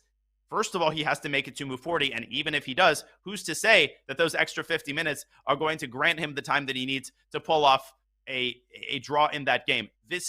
I'm speechless right now. This is unbelievable. And this just continues to unfold in one direction and one direction only. And Yeah, we know what man, that direction is. Well, we have the game between Giri and Report. Okay, I'll stick to the Giri game then. Yeah, I feel like just because that other game, it looks like it will continue for a bit. We will keep our eyes on it. But the King's on G5, and the evaluation bar is through the roof. And Anish Giri, he is not rushing his decisions. He wants to win this game. He is completely winning. Why should he make moves quickly, game regardless? In fact, is this not just like checkmate about to happen? Rook takes F5 check, just to show that if the king runs back to G6, you may have some hopes, some dreams of saving the day. Rook F6 check is another brutal shot. If you take the rook, the queen takes back, the king has to go to H7. Queen G7 is check and mate. The knight has been a heroic piece all game, Danya. Remember how strong it was on D5, but with a timely flick of a pawn from F4 to F5, the F4 square is vacated, the knight hopped back, then forward to H5. It ventured over towards the enemy king, and it did the job for Anish Giri. He is about to take the pawn on F5 with his rook, and if you can't move back with the king, Danya, the king has to move forward, but come on. A king on H4? No way. Well, it's kind of sitting there, king H4. The simplest way to win is what else but another knight move. Knight H5 drops back to G3. Yet another devastating retreating knight move. Anish Giri has had a couple of these. He went back to F4 and then forward to H5. Hither and thither he has gone. And knight to G3 sets up essentially an unstoppable threat. Rook H5 is the threat. Black can close off the fifth rank with bishop G5. But here, all white has to do is vacate a different mating square, F5. And, of course, who else but the knight to deliver the mating honors. Rook to D5 is the most clinical move because this also prevents the queen check on D2. Not that that check would have been dangerous, but this closes all of the defensive doors. And guess what, Robert? The prettiest win comes after Rook F4 when white delivers a queen sacrifice on top of everything else. It's a simple one, but a queen sacrifice indeed. After bishop takes F4, yeah, the rook steals the thunder, but Anish Giri doesn't care with what piece he delivers the checkmate. All he cares about is that it's a 1 on the tournament cross table, and one way or the other, I think he is going to bring his knight back to G3. He's also going to reach time control, and Richard Laporte is not going to suffer here for much longer. Yeah, I don't even know if we will reach the time control. I feel like we're one move away from a resignation. And while that rook was going to steal the queen's thunder in that variation, I think Anish Giri is happy to steal Nodirbek Abdusatarov's thunder because it has been all Nodirbek in this tournament. He beat Magnus Carlsen early. After 7 rounds, I think he had 5.5 points. He was just showing a tour de force. And now in the last round, Anish Giri looking ready to catch up. And that relies on Nodirbek not winning his game. And if Nodirbek loses, then it's Anish Giri's tournament. So Giri's win is clear. He can play knight G3. He can probably play like 8 different moves and be completely winning because there's a king on H4. But knight G3 looks like the simplest variation. Just try to replace the knight on H5 with the rook. Wow. And then you see the chat. As a Dutch chess fan, this is an amazing day. This is just an amazing moment. This is why the payoff in these types of tournaments is so worth it. Now, every round has had its own character, its own personality. But yes, the rounds have been long. The time control is generous. But if you don't feel like this is worth it, that this moment is worth all that we have waited for, then I'm sorry, but you're not a chess fan. I feel like everybody, whoever you are rooting for, everybody is holding their breath and just appreciating the drama and the fire that we are seeing on the chessboard. Just to make one more concrete point, the reason I think knight G3 is the most precise is because in response to queen D2 check, this is actually kind of a funny line. After knight G3, I don't have to make the moves on the board. It's a simple line. To visualize queen D2 check, the knight moves back to E2, another retreating knight move. And white has the double mate threat of rook H5 as well as a queen checkmate on G3 or F2. This knight has performed unbelievable feats. It has just done acrobatics on all sides of the board. It has served white positionally. It has served white tactically. It has served white defensively. And it's going to most likely deliver the final move of the game. And you see Richard Laporte. I mean, he's pretty much resigned. As soon as Anish makes his move, he is extending his hand and giving up. And for Richard, it is disappointing because he did have a really nice last bunch of rounds. He beat Ding Liren. That was a really good game. And he has played well in the second half. His move G5 against Arjun Erigaisi in round 9 with the black pieces, that was such fascinating display of knowledge and just a way to be bow constrictor. Queen G3 check has been played instead of Knight G3. Same exact thing. The clock is stopped. Anish Giri wins, and that means he moves up in the standings. He finishes his event with 8.5 points out of 13 games. He gains more rating. He is having a phenomenal performance. But now, Danya, even though his work is done, he might still have more chess to play. If Abdusattorov holds on, makes a draw against Jordan Van Forest, we will get tie breaks. We will indeed. Anish Giri is now going to watch with bated breath as Jordan Van Forest attempts to convert his endgame advantage into a full point, giving Anish Giri the victory in the tournament. We review the live standings. Anish Giri has completed the tournament with a score of 8.5. Historically, a score of 9 has been necessary in most cases to win the tournament outright. This might be an exception if Nodirbek is stopped at the gates of heaven here by Jordan Van Forest, who has won this tournament in 2021 and now has another chance to put his fingerprints all over the final standings. This is the magic of a tournament like Tata Steel. Those in the bottom half of the tournament standings can very much impact the situation at the top. They can, and they have, and they will, and Jordan Van Forest very well might. And we need to tune right into that game because Jordan Van Forest can do his compatriot proud. He can earn him the title by taking down Abdusattorov. And we are into an endgame where black is significantly better. Those pawns stuck on dark squares for white on e5 and g5. The e5 pawn is already in sight of the knight on c6. And if that knight drops back to d8 and to f7, maybe black will just win that pawn on g5 very directly. It is move 37. Black has a few moves to make the time control, but it's white who has the worst position and is in time trouble. Danya, this could get out of hand before we reach the time control. It can, but Jordan has to resist the temptation to do something drastic, to play moves that objectively ruin his position but set superficial traps. He has to stick to objectivity because Nodirbek has shown the ability to defend with ironclad resilience and in cold-blooded fashion. So yes, he has 4 minutes. Yes, you want to pose practical problems to white before the time control, but by and large, you want to keep the pawn structure as it is. You want to try to get your knight to f7. I'm looking at moves like rook h4, moves that accentuate the pressure without fundamentally changing the nature of the position. What do you think about that idea? Rook h4 looks like a nice, useful move. Just advancing your rook, keeping the knight on f6 stuck in place. I really like the idea of bringing the knight to f7 as well. There's just nothing wrong with it. It's near your king. It's a compact position. And how is white going to deal with the threat of knight takes g5? Look at this knight on f6, by the way. It looks like a stallion. It's protected by 2 pawns. It can't be kicked out of there, but it also can't move. So that means it's a bystander to the rest of the action, and knight d8 to f7 hits both e5 and g5. You only have 1 rook. If the rook slides to the g file, you lose e5. If your rook stays in the e file, you lose g5. So you're going to lose a pawn, I think, pretty directly in the event of knight d8 to f7. The knight on f6, it's like a king stuck in its palace during a revolution. Chaos is going on around it. It looks nice. It looks nice. It's surrounded by its loyal guards, and yet it cannot impact the game or its surroundings in any appreciable way. That knight on f6 shows us that we have to look past appearances in chess.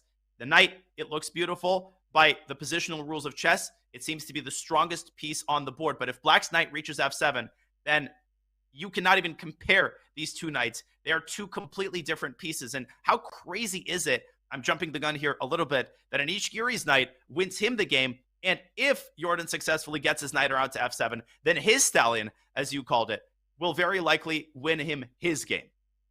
Oh my gosh. And this would be tragic for Nodirbek Abdusattorov because he's been leading the tournament from the start. He got off to a hot start by beating Richard Report in the first round with the black pieces. So for Nodirbek, he won in rounds 1. He won 2 more games in rounds 4 and 5. Note, in round 5, he beat Magnus Carlsen. He then beat Arjun Erigaisi with the black pieces as well. So he has had 3 wins of his first 7 games with the black pieces. Another win with white. That was a 5.5 out of 7 start. But you can see he had 4 wins overall heading into today's game.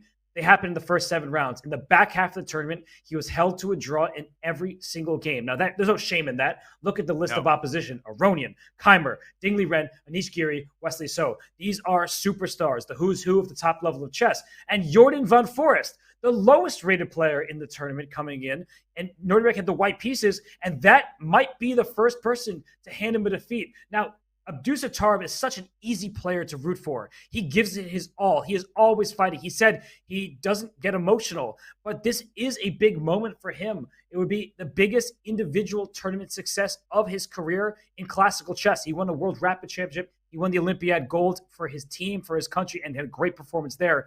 But to beat Magnus Carlsen, to win an event ahead of him, and to hold off a surging Anish Giri, that would be a really, really amazing finish. But right now, Danya, I think I'm worried about his position. E5, G5 pawns, both so weak. Now, it's important to clarify that if Nodirbek is able to hold the draw, we're not even talking about the scenario anymore in which Nodirbek wins. Obviously, anything is possible. This is chess. What haven't we seen just in the last hour? But if Nodirbek holds the draw, then he doesn't win the tournament outright. He will go into a tiebreaker against Anish Giri. So he will have to find some more gas in the tank, but that is way into the future. He is not thinking about that. He is not thinking about Giri or anything except how to defend and hold a draw in this position, Robert. But I'm with you. I think his chances, they aren't huge. At the same time, let's not forget his game against Vincent Keimer. Arguably, that endgame was even worse objectively. It was lost. Everybody was shoveling dirt on him, and Nodirbek calmly found some incredible study-like ideas. He defended that endgame for 40 moves and ultimately pulled out an incredible, improbable draw. So he has a track record of defending bad endgames. He's done it in previous tournaments as well. He has to hunker down. He has to stay composed. He has to avoid scolding himself for getting into this position in the first place. You do all of that after the tournament. You do all of that back at home with your coach and your laptop. Right now, you need to focus on the task at hand. You need to roll up your sleeves, and you need to avoid all further blunders. That right now, Jordan, he's literally rolled up his sleeves. He's got 9 minutes, and he also has a couple of important moves to make. Knight d8, though, Robert, the more I look at it, the more you say it, the more I like it. Yeah, it looks very promising for Jordan. And just want to give a quick shout out to the over 60,000 people spending their Sunday watching the Tata Steel Masters across Twitch and YouTube. Right now, Anish Giri in the lead. He has 8.5 points, and he has concluded his tournament after 13 rounds. Nodirbek Abdusattorov entered the final round with a half-point lead. If he wins this game, the tournament championship is his. If he draws the game, we will get tie breaks later. And if he loses, Anish Giri, the Dutch legend, will become champion, the second Dutch champion since 2021 when Jordan van Forest, the man you see on the screen in front of you, he won the tournament. So I think, Danya, we will see knight d8. We will see knight to f7. The e5 and g5 pawns are weak. So the question becomes, how does white save the position? I think a timely c2 to c3 will help out. The problem is you cannot easily play the move c3 without a rook landing on h2 with check. You need to start creating a pass pawn for yourself. That is what white has going for him, a 3-on-2 advantage all the way on the queen side. So you play c3, you try to trade, then play b4, try to create a pass pawn to distract black's pieces, but you can't do that with rooks on the board. Yeah, Jordan has arranged his queenside pawns in ideal fashion, slowing down as much as possible White's process of creating queenside counterplay, which, as you're mentioning, isn't going to even get off the ground if you allow a check on h2. So as we're talking about the meta narratives here and about the importance of staying calm, you can stay calm all you want, but you still need a concrete defense against the threat of knight f7 and knight takes g5. And at this point, as Jordan has spent now, I think, well over 10 minutes on this move, I'm curious what it is exactly that he's afraid of after knight d8. Is it some sort of piece sacrifice on d5? This is an idea that I've been eyeing for a while, Robert. After knight d8, white could try the devious bishop f3, and Jordan is about to play a move. I don't want to get us too far into the weeds, but just really quickly, I think this is crucial to an understanding of the position. If we could bring up an analysis board, knight to d8, bishop to f3, and if you nonchalantly waltz your knight over to f7, I think bishop takes d5 generates drawing counterplay, because after ed knight takes d5, suddenly black's king is at a loss for squares. King e6 walks into a fork of white's own. That bishop on a6 is picked off. If you go elsewhere, then white's pawn advances to e6. And even without any further calculation, there is no way that Jordan is going to opt for a position like this. Now you could ask, Where can he deviate? Well, obviously, it's after bishop f3. He can respond with a prophylactic move, bishop b7. But there's an old friend, Robert, who can come knocking at Jordan's door, and that is c3. Now this move is possible. Eval Bar hates it, though. But I thought that after rook h2, there's bc and d4. How easy is this to miss? Yeah, clearly very easy because you're a brilliant tactician. I missed it. And in the moment, it didn't catch your eye. But that is something that Jordan van Forest will see. And I think the reason why he's thinking right now is because he could play instead of knight to d8, if he chooses to keep the knight on c6, he can play the move rook h2 to start in the live board. So if we just return to that, back in the live position, he can play rook h2, and he may freeze White's pieces and threaten knight to d4 next as well. So, and bishop d3, the pawn on c2 is pinned. So he's thinking, do I go active here, or do I just go right ahead and win these pawns on g5 or e5? And he did just play knight d8. He retreats the knight. And he has made the decision to maneuver his knight over to f7. And listen, Robert, I've taken a page out of your book. I'm more than happy to admit my mistakes, because when you make mistakes, you reach a better understanding of the position. We already saw Richard Report commit one losing blunder. How easy is it for another blunder to occur in this game, especially with mutual time pressure? Either side could miss a tactic, but I still think that Nodirbek should start his defensive effort with bishop f3, and after black slides the bishop back to b7, in that position, maybe there is a way to prepare c3. Maybe you could drop the bishop one more square down to e2. But I think any successful defensive path here for Nodirbek will have to be associated with the formation of active counterplay on the queen side. And the only way that you can do that is by finding a way to push this pawn through to c3.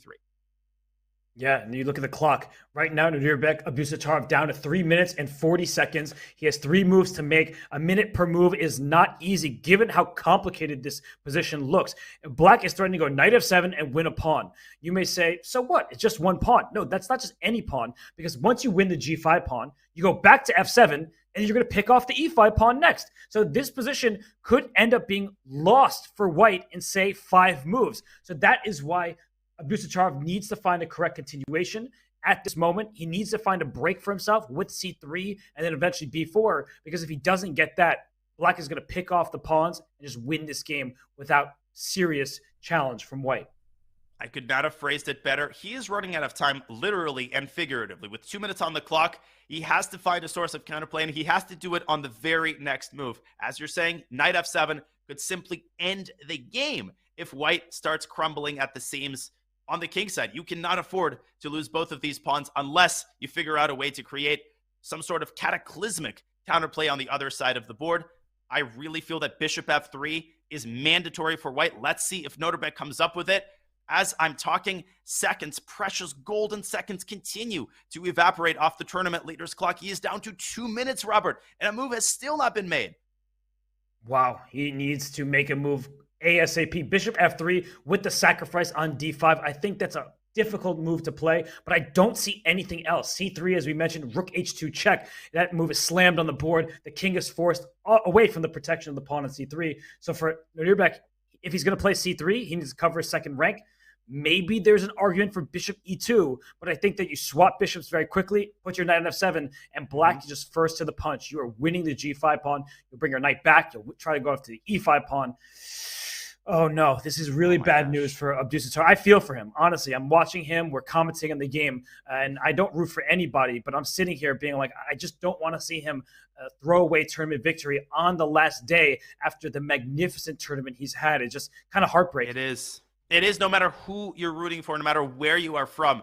And yes, Nodirbek has displayed composure and cold-bloodedness and well-roundedness in this tournament far beyond his years. Composure that is only acquired sometimes by age 40 as he slides the bishop back to e2. And I would not peg this loss if, in fact, he loses on a loss of composure. Jordan is just playing like a beast in this endgame. Now, Robert, bishop e2, what do you make of this? Is this another mistake? Can Jordan just take and go knight f7 here? It's what he's going to do, but I wasn't expecting the evaluation part to drop this much. Black has to take on e2, because if you move your bishop away, then White goes bishop d3 and targets the g6 pawn. That is not what you want. You need to act quickly. You need to be precise. If you're Jordan, you swap bishops, and that is what he just has done. Nodirbek quickly, the former world rapid champion, he is showing off his speed chess skills. He quickly takes back, and now knight f7. Knight f7 goes right after g5. And Danya, I mean, I'm not seeing it here for Abdusattorov. I think his pawns are being picked off one by one.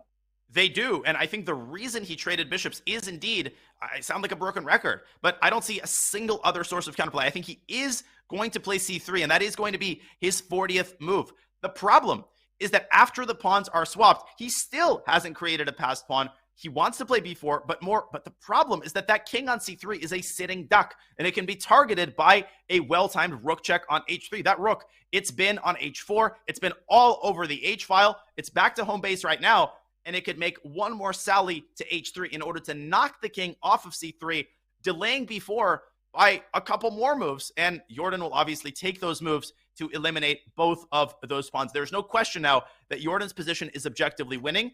Whether it's completely winning, that can be debated. But once he makes move 40, Robert, those 50 minutes could not arrive at a better time for Jordan Van Foreest, because he can make sure with every move that he is eliminating Nodirbek's counterplay, that he is double checking all of his options. And Jordan, he needs these 50 minutes a lot more than Nodirbek does at this point, and he will get them. Yeah, because the position is objectively, it looks like, teetering on the edge of a win for Black. So with extra time, Jordan can calculate. And we want to remind everybody that Jordan did falter a day ago against Anish Giri, but that's a very different type of position. It was sharp. There were tactics everywhere, checkmating threats for both sides. And then we got to an endgame that ended up being level. So this is a very different type of position. We see the knight about to hop over to f7. Jordan, he is not making the move just yet, but he knows that he has the advantage as he looks over at his clock. He has just 4 minutes remaining, but it's about to be move 40. And the good news for Black is his 40th move likely. Knight takes g5. He gets to make a move, steal a pawn, get the extra time, and continue to put Nodirbek Abdusattorov under pressure. And Jordan's time management in this game, in particular in the last stretch, has been exquisite. I just have to commend him on the restraint that he has showed. He has left himself with exactly the amount of time you want to have to play the final move. 4 minutes. It's better than having 1 minute. It's just enough to make a well-informed decision if a curveball is thrown at you. The problem is that I don't see a single curveball that Nodirbek can throw. He can only defend one of these pawns at the same time. And Robert, to bring us back to a point that we made previously, what kills White's defensive chances in this game is just that knight on f6. It has no prospects. It is imprisoned, and moreover, it simply cannot contribute in the defensive effort in any appreciable way. To the contrary, it's actually blocking the f-file, stopping White from creating counterplay on the king side. There's c3. It's the only thing Nodirbek can do, and Jordan's going to play b takes c3. He has no choice, and that will be move 40. And that's instructive because you can't allow White to take on b4 because it is a pawn trade. It's 1 for 1. That sounds good. But you give White the outermost passed pawn.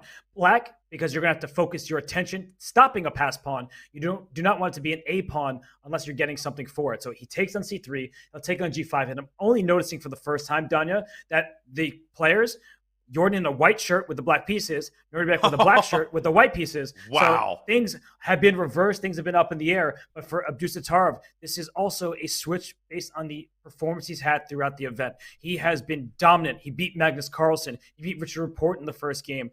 He has been looking just super powerful every single round. He's barely been in trouble. He beat Parham Maksudlu. That was such a masterful display of restraint. And then he gets to this last round with the lead. And Jordan Van Foreest, from the very opening, when he made move 7, pawn to h5, he was showing that he is willing to fight. He is not going to just let this game be a simple draw or anything of the sort. He wanted to fight, and credit to Jordan Van Foreest. And Nodirbek still has chances. We don't want to say this game is over. And a big reason why is a pawn is going to become a passer on the queen side. Is going to be an a pawn. That pawn is very far away from the rest of the action. So how does Nodirbek draw a game like this? If many of the pawns get traded and he has to give up his knight for the remaining pawns, a rook and a knight versus a rook, that is not winning material advantage. So that is a dream. It is far from reality. But if somehow Abdusattorov can give up his knight and get rid of all the pawns, then he would have some chances to draw. Jordan knows better. He will not allow that. And every time we get into a situation where the eval bar throws an overwhelming assessment, -3, -4, -5, I always like to point out that you can have many different types of -4 positions. You can have a tactical -4 position, such as the one that Jordan had in the previous round against Anish Giri. How does that differ from an endgame like this, from this -4? Well, it differs in one crucial way. In that game against Anish Giri, Jordan had to find an only move in order to preserve the advantage. The moment he missed that move, the advantage halved. He lost its lion's share, and with another mistake, the game immediately equalized. In this endgame, he has a much wider berth. He can commit an inaccuracy, and he will still probably be winning. But more importantly, the path to victory is so much more clear. There is a trail that is nicely laid out with brick. There are arrows pointing him in the right direction. And some of those arrows include bringing the knight back to f7. He's got no other choice. That will indeed threaten to take the other pawn on e5. And the other arrow is that the move b4 is always going to be met with rook to h3 check. The issue isn't so much the evaluation itself as the simplicity, the relative simplicity of the winning process for Jordan van Foreest. That said, Robert, anything is possible. We are experienced commentators. We have seen it all. And I'm not just saying it. We really have. We've experienced it all. And given how crazy the turnarounds today have been, let's not call anything done. Let's not shovel dirt on anybody. Let's sit back and enjoy the show as long as it lasts. Well, right now, we will enjoy a brief break. The players have reached the next time control. That means Nodirbek of Dusseldorf has time to think, try to find a way out of this. So while he does that, Danya and I will take a short breather, stretch our legs, come back, and we will cover the final action here in round 13 of the Tata Steel Chess Masters. We'll be right back.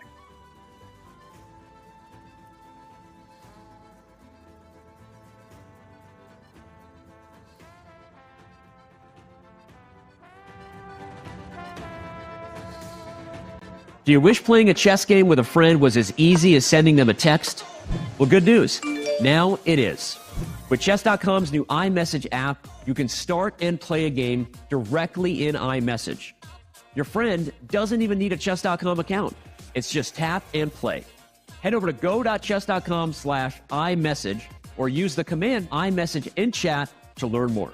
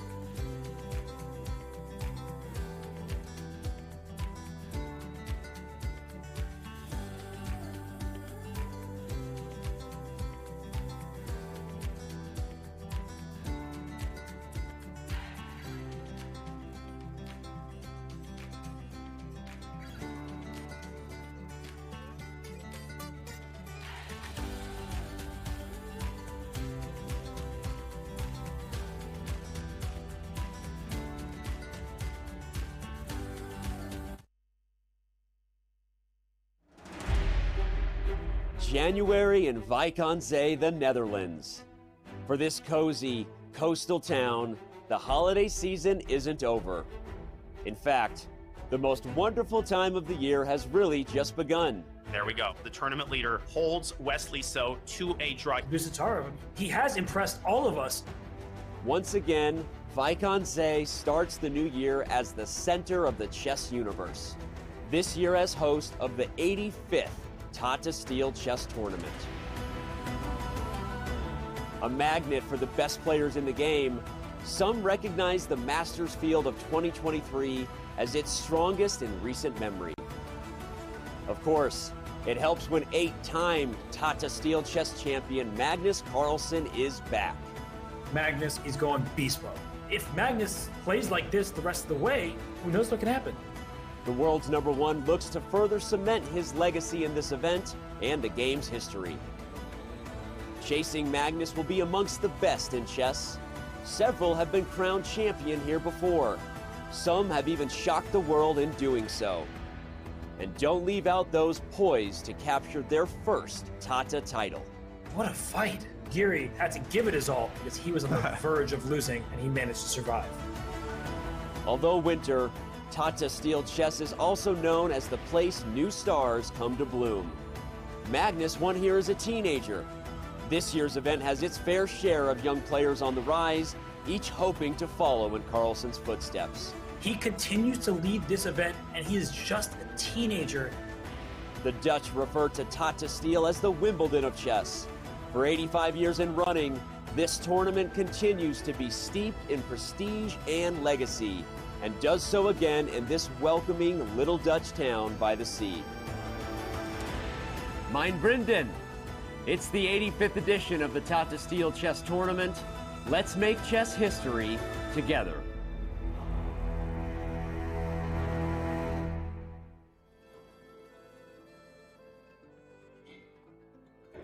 After 13 rounds, it all comes down to the board on the screen.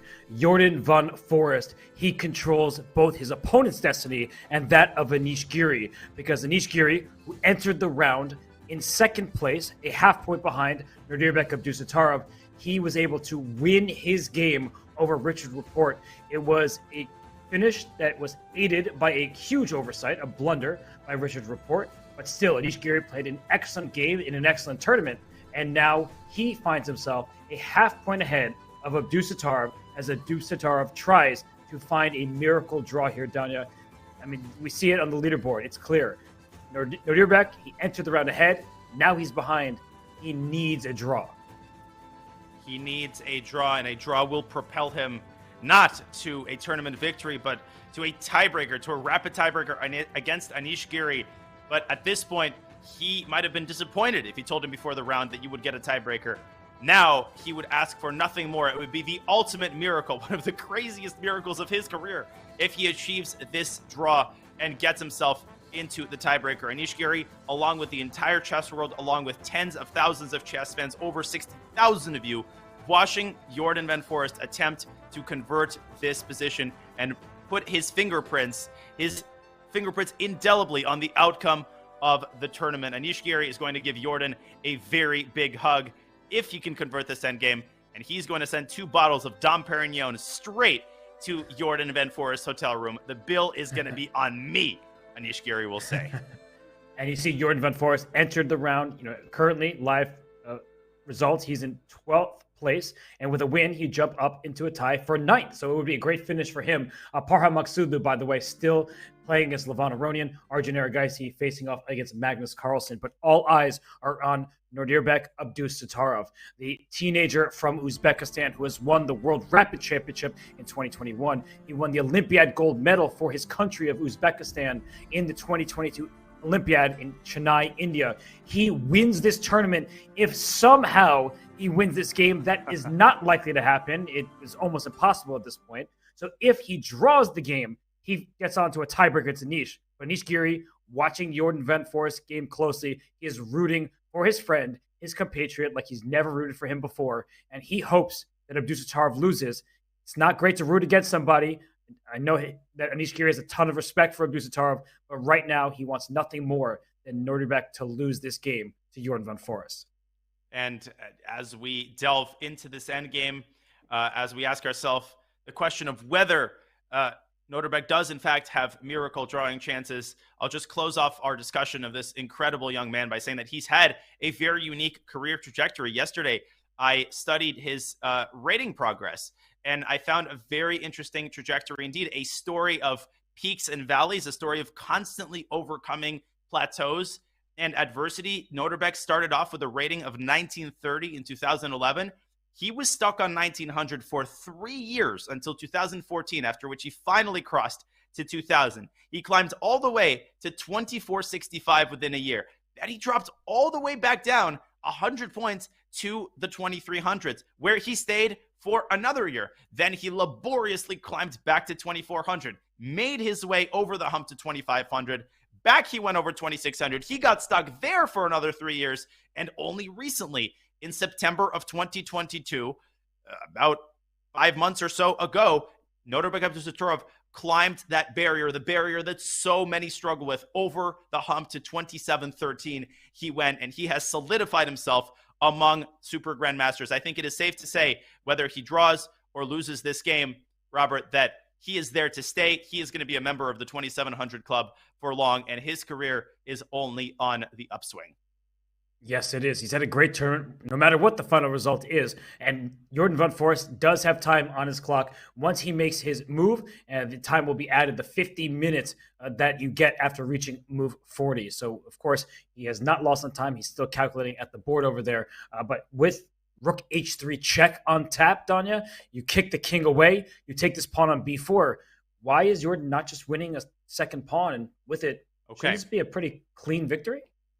Well, let's bring up an analysis board and take this move apart. Rook H3 check is almost certainly going to happen. Obviously, Jordan has the time to double, triple, quadruple check, whichever move he wants to play. The king is almost certainly going to drop back to B2. And you're saying that after A takes B4, this pawn is going exactly nowhere because it can be easily tailed by Black's rook. Let me try something. Let me try, the move Rook C2. Okay, so you're trying to go for Rook C7 check, and then what is the question? So let's say I will leave you to figure that out. Yeah, I figure you're doing that. Let's say I get greedy. I'm gonna go Rook A3, just trying to win your pawn. I'm gonna play with your hands a little bit. You haven't had enough. You've taken B4, G5. You want more? Okay, I'll give a check on C7. Okay, so I can run to F8 or to D. Let's go to D8. It seems like I can run away more easily from that side. Okay. Now I'm actually going to figure out what it is that I wanted to do when I gave the check on C7. I didn't exactly know. There's a check on D7. It leads nowhere. I could go after the G6 pawn, but that's way too cumbersome. You're going to take A4 and go after E5. Perhaps White should try Rook to A7, because this pawn on A4 is really the only pawn, I think, that could deliver any sort of miracle save. But the eval bar dropping down even further. Apparently, White had some way to muddy the waters, Robert. And this is like totally inhuman. Apparently, the best move here is Rook B7. And after Rook takes A4, just to play the anticlimactic King B3.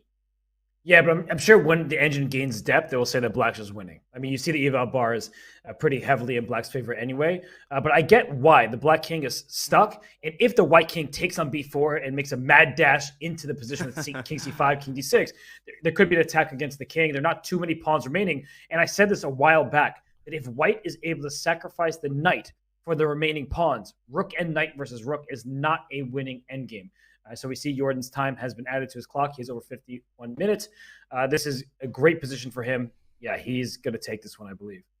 And we have been excoriating the placement of that knight on F6. We have been highlighting every deficiency. The one virtue of the knight's placement, apart from allowing these rook checks, which could potentially, if the king joins the attack, allow some sort of counterplay against Black's king. That knight is guarding the G4 square, and while seemingly insignificant, Black is not going to win this game by accumulating extra pawns. Black is going to win this game by promoting one of his extra pawns to a queen, and that G pawn is actually going to be quite hard to push. The D pawn is close to White's king, but the G4 square is guarded by White's knight. So even after Jordan gains 2 or even 3 extra pawns, he is going to have to keep White's piece tandem at bay, and he is going to have to figure out which of his pass pawns he wants to push and how he wants to break through the sort of last Maginot line of defense that Nodirbek Abdusattorov is going to try to build. Rook h3 check is on the board.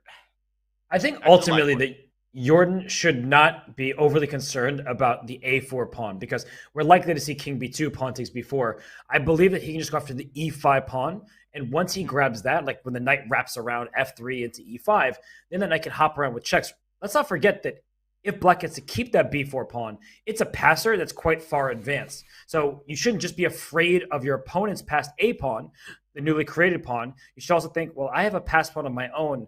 Do I really have to be scared of your pawn on a4? I don't think the answer is yes. Agreed completely. And to transform your point into a concrete remark, in the line we were just analyzing, I don't have to make the moves again, but I'll just point out abstractly that after the king drops back and black takes on b4, white plays a move like a5. You're right, the black does not have to automatically go rook to a3 and get behind the pawn at all costs. That pawn is a long way to go until promotion. Black can also, as you were indicating, activate his own knight.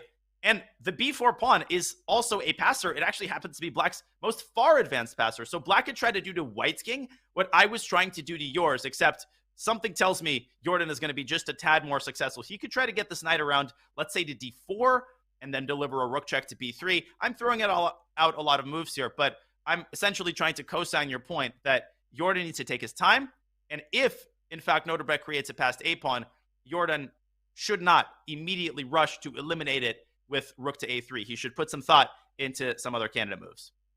Yeah, I think he's going to bring his knight up to f3, get that e5 pawn. That just frees up his pieces because the knight on g5, it stole a pawn there. Now let's bring it to help the rest of the board. And yeah, I feel like Jordan, he is going to use all of his forces. And what a game this has been from him. Seriously impressive chess from Jordan van Foreest, who many people would say, what does he have to play for? He's out of the running for first. He takes every game seriously. He fights. He tries his best. And other players are doing the same because this is the matchup for the tournament victory. Abdusattorov, if he was able to win this game, he would have taken first. But there are still two other games in progress, and it goes to show that these top players, they give it their all. They are still fighting. Magnus Carlsen, he's still in the playing hall. In fact, he's right there behind Abdusattorov, I think, and he is playing against Arjun Erigaisi. So if we zoom out from this game for just a moment, we will see that we still have two other games going. Parham Maksudov, by the way, up two clean pawns against Levon Aronian. So credit to the Iranian star. He is going to reach his highest ever rating. He's going to finish on a plus score. He is winning against Levon Aronian. And Magnus Carlsen, the bottom left over there, he has won his piece back for those two pawns, and he still has a passed pawn. So Dunya, Magnus working his King's Indian magic. This looks like a great position for him. It does indeed. I think we should take a closer look, and we promise to keep you abreast of the developments in our main game. But given that move 40 has been made, it's safe to say that the pace is going to slow down a little bit. So I think we just have a couple minutes here to go around the horn. World Champions game is also important. It may not dictate the first place, but Magnus Carlsen's comeback has been incredibly impressive, and a win in the final round will really cap off what has been an amazing second half of the tournament for Magnus Carlsen, not without its own disappointments, not without draws with the white pieces, and very disappointing result in the last round. But his ability to just like win on demand with black it's unique. It's incredible. Apparently, Jordan van Foreest took a page out of his book, but can Magnus Carlsen complete the effort? So my question to you, Robert, how winning is this? Material is actually equal, believe it or not. White has a 4-on-3 on the queen side. That could not matter less, as white is not even close to creating a passed pawn. But how decisive is this pawn on g4? It's not just the pawn, though. It's also the problem for the white king. Black's king, after the move knight f7 here, looks pretty safe to my eyes. And on the other side of the board, I feel like that white king on b1 is in harm's way. And for black, you can eventually bring your queen up to h4. Maybe even now, queen h4 looks pretty good. You're just supporting your pawn. The king on b1 is in trouble. The e4 pawn's a bit loose. The bishop on f6 is the best minor piece on the board. The bishop on f3 is maybe just as good, helping the g4 pawn start advancing. No, I think that Magnus has an overwhelming advantage, and the eval bar doesn't tell the story of just how much better it is for him, easier to play. And the world champion's time management is talked about very infrequently, and that's a shame because time management in general is a great skill. It's an underrated skill. I mentioned evaluation of positions. That is another skill that Magnus himself mentioned in a recent podcast. He believes he has mastered this skill to a much greater extent than some of his super GM colleagues. His time management is almost always stellar. He has left himself with almost an hour to figure out the subtleties of this position, and that is standard fare. Magnus Carlsen rarely finds himself in a situation where he's got to blitz out 6 complicated moves in order to make time control. But the Magnus approach in this position, I think, is in fact to first and foremost drop the knight back to f7, controlling a nice stronghold on e5. And on the following move, like you said, the queen comes down to h4. Black can simply push the pawn down to g2, or alternatively go after white's king with, let's say, a queen infiltration to f2. Can Arjun whip up anything resembling counterplay on the queen side? I feel like the only way for him to even try would be c5, but what does that even threaten? Once the knight sits on f7, Robert, you're not even threatening to capture d6. And you're opening up your own king, right? So if knight f7, c5, b takes c5, we swap pawns, the black queen may just end up on b8 and deliver a checkmate in the near future. I just feel like the position is falling apart so quickly for Arjun. And if he tries to gallop with his knight forward to b5, look at the bishop on f6, especially when the knight goes back to f7 and Magnus just played the move. If you go knight b5 to go after c7, the queen slides all the way over to a8, threatening queen a1. And you've been doing that a lot, but yeah, it is misdirection, right? You thought the queen is going to h4, now it slides to 8, and how are you stopping queen a1 check? Knight c3 back? I don't think so. You just give me that pawn. Yeah, queen a1 is going to be devastating. Well, as Yasser likes to say, and Yasser paraphrasing his old friend Nikolai Minev, at least I'll die with a full stomach.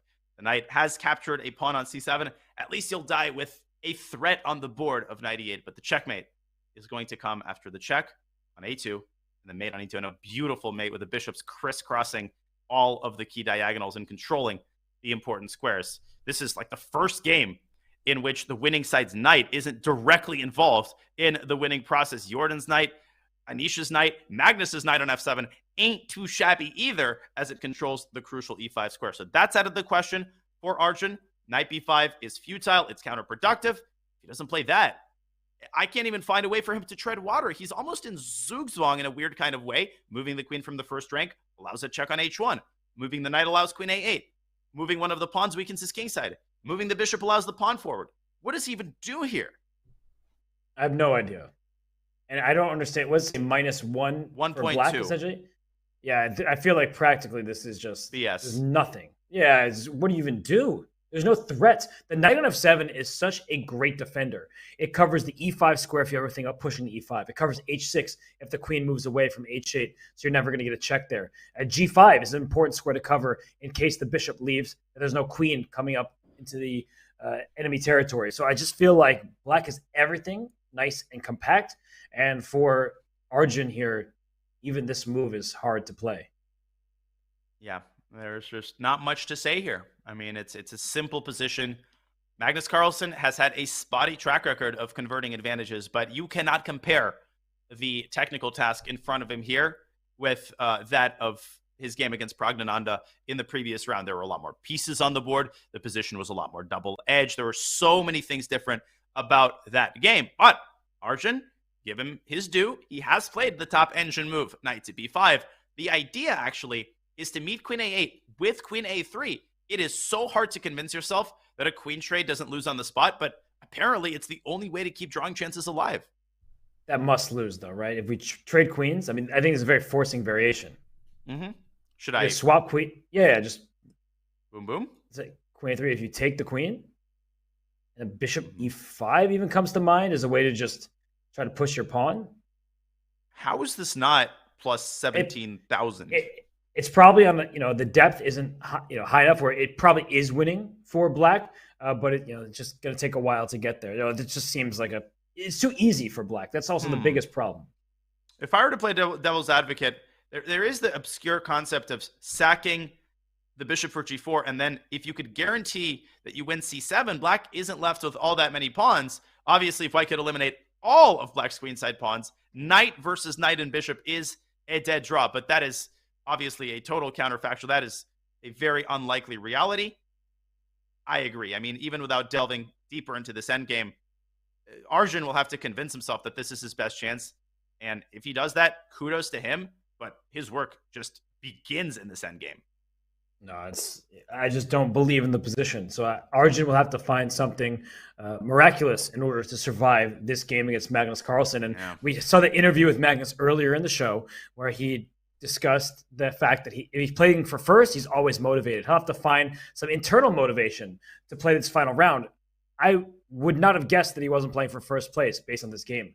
From the very early stages, he decided to pick up the gauntlet, to play into the King's Indian, to go for an attack, and now he's in a position with great chances for him. So we'll leave Magnus and Arjun here. I believe Magnus will play Queen A8. It looks really strong for him. But if we zoom out of this one for a second, I think that another player who has the black pieces, the 3 games we have left, all of the players with black pieces are doing well. Parham Maksudlu is just dominating. He is up 2 pawns. There's not even much to really speak about because it's 2 clean extra pawns for the player from Iran. I don't see any hope for Levon Aronian there. And so I think that Parham, we can safely say, will go on to win this game. Something would have to go very wrong for him. The plan for him is so depressingly simple. He just pushes his connected passers. You don't want to do it indiscriminately. You want to make sure to limit the counterplay afforded by White's tandem. He goes for a very precise move, knight g6 to e7. A knight trade, I think, would result in immediate resignation. Obviously, his king on g8 is in no threat of getting perpetualed. It has the h7 square. You can't even come up with a hypothetical perpetual construction. Levon could refrain from the knight trade. He probably will play a move like knight c7. I think Parham is getting his knight around into the center. And this is one of those games, Robert, where resignation could come now. It could come 10 moves from now, but the result is really not in question. No, it's not. So if something gets interesting there, we will bring our attention back to the game. But, of course, all eyes are on Abdusattorov against Jordan van Foreest. It seems like your idea with the rook coming to c2 has been played by Nodirbek. And if we bring up that board, I just want to show one mistake that can be made here because there's something that chess players are taught. Is that when you're up material... Is it rook c3? Yes. Go ahead. Yes. Right? When you're up material, trade pieces. So rook c3 says, I'm up 2 pawns, so let me trade off the rooks. But after rook takes c3 and pawn takes c3, the king, of course, will take back. And now white has this outside pass pawn. So unless black can very quickly go ahead and grab the pawn, it's going to take a long journey. And in the meantime, white is going to go after black's pawns. G6 and E6 are potential targets. So still maybe some chances to win this game for black, but objectively, you see the evaluation, it shows that white would have a draw with best play. And I'll just tack onto your point by saying that knight e4 in this position. Hey, I'm forcing a pawn endgame up a pawn after knight e4 to e4. Yes, technically black is up a pawn, but you can see the Eva bar inverting there. White, of course, is winning after the prosaic king d4, and this is a classic winning plan. Black has to expend countless tempi to stop the a-pawn with his king, and in the time that he does so, white will simply sop up all of black's isolated pawns in the center, first d4, then g6, and finally e6. So Jordan will not play rook c3, but that is a very instructive line. A trade of rooks is good in some circumstances, but in this case, his rook is actually more active than its counterpart. I think the main decision he has to make is between the move that we started our analysis with, as I go back to the live board here for a second, and that is rook h3 to a3. I would argue that that is the most natural move. There is also, as I mentioned later, the possibility of jumping into f3 with the knight. And this is what I'd like to briefly point out. After knight f3, a5, things may appear a little bit dangerous for black, but if you calculate one move further, I don't think in fact, I think you can just take on e5. Robert, I think you can also play knight d4. Evalbar did not like that move. Probably knight takes e5. Oh, because you're going to c4. No, this is just game over. I didn't see the c4 square. This ends the game. The knight has to move. It has nowhere to move. It's trapped, and even if it wasn't, c4 would end the game. It's just lost on so many levels here. Yeah, the b4 pawn is a pass pawn. It's not just an extra pawn. It is very good. Jordan is playing. Giri is so jumping on his bed right now. I'm guessing Giri stayed in the tournament. He's ready to buy Jordan a very nice dinner. They are friends. They both are from the Netherlands. And so, this would be a huge victory for Anish Giri. He's not playing, but Jordan could do him the ultimate solid by beating Abdusattorov. And now the pawns are collapsing down here. So let's see what White can do. How can you keep hope in this position after knight f3? Maybe knight g4. We said pushing the a pawn doesn't quite work. So bring the knight back to g4, at least for the time being. It protects your pawn on e5, and then the a5 pawn can push on the next turn.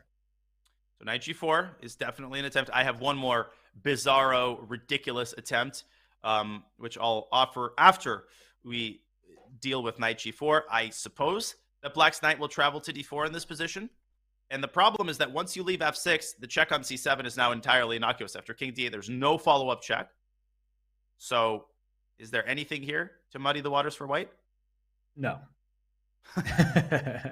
Right answer. Just being honest. Yeah. The thing about this, right? You need to get the... Actually, let's show this. This is very instructive. Rook c7 check. King f8. Now go the other way for a second. Okay. Let's say you run away. And then the knight goes into f6. Ooh. You know what I'm setting up. And the rook goes to a3. So I'm going to go get your a pawn. Yes. You put your rook on d7. And you say, oh no, my pawn, after rook takes a4, this is immediately a draw. The knight h7 check, knight back to f6. This is the perfect construction for white. The configuration of the pieces, the geometry is such that the king goes to g8. Of course, you go back. Don't go to the corner. As you go to king h8, rook h7 is check and mate. The knight covers g8, can't escape. So you go to the other direction with king e8, and then knight f6 check. The knight checks the king and protects the rook. The rook keeps control of the d8 and e7 squares. The king has to go back to f8, and then we get a repetition. It's a little bit of a wheel. So that's one configuration that's just probably useful to know for some of you people. I've had that in my games in the past against Gadakomsky. That has happened before. So, yeah, it's just something to keep in mind.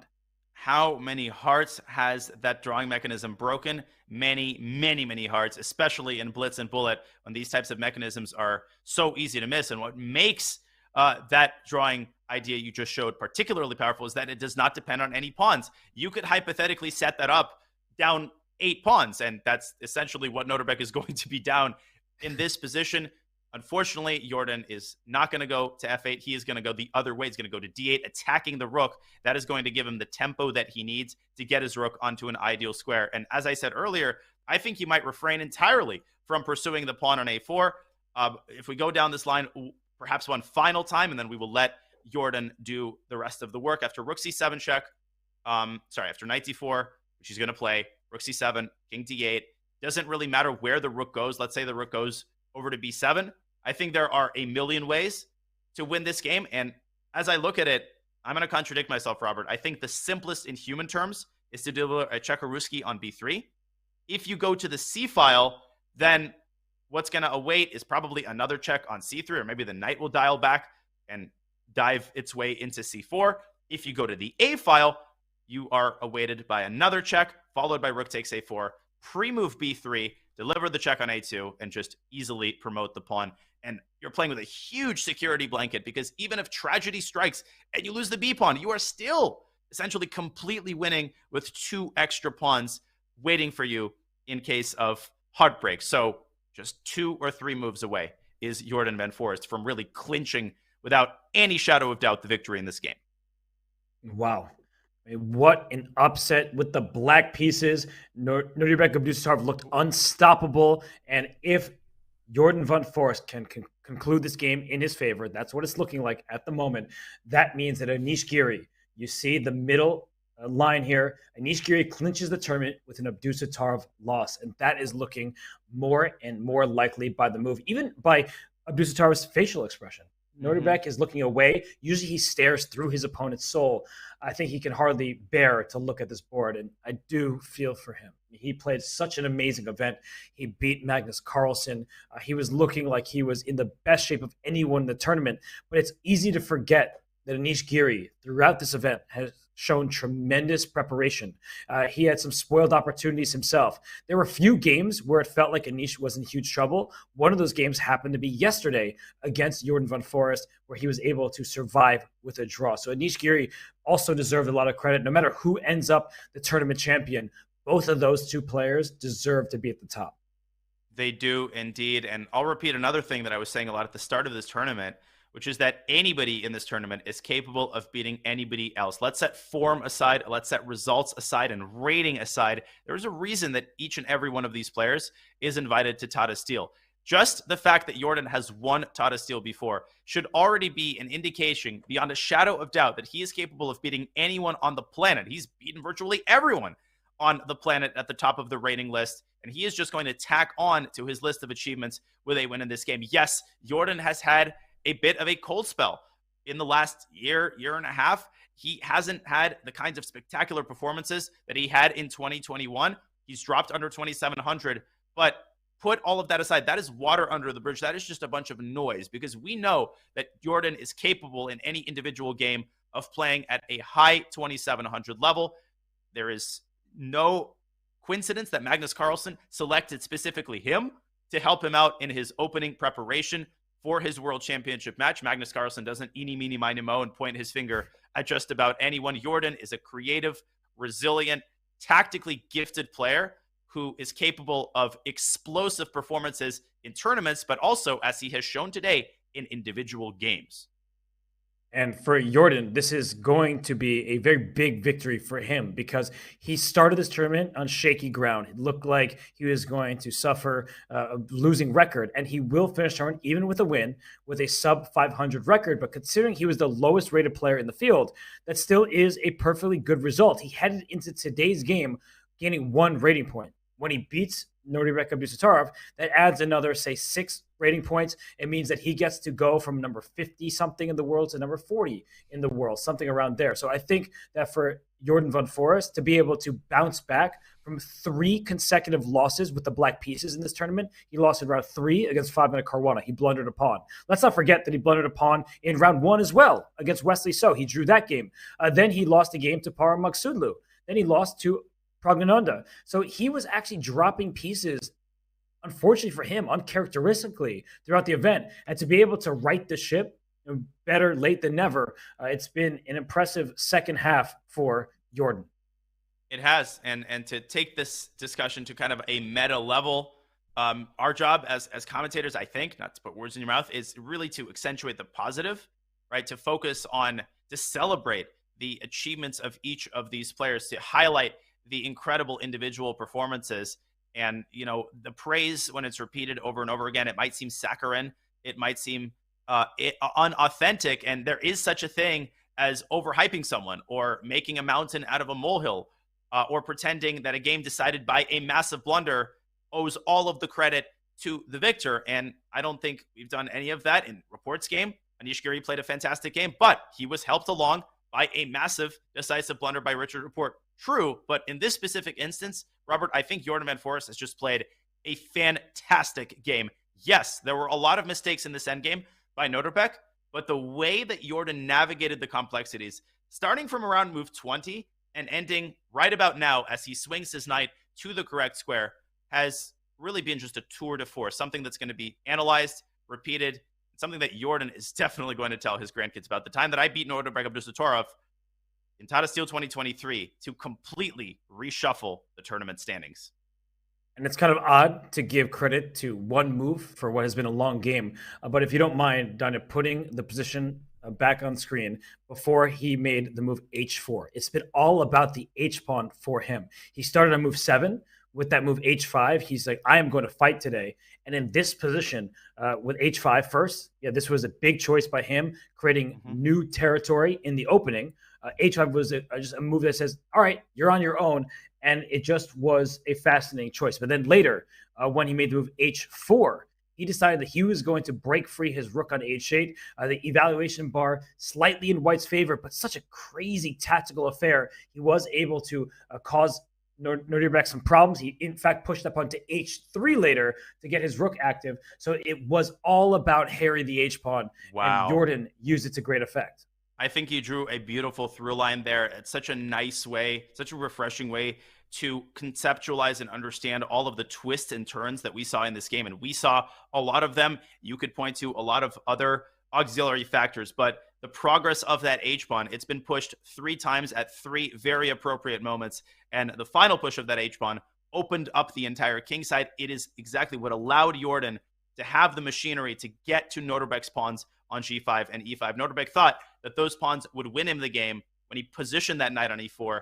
Ultimately, they are most likely what's going to end up doing him in, and they are following precisely the line that we had analyzed. They check on b3, and I think a check on a3 is forthcoming.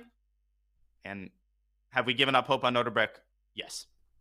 Yes, we have, because that king went to a2. If it had gone to c1 in this position, we were talking earlier, you don't want to trade rooks because it could be dangerous. But in that particular position, if the king went to c1, you're all good. The king went to c1, then rook c3 check looks good enough. You force the rooks off the board. Black has 2 full extra pawns. The king is close enough to the a pawn. So the reason it wasn't good earlier was because the white king was scooping up that pawn. Here, you got to keep it. That means just a completely winning endgame for black. It is indeed. And to the younger members of the chat, to players watching and hoping to gain inspiration, hoping to occupy the chairs that Jordan, Van Forest, and Nodirbek Abdusattorov sit on right now, it's great to have lofty ambitions, but I always point out that even the best players in the world, they always take their time. Notice that Jordan hasn't made a single move really in under a minute, minute and a half, even if the move is painfully obvious, as rook a3 check is. They always double check. They always make sure that there isn't anything better, anything more decisive. They blunder check, and they never get too arrogant, because no matter what your rating is, you are never too good for double checking a move. Jordan fully understands the gravity of the situation. And guess what, Robert? I don't think rook a3 check has force. I think there are other winning moves. Rook g3. You could slide your king to d7 preemptively and carve out the c3 square for yourself. Jordan just making sure that he finishes this game as surgically as he started it. Yeah, he just does not want to give his opponent any semblance of hope. He is not giving him the slightest bit of hope, because after the king went to a2, he can, in fact, bring his rook over to a3 and take this pawn on a4 if he wants it. Now, if there were a black pawn on f7, then you have to be careful, because the knight can go back into f6. But here, Danya, the king has the escape square to f7, whereas if a pawn were on f7, that would actually be checkmate. That's something. Great point. Another mating construction. The other one was a drawing mechanism. This was a checkmate construction that you need to keep in mind. You're always one step away from getting checkmated. That's a beautiful concept there. Put a pawn on f7. I actually can put it there for you. Knight to f6, if it were white to move, would create the insurmountable, the unstoppable threat of checkmate on e8. We mentioned the drawing mechanism with knight f6, h7. Well, how many games have been suddenly decided by an endgame mate, right? All of those things Jordan has to keep in mind. He does indeed deliver a check on a3. And once again, taking his time, slowly, meticulously, methodically doing what at this point is the easy work to convert the advantage into the full point. Yes, he's going to take this pawn on a4, but he is calculating that it is okay to do so. The last thing you want is to allow an endless barrage of checks to get your king in some trouble. But rook takes a4. Yeah, he's done See it on the board, and there he's played it. The camera a couple seconds behind there, but he has captured this pawn on a4. The next move is b3, followed by rook a2 check. It's just too simple. Yeah, the machine just drives, the tank just runs white over here. Black is now 3 pawns up, and the final knight salvo by Nodirbek. He brings the knight back to f6 in desperation, but desperation it is, because this move doesn't even come with a threat. I think the simplest for black is just to play b3. Straightforward. And b3 Go for it. With the threat of rook a2 check. I mean, there's just nothing that white has. Knight f6, rook e8 check, the king slides to f7. That's one single check. It's not mate. But if that pawn were on f7, that would be an unstoppable checkmate threat. Thankfully for Jordan, it is not there. He wouldn't have fallen for this. And for Jordan Van Forest, what a end performance here. He almost took down Anish Giri. He played the ultimate role of spoiler, because by drawing Anish, he kept Abdusattorov in the lead. But now he takes down the leader of the event, and you can see it on Abdusattorov's face. He's leaning in, but there's nothing here. The king can always run away to f7, and I do think that he is going to resign in the near future, and that will leave Anish Giri with his first super tournament victory, and he can breathe a huge sigh of relief. He will win in front of his hometown crowd. The Dutch #1 will be a champion in Wijk at long last. And what better way to silence the critics, to silence the trolls? Twitter responses can only get you so far. The best device is a tournament victory, and the best tournament to win is the 13 round, the most prestigious super tournament held annually, Tata Steel. It's held now for the 85th year. It's a nice round number. And Anish Giri will enter that incredibly exclusive club of players who have won this gargantuan, this Herculean tournament, who have withstood these 13 rounds and maintain their form from beginning to end. And that is exactly what Anish Giri did. Let me tell you though, Robert, he is still holding his breath. He hasn't opened that champagne bottle yet. He hasn't tucked into his filet mignon or whatever he will get for his celebratory dinner. He is still pegged either to the board if he's in the playing skull or to his computer screen if he's back relaxing in his hotel room. He will not celebrate. He will not jump on his bed. He will not pop the champagne until this game is over and the score sheets are signed. But let me tell you, the score sheets are about to be signed. Yes, they are, because after the move B3 screwed into that square, the rook will be on A2 next. That pawn is a passer. It can hardly be stopped, and white just has no threats. All you can do is give a single check, if that, and we see Jordan and we see Nodirbek on screen. That, what you always say, Danya, when you drink that water, you know that that player is happy, and he is drinking all of that water. Yeah, it's true. He's taking it, a sip and another, and he is going to have that sweet taste of victory in his mouth after this game. And, it's going to be one of those wins that you feel badly about, because for Abdusattorov, if he ended as the champion, you'd be like, that's fitting for this event. But he's young. He will be back. This is not going to be his last time in Wijk. It's not in the Masters tournament. He has more events coming up. He's won an Olympiad gold. He's won the World Rapid Chip. You can count the accolades here. We know how good Abdusattorov is, and it's going to sting. It's going to feel unfortunate. But we know that he will be back. He will continue his ascent, and he is just maybe one of the top few players in the chess world that everyone has their eyes on right now. And I know this sounds very reductionist. It sounds like I'm minimizing the pain. The pain is real. The pain will persist for several weeks. The flight back home to Uzbekistan is not going to be a pleasant one. Nodirbek is just going to have these moments on repeat. What if I had just made one move differently? What if I, hadn't allowed Jordan's H-pawn to squeeze its way to H3?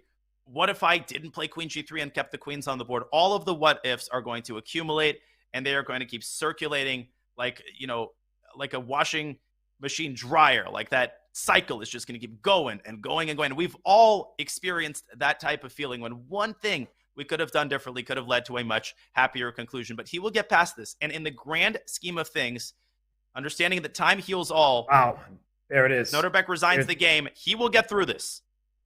Wow. And with 70,000 plus people watching on Twitch and YouTube, they see the resignation. That means Anish Giri wins this tournament. And you can see the look on Abdusattorov's face. It's a tough one for him. But if he came into the event, if you asked him, you are going to finish in second place, you are going to beat Magnus Carlsen and win 3 other games, he would say, sign me up. Unfortunately, he had the lead. If he had lost in round 1 and stormed back, he'd be feeling great about his tournament. He'll feel badly about this for a little while, but when all is said and done, when we look back on the 2023 Tata Steel Chess Tournament, you have to say that Nodirbek Abdusattorov was an absolute beast. He was a beast. There's no other word for it. He has defeated Magnus Carlsen. He has defeated the world number 2. He has so much to hang his hat on and be proud of. And there's smiles exchanged. So gracious by both players right there. Let's not neglect that moment. Nodirbek could have easily stormed out of the playing hall. What pain he must be feeling on the inside, and yet maintaining his professionalism, congratulating Jordan on a well-deserved win. And I'm sure that he will congratulate Anish Giri as well. What a performance. What an end to the tournament. And there, Robert, we have it. The smiling face of Anish Giri, and that smile will be on his face for many days to come. He was a deserving champion. He won that final game against Richard Rapport. That one was a true fight where Richard was uncomfortable and ultimately blundered. And you see people talking about Anish Giri, silencing the critics, the haters, and he won this event. And it's not about the internet right now. It's about his play in this tournament. Because as we look at the leaderboard with one game still in progress, or 2 games, I should say. Levon Aroni is about to lose to Parham Maghsoodloo, but Anish Giri officially wins the 2023 Tata Steel Chess Masters. He wins in round 13 against Richard Rapport. Nodirbek Abdusattorov, he stumbles in the final hurdle, and that hurdle is Jordan van Forest.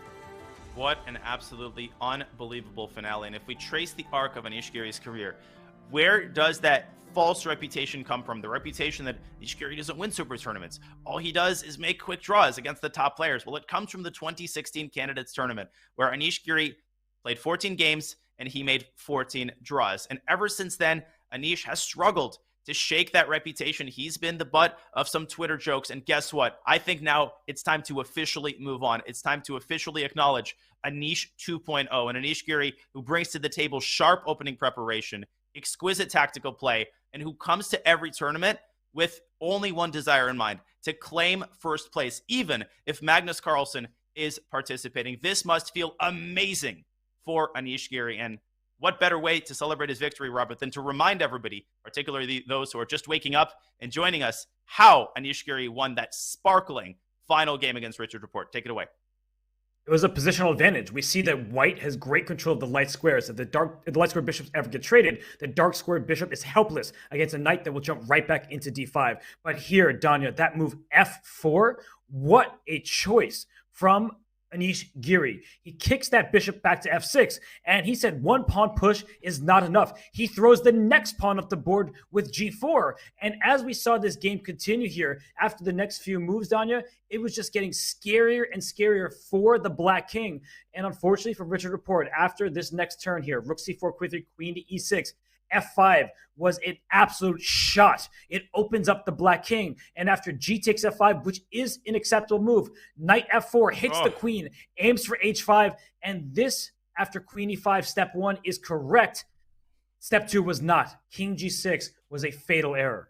It was indeed. This position signified Richard Rapport's last chance to change the outcome of the tournament. He had to play the fearless king to f8, a move we cannot really blame him for eschewing, because you have to allow what seems to be a devastating check on a8 to add insult to injury, a capture with check on a7. But if you carry this line forward after king f8, it transpires that white actually doesn't have a good way to coordinate his pieces. Let's not forget that Anish Giri has also introduced major weaknesses to his king position by pushing his pawns. The engine does assign a small advantage for white after a move like rook f1. It's hard to say how the game would have ended here.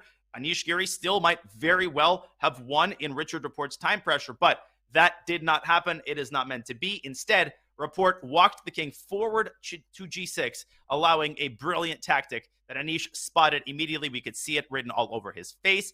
He actually didn't write the move king g6 down until a couple minutes had passed. So disbelieving was he that Richard Rapport blundered the incredible rook takes d6, a classic deflection sacrifice. If you take the rook, you get checkmated on f5, and that was all she wrote, Robert. A couple of attempts to keep the game going, but Anish Giri was not about to let the cat out of the bag. Another accurate move with the rook d5, and what a way to finish the game. Queen to g3 check, forcing the queen trade. Is he about to convert a technical endgame? No, he is not. You're shaking your head. I'm shaking your head. Richard Rapport extended his hand, because after queen takes g3, knight takes g3, you're going to get checkmated on one of two squares. Either h5, or if you cover that square, the rook is going to move just about anywhere, even as simple as rook takes b5, and knight f5 is simply unstoppable. You have to give up your rook, and, well, with an extra exchange and 3 pawns, I think Anish Giri would have converted it into a win. I believe that would have been the case. And even if Richard Rapport had not made that blunder, it was going to be difficult. It was just a tense position, a lot of tactics there. So Anish Giri, he played a game without fear. He threw his pawns forward. He earned himself a victory, not just in round 13, but in the Tata Steel Masters. And now there still are games going in this final round. That is how determined the players are. They don't want to just go home. They fight to the very end. And in the game in the middle, Parham Maksudlu with the black pieces, he is about to win, promoting his pawn against Levon Aronian. And then we have Magnus Carlsen with the black pieces in the bottom left against Arjun Erigaisi. We will dive into that one more deeply. But first, we will take a break. And when we return, we will just look at the final games here at the Tata Steel Chess Masters. Actually, Maksudlu, he might already be about to win, so maybe we'll stay here. The pawn went up to a2. And kill the commercial. Kill the commercial, exactly. Yeah, well, the pawn has appeared on a2. It is rifling forward with preternatural speed, and I'm going to flip that game on because we are watching Levon Aronian take his last breaths here. He has managed to create exactly 0 counterplay against Black's king. That Luft square on h7 is all that Black needs to dodge White's futile attempt at perpetual check. Levon Aronian continues his agony no more. It's a handshake, and it is a win for Parham Magsulu, and the first loss, Robert, for Levon Aronian in this tournament. That is an absolute backbreaker. Yeah, no, that is unfortunate for him. He was playing a good event. He drew that first game against Magnus Carlsen where he showed great defense. He ended up almost winning against Arjun Erigaisi. Wasn't meant to be in that one in a tricky endgame. And he did score a victory over Vincent Keimer, but the rest of the games were drawn. He ends the tournament with a loss. But Parham Magsulu, he finishes with a flourish. And you've pointed this out several times. Parham was a last-second replacement for Jan Krzysztof Duda, who couldn't make it. So not only was his performance impressive, the lead-up to it is impressive as well. He didn't have the time to prepare that the other participants had. He had to book a ticket straight to Amsterdam. He had to make preparations about a week in advance. And not only did he do that with grace, he managed to turn this tournament around. I think he's actually going to gain rating, and he's going to come away with a couple of sparkling victories. Yes, a few painful losses as well, particularly the one against Gukesh. That is going to sting, but the bitterness, the pain of that game is going to be diluted by the sweetness that he must be feeling now as he defeats Levon Aronian with the black pieces to cap off a fantastic tournament performance. Yeah, he gains about 10 rating points. So Parham Magsulu at his career high rating. So an excellent event for the last second replacement. He won his final 3 games. Parham Magsulu beat Pragnanda, he beat Erigaisi, he beats Aronian. So what a finish. It's a turkey if you're going bowling. But for the player from Iran, it was just an excellent display of aggressive tactical chess. So we are going to head towards a break. We see our 6 results are in the books. We have Arjun Erigaisi still playing against Magnus Carlsen. And well, speaking of Magnus Carlsen, when this tournament ends, his chess playing does not, because we have some excellent events coming up in the very near future. We are so excited to announce the Champions Chess Tour 2023 with Chess.com and Play Magnus Group officially coming together. We're bringing you a chess tour like no other. With the biggest prize pool the chess world has ever seen, $2 million. It all kicks off with the Everything's Masters play-ins on February 3rd with your reigning CCT and CGC champs, Magnus Carlsen and Wesley So, locked into play. We will call all the action right here at twitch.tv/chess. Use the command CCT in chat for more. And as you see, Nodirbek Abdusatarov's results, he had a great first half. The last game was the one that left him in second place rather than first, but we'll see if Magnus Carlsen can join him after this short break.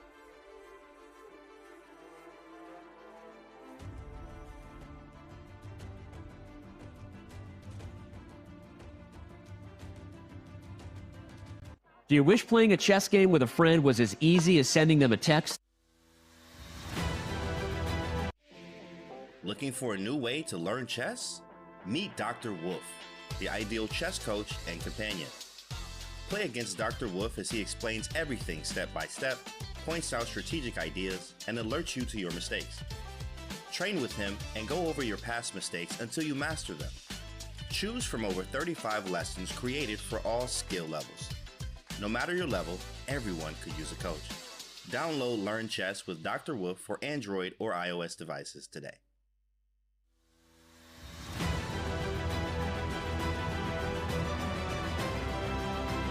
He's going to win the tournament.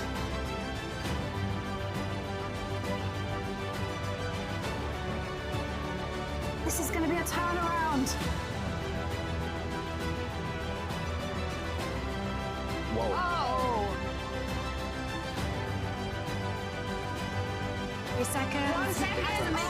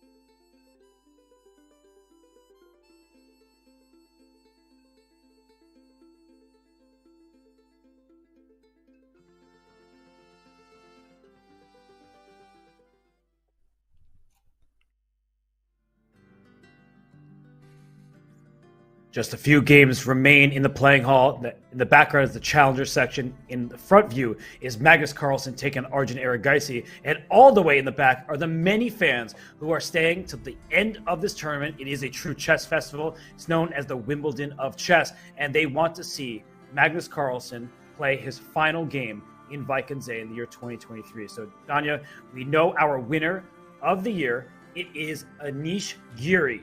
At long last, he is a runner-up no more, and as you see on this graphic, he has finally won in the year 2023 with a score of 8.5 out of 13. What a story. Third time's the charm? No. Sixth time is the charm. Anish Giri was runner-up in 2014. He had 2 chances to win Tata Steel in a tiebreaker against Magnus Carlsen. And then what really stung in 2021 against Jordan van Foreest, Anish Giri was a monster in that tournament as well. That's when he came to be known as Anish Giri 2.0. That really was the watershed moment in his career when he came armed to the teeth with great opening preparation, but it wasn't meant to be. He lost in a time scramble, and now it took until 2023. Anish Giri is still very young. He's only 28 years old, but already so experienced, so patient, so resilient. And Robert, what we just saw today, the scenario that unfolded before our eyes, is one that I honestly will never forget. We had mentioned this outcome as a remote possibility, as something that we had to mention because we do our job as commentators and let people know what could happen. I did not think even for a second that 20% of this was going to happen, much less that Anish Giri was going to win outright when he was trailing by half a point going into the last round. It's even hard to conceptualize mathematically that this is possible, and it actually happened. Abdusattorov had the white pieces, and he was playing the lowest rated player in the field, someone who had struggled throughout the event. But Jordan van Foreest, he showed his championship fortitude, his pedigree. He has won this event before. And I just want to say, for Anish Giri, this is more than just a tournament that he has won. This is a tournament in front of the Dutch people. All of the newspapers in the country, they pay attention to this event. It's the 85th edition. And so I think more than just winning rating points and winning a chess tournament, this could be a huge spark for his chess career. The amount of attention that will be on him. I hope he's on the talk shows. I hope that the Dutch public, they really celebrate this victory because it was hard fought. It was well earned. And it was a last minute scramble. He had to beat Richard Rapport, and then he needed his compatriot and friend, Jordan van Foreest, to take down the leader, Nodirbek Abdusattorov. So he is a runner-up no more. He is a champion, and he has earned this championship. And just an amazing side fact is that both the number 1 and number 2 players in this tournament, the winner Anish Giri, and it's hard to say this, but the runner-up Nodirbek Abdusattorov, both of them have defeated the number 1 and number 2 rated players in the world. Ding, of course, is now in the live ratings number 3, but at the time of the game, he was number 2.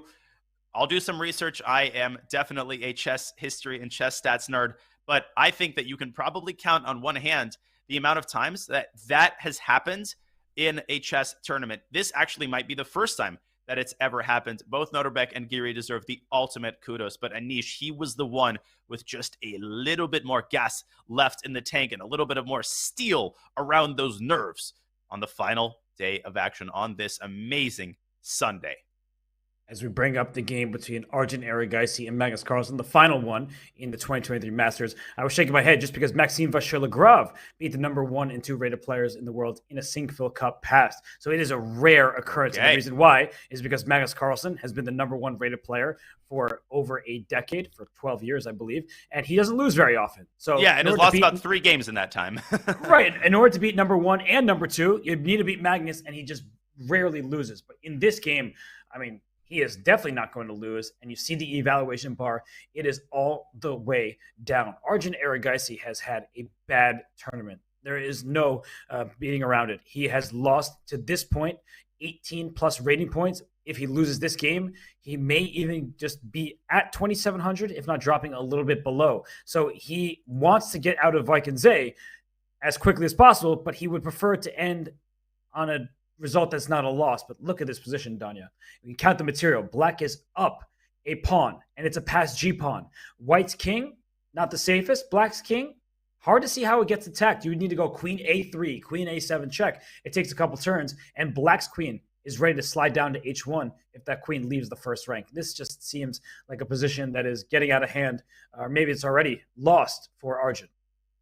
Yeah, it's out of hand for Arjun. It's definitely in Magnus's hands. He is an endgame virtuoso. He was, by now, I think it is safe to say, the undisputed best endgame player of all time.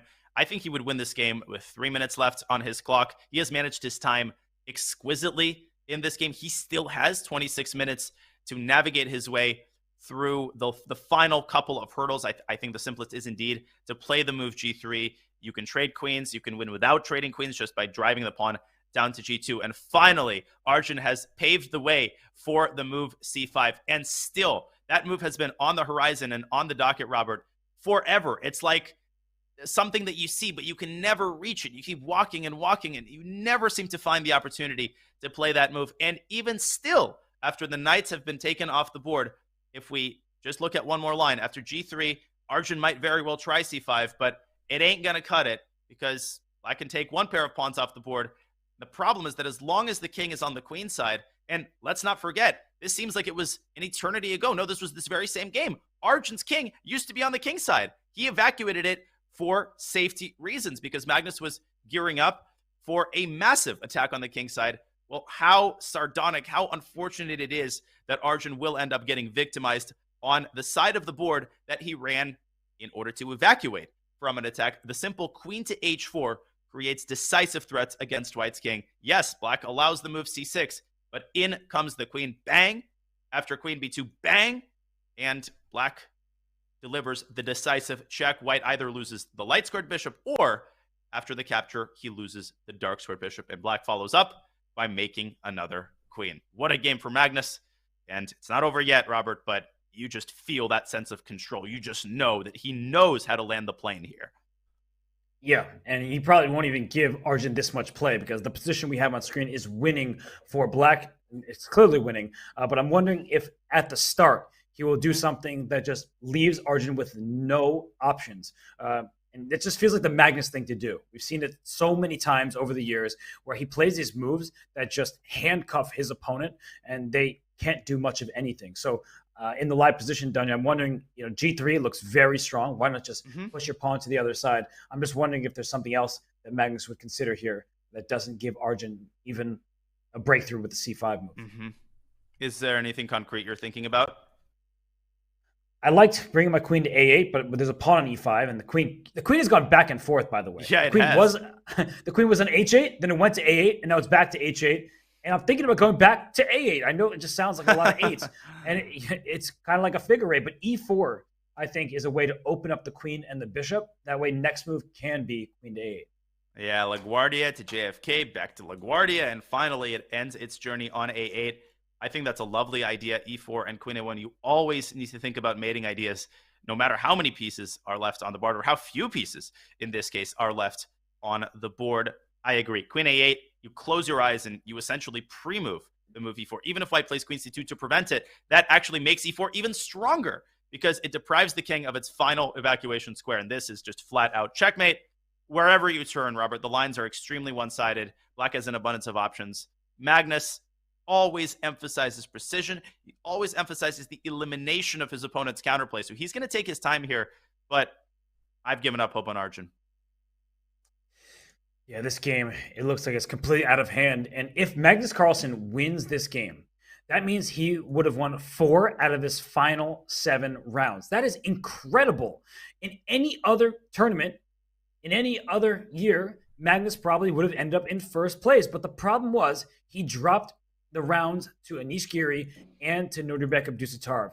He first lost to Giri in round 4. He had the white pieces, the black piece against him. And then with the white pieces in a rebound game, he lost that one as well to the Uzbek sensation. So for Magnus, he ends the tournament with an absolute bang. 4 wins, 3 draws in the final 7 games. That's phenomenal, but he just lost those 2 games to Giri and Abdusattorov, and that's the only thing keeping him back from another first-place finish. And it just goes to show how dominant he's been that we are saying what a terrible tournament he's had. He's going to end up in a tie for second place. And as I just noted, he beat many strong players along the way. I was going to say the exact same thing in a slightly different way. I know that half the chat cringes when I make any sort of sports reference, so I promise I won't belabor the point. But when we see dominant athletes, and one could debate whether Magnus Carlsen could be called an athlete. You know what I mean. A sportsman, someone who dominates their field. The expectations for them, as you're saying, become so sky high that essentially anytime they don't win a tournament in ultra convincing fashion, we call their performance a failure. Well, the fact that we even do that in and of itself signifies the extent of their dominance. It's not even the tournaments that Magnus Carlsen wins that show us how dominant he is and how long he's been dominant for. It's the tournament that he doesn't win. It's the big deal that we make of a performance where he scores +2, +3, and stays out of first place by half a point. The fact that we have these expectations means that Magnus Carlsen is undisputedly the greatest player alive right now, perhaps the greatest player in the history of chess. But this tournament belongs to Anish Giri, and this moment in the sun belongs squarely to the Dutch Grandmaster. It does, and he beat Magnus Carlsen. That is what separates the two of them. It's going to be a half point ahead for Anish Giri. He beat Magnus Carlsen, and that was a really nice game from Giri. So Anish started well, he finishes well, and that's why he is he has already won this event. He's clinched it. But for Magnus Carlsen, right, this final game, we heard his interview. He seemed a bit down. But then if he looks back on the tournament, the last bunch of games, and he plays e4, opening up his bishop and queen. He wants queen e8 down to a1 with checkmating threats. But if he looks back at the finish here, it was great. 4 wins in the final 7 rounds. That is exceptional. That's a performance rating through the roof that gains him rating, which is very hard for him to do. And he has been just so dominant in years past that we expect him to win. And when he doesn't win, it's like, oh, what's Magnus up to? What's wrong with him? And it seemed like something was wrong when he dropped rounds 4 and 5. And then since then, it's just been he's crushing people. It's not even close. The game against Fabiano Caruana when he had black. I was thinking that too. He blew him off the board. It was not close at all. His win over Richard Rapport the round before that, Richard got desperate and sacrificed pieces, but Magnus was playing well. His victory over Magsudlu, another nice game from Magnus. So I just feel like the Magnus we've seen in the second half of the tournament, he proves why he's the best player in the world. He just was not in form in rounds 4 and 5, and Anish Giri took him down and thus earned tournament victory later, helped by that early win. Indeed, he did. And really what separated Magnus from tournament victory, even with those 2 losses, were those 2 white games against Gukesh and Prague. And as I said before, I really think that those are the games that actually sting the most, not the losses. It's that draw, especially yesterday against Pragnananda. Magnus missed a tactic we expected him to see, but as weird as it is to say this, Magnus is human. He does have the occasional human moment, the occasional moment that we have sort of on a daily basis, that we have every tournament. Magnus has it once in a blue moon. And so when he has it, we make such a big deal of it. But by and large, Magnus Carlsen has demonstrated yet again that he is the best player in the world, that even when he is in quote unquote bad form, he plays at the very least 4 or 5 games that we can all learn from. And that if anybody else played, they would consider them to be some of the best games of their career. For Magnus Carlsen, a game like Fabiano Caruana, or even a game like this one against Arjun Erigaisi, a brilliant positional display, a textbook illustration of all the litany of ideas available to Black and King's Indian structures. For Magnus Carlsen, it's just par for the course. Of course, he wins the final game with Black against the most talented Indian junior. Of course he does it, because he's Magnus Carlsen. That's what he does. He wins games, but your point is well taken. That draw yesterday, imagine if he had won that game and then won this one, he would end up in the tie for first with Anish Giri. So after rounds 4 and 5, everyone thought, okay, this is gone. He's got no chance. But then he stormed back and he almost made it happen. But Magnus Carlsen, he is definitely going to win this game. Let's talk about the ways he can move forward here. So the bishop just took a pawn on b6. There is no follow-up for white. I think that Black, you can think about trying to get your queen in. Queen a8 is met by bishop a5. So that's a good defensive resource that Arjun has. So maybe you can slither in from the other side, play queen h2, and then try to bring the queen around that way. It also can play g3 next. So you're helping your g-pawn. You're bringing your queen into the e2 square, and you're just hunting for checks, which inevitably will need to checkmate. Not such a queen e5, getting your queen in front of the bishop. I didn't even think about that at first. Oh my gosh, everything is a threat. Queen h2 is an excellent move. I've heard this type of move referred to as a setup move. In and of itself, it doesn't carry a threat, but you could argue that it carries a second order threat. It is a move that sets up decisive threats. It puts the kibosh on all of White's remaining counterplay. And by the time White finishes putting his pants on the queen side, by the time the pawn even reaches c6, the king is going to be mated 7 ways to Sunday. And I can finally use that expression on a Sunday. So it makes a little bit more sense. Queen h2 is on the board. Magnus Carlsen does not miss moves like this at all. He missed one of those moves against Pragnananda. That was his allotment for the year. And look at this. Queen to e5 is a threat, and that lines the bishop and the queen up on the same diagonal, going over to a1. There are no moves to stop queen e5. Maybe it's not going to be the best move after this, but g3 is available to you. Yeah, and there's White a past is so one far away that we thought would win the game. It turns out the black's just going to win by checkmate, but there's this little thingy over on g4. And for White, what's the current move? c5 just locks your bishop away from the rest of the game. That doesn't seem very helpful. The d5 pawn will also be loose. So, allow me do you have a to move? make a remark. Sorry to interrupt you. It'll be worth it, I promise. That just this remark alone tells us everything we need to know. I did commit the grave sin of turning on our Silicon Fiend. The top move is bishop b6 to d8. And no, there's no devious idea. You literally give the bishop away, then the bishop returns to f6, and black delivers checkmate. Do I need to say anything else? No, that is how you know the position is incredibly lost and incredibly sad. When your best move is bishop d8, just giving away a free piece to distract the bishop for one turn. So that must mean that there is a checkmate on the horizon. A queen e5 looks like it's just going to crush White's position. Yeah, I got nothing for you, Danya. I guess Arjun could throw in a check on e6, but even that move harms his defensive chances as if he has any, because once the bishop moves away from f5, black gets yet another mating idea, pushing not the g-pawn, but the e-pawn. And not to promote it, but to vacate the e4 square for his light-squared bishop. So every single one of black's pieces, perhaps except the king, could in some way contribute to the mating mechanism. Magnus will choose his pick. Arjun Erigaisi there. He knows the outcome of the game. He is searching hard for last-ditch attempts. He does not want to lose the last game of the tournament. It really is a heartbreaking performance for Arjun. He will come away without a single win. Not how he envisioned his first Tata Steel. But the key words there, Robert, his first Tata Steel. Definitely not his last. Well, his first Tata Steel Masters, I should say, because he rampaged the challengers last year. And all he needs is a little bit more experience. And as I said about Vincent, he too will come back stronger. He will analyze the games, and he will come back with a vengeance next year.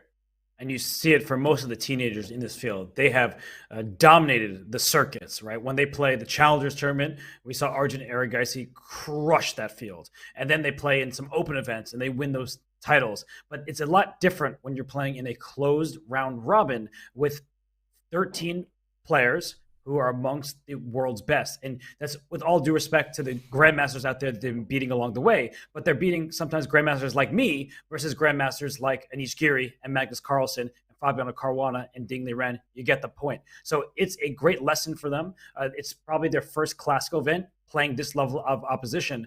And we saw Arjun Erigaisi in the World Rapid and Blitz. I mean, he had such a great performance. I think his opponent average in the Rapid was something like 27-20, and he scored like 8.5 out of 13 points, something like that. Maybe it was 8 out of 13. Either way, it was a massive score against great opponents.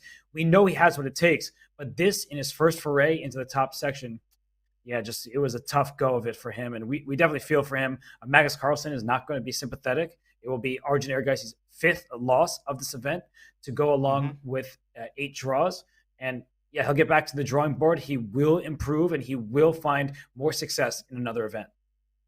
And I will tie up our discussion of Arjun by making a point that I made after we finished commentating a tournament a couple of months ago, which is that chess fans, I think, fall into the trap of just assuming that the result of each tournament is in some way predetermined, or it was meant to be and it had to be this way from the very beginning. Not so. And I think Arjun's performance is a case in point.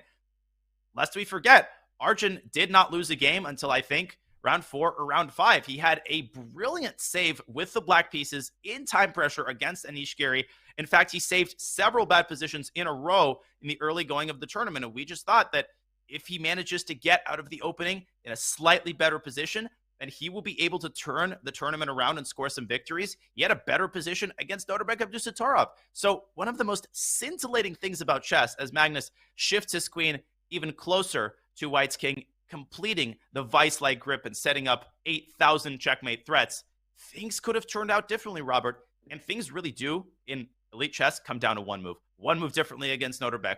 One move differently by Magnus Carlsen against Pragnananda. And we could have been looking at an entirely different cross table, singing a completely different tune, singing the praises of completely different players. That takes nothing away from Anish Giri's performance. It just shows that everything comes down to the details. They do indeed. And Arjun Erigaisi, he handed the U.S. team some suffering in this past Olympiad. He beat Leonard Dominguez in the final round, and Leonard was having a great tournament. So I was there firsthand to watch Arjun's excellence. He also won the Abu Dhabi Festival, the Masters tournament. That was amazing. He went, I think, 7 or 7.5 out of 9, and he just was dominating an impressive field. He beat Wang Hao. I remember that game. So I feel like, he's on the cusp of something, and he's shown that he is a 2,700 plus player. It's just so difficult to play this level of opposition. 13 rounds against players where you lose a game in a Swiss tournament, you get a lighter pairing. You lose a game here, and your next opponent is Magnus Carlsen. That's just pain adding on top, setting insult to injury almost. So I feel for the guy. He's so strong. He's so likable. He is an absolute legend. He signed a huge sponsorship deal in India, and he is about probably one move away from resigning in this one. And Magnus Carlsen is going to take this final game here at the Tata Steel Chess Masters. He is indeed. There are many ways, every road leads to Oslo here. And the queen, I think, is going to slide back to d3 with a devastating check. In the event that White's queen blocks, I think the queen will slide to its final destination on a3. If the king moves away, that bishop from f3 could jump into d1. Literally, if you lift a piece and drop it on a square, the likelihood is, Robert, that move will indeed lead to checkmate, and Magnus is not going to keep Arjun Erigaisi struggling too much longer. A check on d3 has been delivered, and resignation will happen any second now. And with that win, Magnus Carlsen will go into a share of second place. There are no tiebreaker matches for second place. He will tie with Nodirbek Abdusattorov, who beat him head-to-head. So for Magnus, a good end to what has been an event to forget. And look at that. It's a handshake. It's a victory. And I do feel for Arjun Erigaisi. I mean, such a good player, such an excellent person. He's won the Junior Speed Chess Championship ahead of Nihal Sarin. And the players, they're talking about this game. The tournament is over. It's been a long time, and yet they still want to talk about chess. And I just have to commend, the sort of state of chess in India. There's a huge chess boom going on. We've obviously named the big names so many times, from Nihal Sarin to the two competitors in this tournament, Gukesh and Erigaisi, but also just the class with which they handle themselves. It's not just the moves they make on the board. I have noticed that after every one of his losses, Arjun Erigaisi has remained at the board, calmly discussing his mistakes with his opponents. And I know that may seem like a small thing, but that right there, I think, is the hallmark of a future champion. Arjun handles himself like a professional. He cares about the truth. He cares about improving. And he understands that these 20 points he loses in this tournament, yes, very painful. Yes, he's going to come back to his hotel room and he ain't going to be happy tonight, but he's going to move on from this. He's going to learn from his mistakes. And this is not his last game. Far from his last game against the world champion. And I believe Fabiano Caruana said on the C-Squared podcast, when talking about these teenagers, the kind of next generation who has the chance to reach 2,800, I believe that Fabiano singled out Arjun Erigaisi. He said that he sees it in him, that he is capable in all facets of the game. He's great at quick chess. He's great, of course, in classical chess. And just the way he is able to put a stranglehold on certain positions, but then also open up with devastating tactics. Arjun Erigaisi is a beast. He just was in a tournament full of bigger beasts at the moment. So it's just next tournament, it could be completely different. Busatarov and Arjun could switch places, but it just wasn't his event this time around. We look forward to seeing him back in the tournaments, but we do have to talk about what happened besides this game. Magnus Carlsen scores a victory with the black pieces. So did Jordan van Forest in an upset, and Anish Giri is thrilled because with his win over Richard Report, Anish Giri is the champion.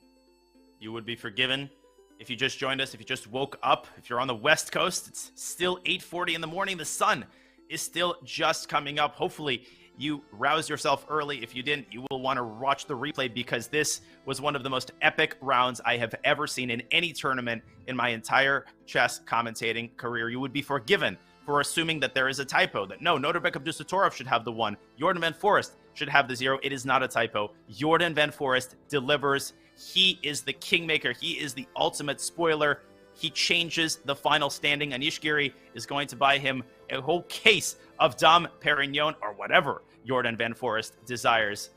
And Anish Giri wins the tournament with a monster score of 8.5 out of 13. And let's not pretend, Robert, that win was coincidental. Was he helped? Yes, he absolutely was. Did he deserve this win? Yes, he absolutely did. Among his wins, Magnus Carlsen, Ding Liren, and in the last round, a sparkling, brilliant... You mean Richard Report? Richard Report. It's been a long day, my friend. Hey, yeah, but Jordan was his friend, and Richard Report, we see he leads the bottom half of the tournament, 6.5 out of 13. He was doing so well in the last bunch of rounds, and then today he blunders in one move in a tough position. So we understand how that happens. And for the rest of the field, Jordan van Forest jumps up to a tie for 9th place with Pragnanda. Pragnanda improves on his performance from last year. I believe he scored 5.5 a year ago. This year, 6 points. He showed at the start of the tournament that he can play for first place, and then it kind of went downhill from there a bit. That's the nature of this tournament. The biggest player on the stage who struggled was Ding Liren, 5.5 out of 13. That is not what we're used to seeing from the World Championship challenger. And while we have to congratulate Anish Giri, I mean, he really had the performance of a lifetime. It's just such a great feat for him. He did catch up with Fiona after clinching his first championship here in Wijk aan Zee, and he was asked if this was the best day in his chess career. Let's hear his answer. Doesn't feel that way. Probably it should be, but I usually, my main feelings are related to the game. I found out that I ruined a very big advantage, so I'm slightly annoyed with that. I thought it was a better game than it was. Because I think I told you in the previous interview, it doesn't work. There's Bishop G7 is there. So yeah, I cannot say it's the best day, but of course it's the best result I've had so far. Obviously, I think it's, as Jordan said also when he won, like it's hard to have a better result other than win the World Championship. But of course, as I already was saying before, like this doesn't change very much in terms of what I have to do looking forward, and I have a lot of challenges this year. And yeah, it stays the same. There's a lot to accomplish, and already here and there I felt there's a lot of work to be done for me, and even though I rose in the rankings very much, I felt that I've been given a little bit of a like an advance payment, and I still have to do a lot of work because I haven't played classical chess for so long, and I saw here remembered what it takes to play classical chess well, and yeah, I'm need to work. You heard it from Anish Giri. That was this the best day? It would have been better if he was even more precise than the precision he showed to take down Richard Report. And that's such a chess player answer, Danya, that when you win the game that leads you to the tournament victory of your life, you're still a little bit upset that you didn't play perfectly. And let me tell you, Anish Giri is euphoric. I think those feelings of happiness, of unbridled euphoria, they're bubbling up inside of him, but he's still just getting his eyes adjusted to the final tournament standings. He has just won that game. He still needs to just pinch himself and remind himself that, yes, this is reality. I think later today, when the tension will have fully subsided, when the players will be seated together at a table for the closing ceremony, it will dawn on Anish Giri what he has just done. And what that is a tournament victory in the second most important event after the World Championship. This is an incredible accomplishment. It is one that he will cherish for many years. But as Anish Giri is the first to admit, he hopes to use it not as the culmination of his career. Obviously, he isn't even 30 years old, but as a springboard to even greater achievements and hopefully one day the World Championship. I know Anish Giri quite well, and I know that his thoughts are that he wants to be the best player in the world. He doesn't just want to win a tournament here, a tournament there. He wants to be the best, and that is the drive you need to succeed and to become a champion like he became today in Tata Steel. So, Danya, it's been an amazing event. We saw some players come back from the dead, so to speak, like Parham Maksulu winning 3 in a row, finishing the top half of the field. He was a last-second invitee. So, of course, the storylines were about Anish Giri, Nodirbek Abdusattorov, Magnus Carlsen, the big three, if you will. But what are your final thoughts about the tournament at large?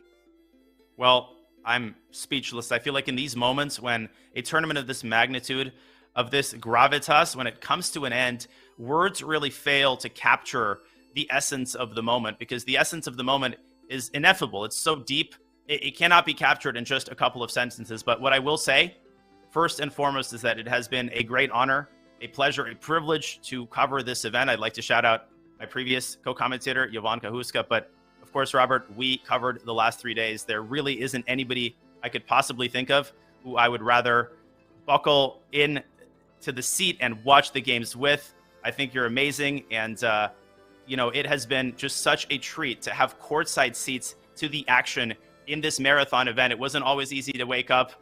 It was still dark outside when our alarms went off. Sometimes we stumbled in various states of undress with teeth unbrushed to the computer. But at the end of the day, there would be nowhere I would rather be than in front of the computer watching these games as the tournament unfolded and as we hit an epic finale. What a performance by Anish Giri. How many storylines and narratives did we see in this tournament? Countless. Wherever you look, you will see amazing games, you will see memories, and you will see performances that will be remembered for many years to come. They certainly will, and the feeling is mutual there, partner. And I just want to say that, on behalf of all the players in this field, from first place finisher Anish Giri, all the way down to the teenagers who struggled, some of them who showed better chess in the second half, this would not be possible without their play, their great chess. They are trying their best, they are giving it their all, and they're also performing works of art for us as we see them play some beautiful games. So I want to thank the players first and foremost. I did thank you, partner. I want to thank the chat for always being there, for watching these games, even when they start very early in America's time zones. And of course, our producers, all the commentators. I mentioned Jovanka Huska, also Tanya Sachdev. She had the call with me earlier in the event. And of course, just everybody who plays chess. So thank you so much. If you haven't had enough chess, a rebroadcast of this final round will take place at 10 a.m. Pacific time. I know it's early for plenty of people, and it's Sunday. You're doing other things, but we will have a rebroadcast at 10 a.m. Pacific time. So tune in for that if you missed the start of the round. But we will say goodbye to what has been a great tournament in the Dutch town of Wijk. This is the Wimbledon of chess. It was the 85th edition, and Anish Giri is your champion. Until next time, this has been Robert Hess and Daniel Naroditsky for Chess.com.